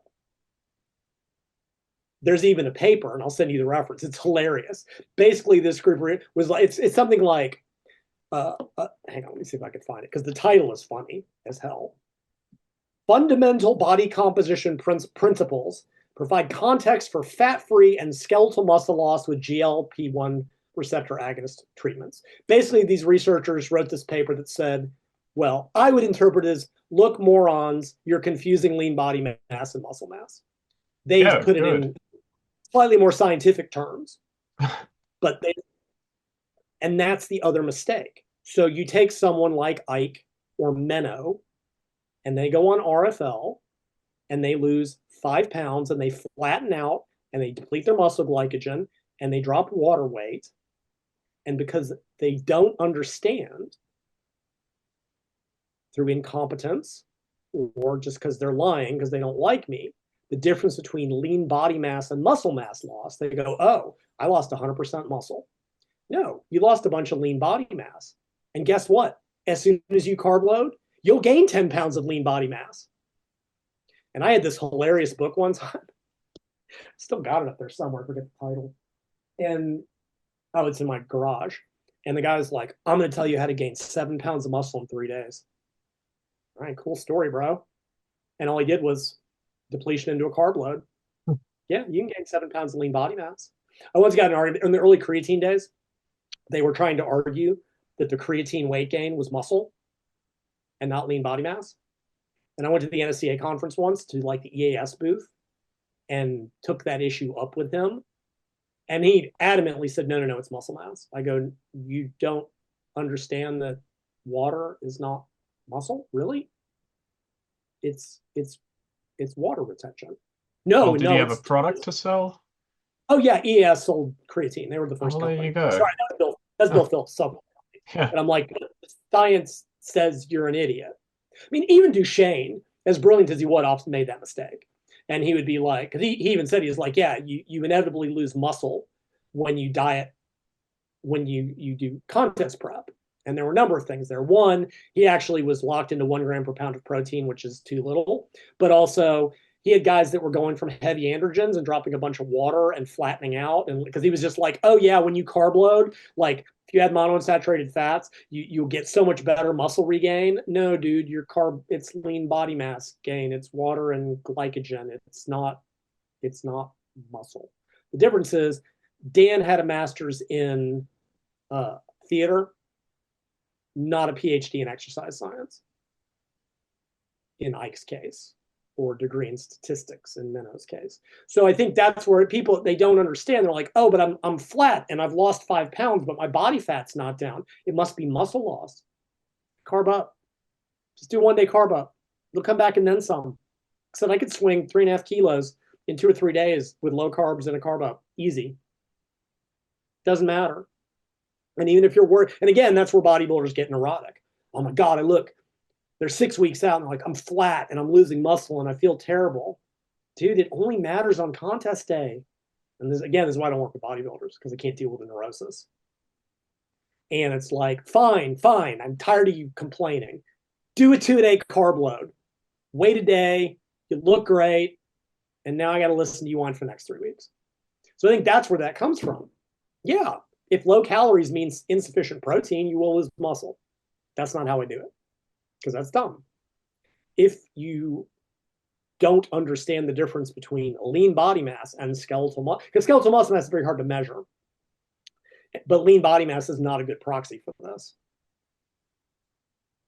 Said connective tissue, bone mineral density, water, glycogen, poo, minerals, that will all count as lean body mass loss and show up on a DEX or a BIA. Doesn't mean it's muscle loss. Yeah, it's very important that it doesn't mean it's not muscle loss. Don't get me wrong, but it's not. It's certain. I mean, I'm sure. I guarantee in the GLP-1 studies, they are losing muscle because they're not getting enough protein. But there's also some evidence that it may be due to changes in intramuscular triglycerides and changes in the quality of the muscle. But that's neither here nor there. I'm not saying that all that lean body mass, that none of it's muscle, right? I'm not making that claim. What I'm saying is, it's not 60% muscle loss. It's 60% in some studies lean body mass loss in people that are carrying extra connective tissue, water, glycogen, minerals, and essential lean body mass. But yeah, so I think that's where this idea comes from. Yeah, it's very important to draw that lean body mass, skeletal muscle mass distinction. I can't believe how many people, even people who are very immersed in the bodybuilding world, just don't understand it. Oh, yeah, absolutely. I mean, I remember the lean body mass thing was funny because, back when we were arguing about the FFMI, we're like, oh, this 30% body fat he's got an FFI over 25. I go, if you go read Pope's work, he was talking about people under a certain body fat percentage, because you diet these guys down. You diet a sumo down from 400 pounds, or you diet this football player at 30% body fat down, and he loses all that connective tissue, water, and glycogen. I guarantee you, like, you do the math, right? You're like, all right, he's, 300 pounds at 30% body fat. That is 90 pounds of body fat. 90, 42 kilos. Diet his ass down to 10%, he's going to be about 215, 220 at 10% body fat, and he's going to have a maximum fat-free mass of 100 kilos like they've always seen in every study ever, right? All of Pope's work was in relatively lean individuals. None of this counts.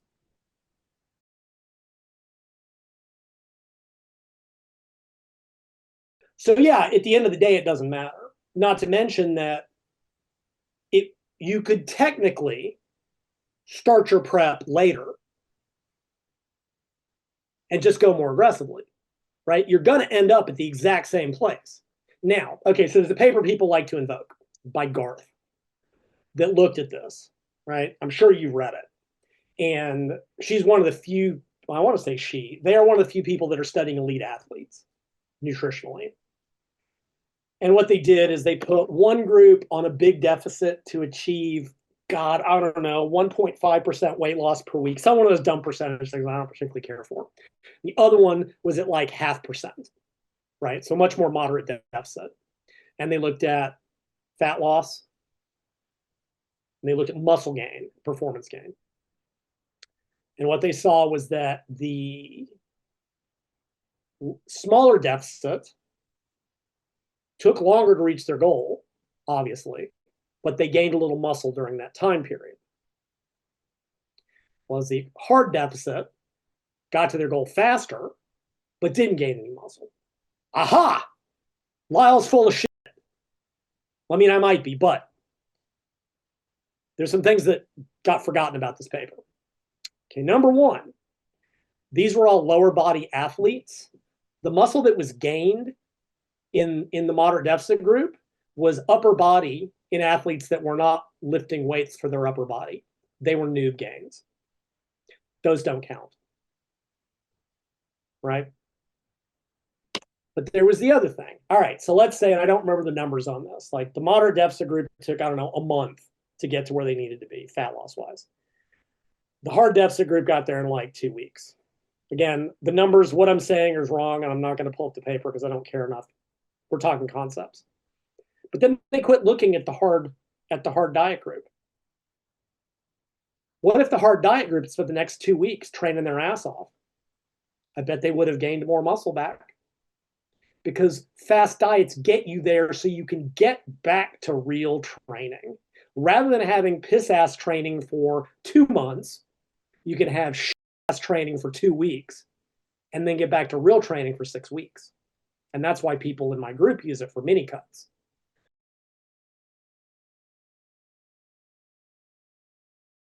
Something quickly that I think is pretty dumb. It's this idea that you shouldn't start out a diet aggressively from the gate.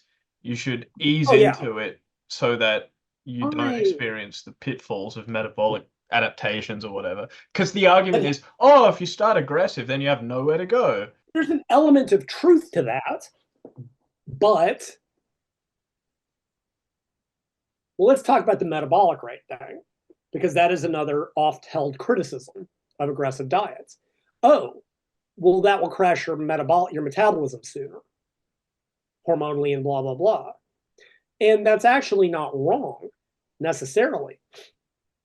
Is it just because you reach your destination sooner? Because you're losing fat faster. Exactly right. Who gives a fuck? Yeah, you can have less of an effect on metabolic rate and lose fat slower. Yeah. Or you can lose fat faster. Either way, it amounts to the exact same thing. And there was a paper, and I'd have to look to find it. Because there's this thing, it's like, oh, they wanted to find out, when you bring people back to maintenance, is there a difference in their ending energy expenditure between aggressive and moderate diets? Right? Because you end up, let's say you've got 2 people, same place, right? One diets aggressively, one diets moderately. And at the end of it, they end up at the exact same place, right? They just do it on different, this person comes, boom, this person comes down gradually. When you measure it, when they're at maintenance, it's identical after the diet is over. So yeah, I always had an intuitive sense that would be the case without having looked at the data. And like, okay, great. So like, let's say you do a moderate deficit, you do 25% deficit, throw some theoretical numbers out that are made up. So you do 25% deficit, typical moderate deficit diet, and you're getting whatever, a 5% reduction or 10% overall reduction in energy expenditure. Net 15% deficit. So these are made up numbers. Cool. So you do a 75% deficit. You would have to get a 60% reduction in energy expenditure, which has never happened in the history of ever, to get the same 15% net. Now, those are made up numbers, and that's not how this works. But there is a limit to how far metabolic adaptation can occur. There is a cap on it.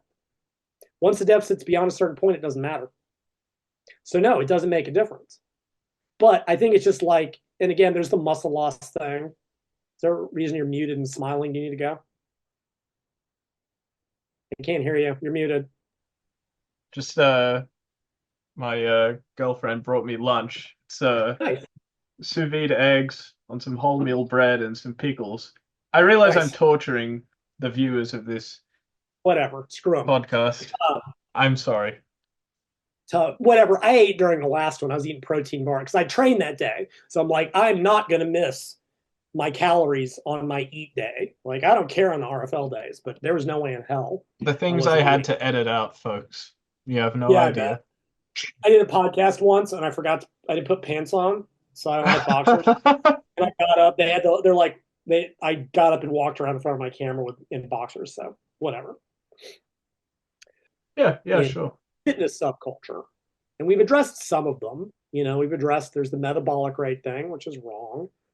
But again, the whole meal frequency thing is wrong too. There's somebody like, oh, if you skip a meal, metabolism slows down. Actually, if you fast for 4 straight days, your metabolism goes up a little bit because we're not mice and we're not rats.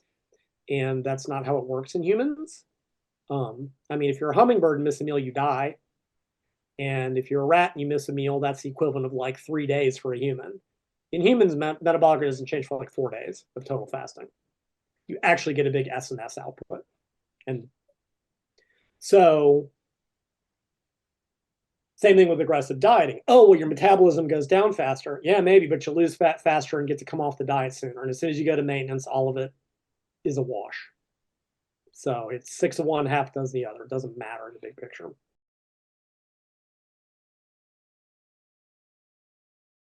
This goes back to something we should have talked about 4 hours ago. You can fix it in post. So one of the criticisms of crash dieting, of aggressive deficits, is that rapid weight loss makes it more likely to rebound. And actually, the research says the opposite. Faster initial weight loss is associated with better long-term success. Now, one interpretation would be that the faster rapid weight loss is what's causal. However, we know that some people are hyper responders to diet or drugs. It may simply be that the people who are that the people who have faster initial losses, for either behavioral or physiological reasons, are more likely to see long-term success. That's the confound, right? It may not be that, oh, if I take someone who's had no success and put them through rapid weight loss, they're more likely to succeed. The people who succeed are more likely to succeed. Yeah, which is a tautology. Like survivorship bias, kind of. Right. So there can be some weird confounds. So in a lot of these studies, like they'll be like, oh, we only kept the people in who lost more than X amount. We got rid of the non-responders. So it can absolutely skew what results it got. I read a paper just recently. This was so bad. They looked at it was about the GLP-1 drugs, and I do not want to get off on this topic other than to show that this is not how you present data. And they looked at like 9 people who'd been on GLP-1 drugs over some and used meal replacements. This is what they wanted to examine. And they presented the data as the average weight loss was 33%, which is staggering. But they presented the individual data. The subjects varied from roughly 80 to 200 kilos of body weight. And the time that they were on the GLP ranged from 4 months to about 2 years. Yeah, of course, the 200 kilo guy who stayed on it for 2 years lost, 40% body weight. You cannot average data like that. And the people who were lighter and stayed on for 4 months lost like 7%. This is why I read full papers, because the abstract was completely misleading. Anyway, so when you look at this idea that but certainly done correctly, it's no worse. Right? And again, it depends on how you do it. If you do a crash diet and lose a ton of weight on nothing but liquids with no exercise, no behavior change, yeah, it absolutely sets you up for failure.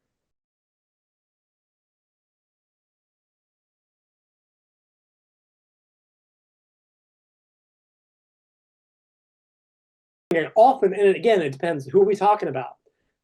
Are they trying to change major eating patterns? Well, a strict period on RFL may be the best way to break those old habits. Right? Some people love bright line boundaries. They don't want to have to think, well, should I eat this? Can I eat this? They like, you can't. You cannot. Right? Period. Again, this depends on the person.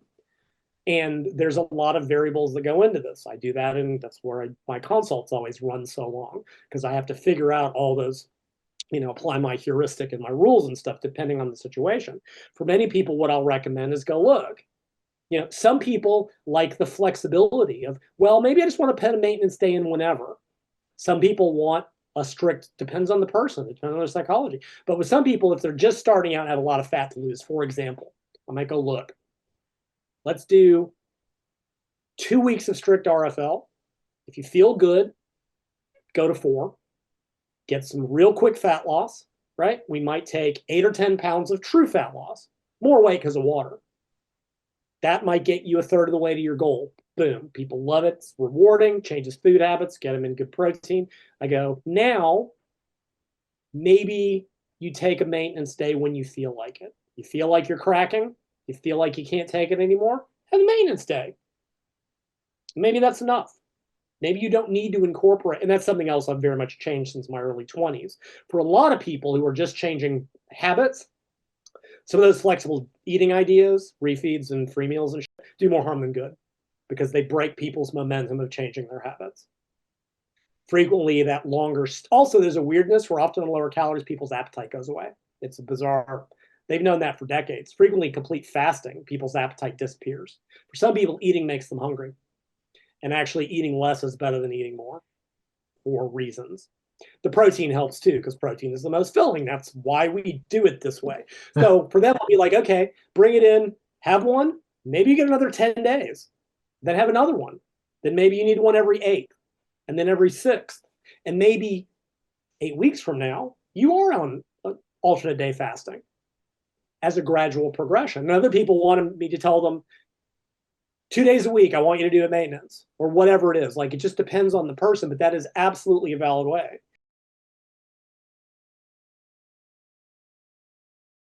Right, and that's one thing I don't think I put in the book, but someone mentioned to me, and I go, that's a really good idea.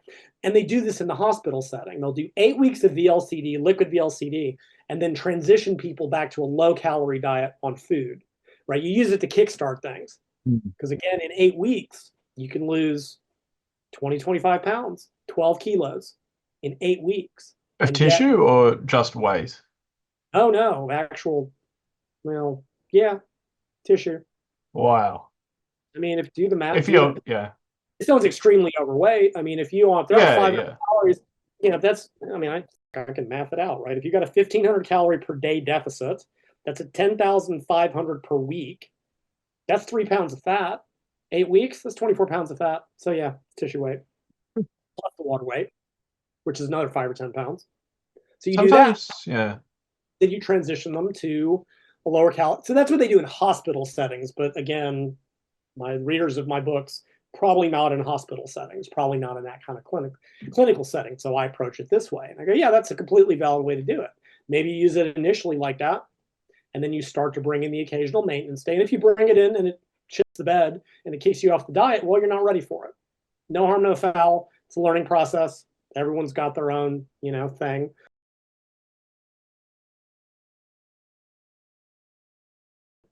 Then his third argument, which is the one that I kind of really, that gets back to what we were discussing, was that when people have used total fasting for weight loss, they've learned that they can be hungry, assuming they are.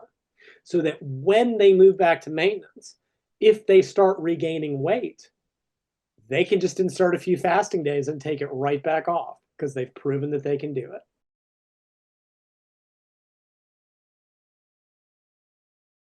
Dieting sucks no matter how you cut it. It just does, right? Like, so you can either diet moderately and be a little hungry and you still feel deprived. You still can't eat everything you want, at least with an extreme approach or an aggressive approach done properly. At least you're losing fat quickly.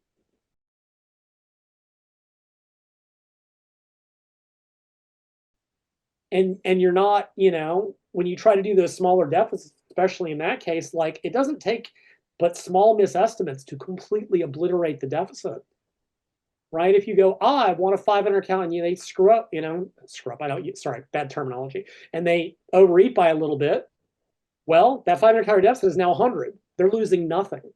To fuck up a PSMF level calorie deficit, you have to actively go out of your way to do it. Pretty much, yeah. You have to really go out of your way to do it.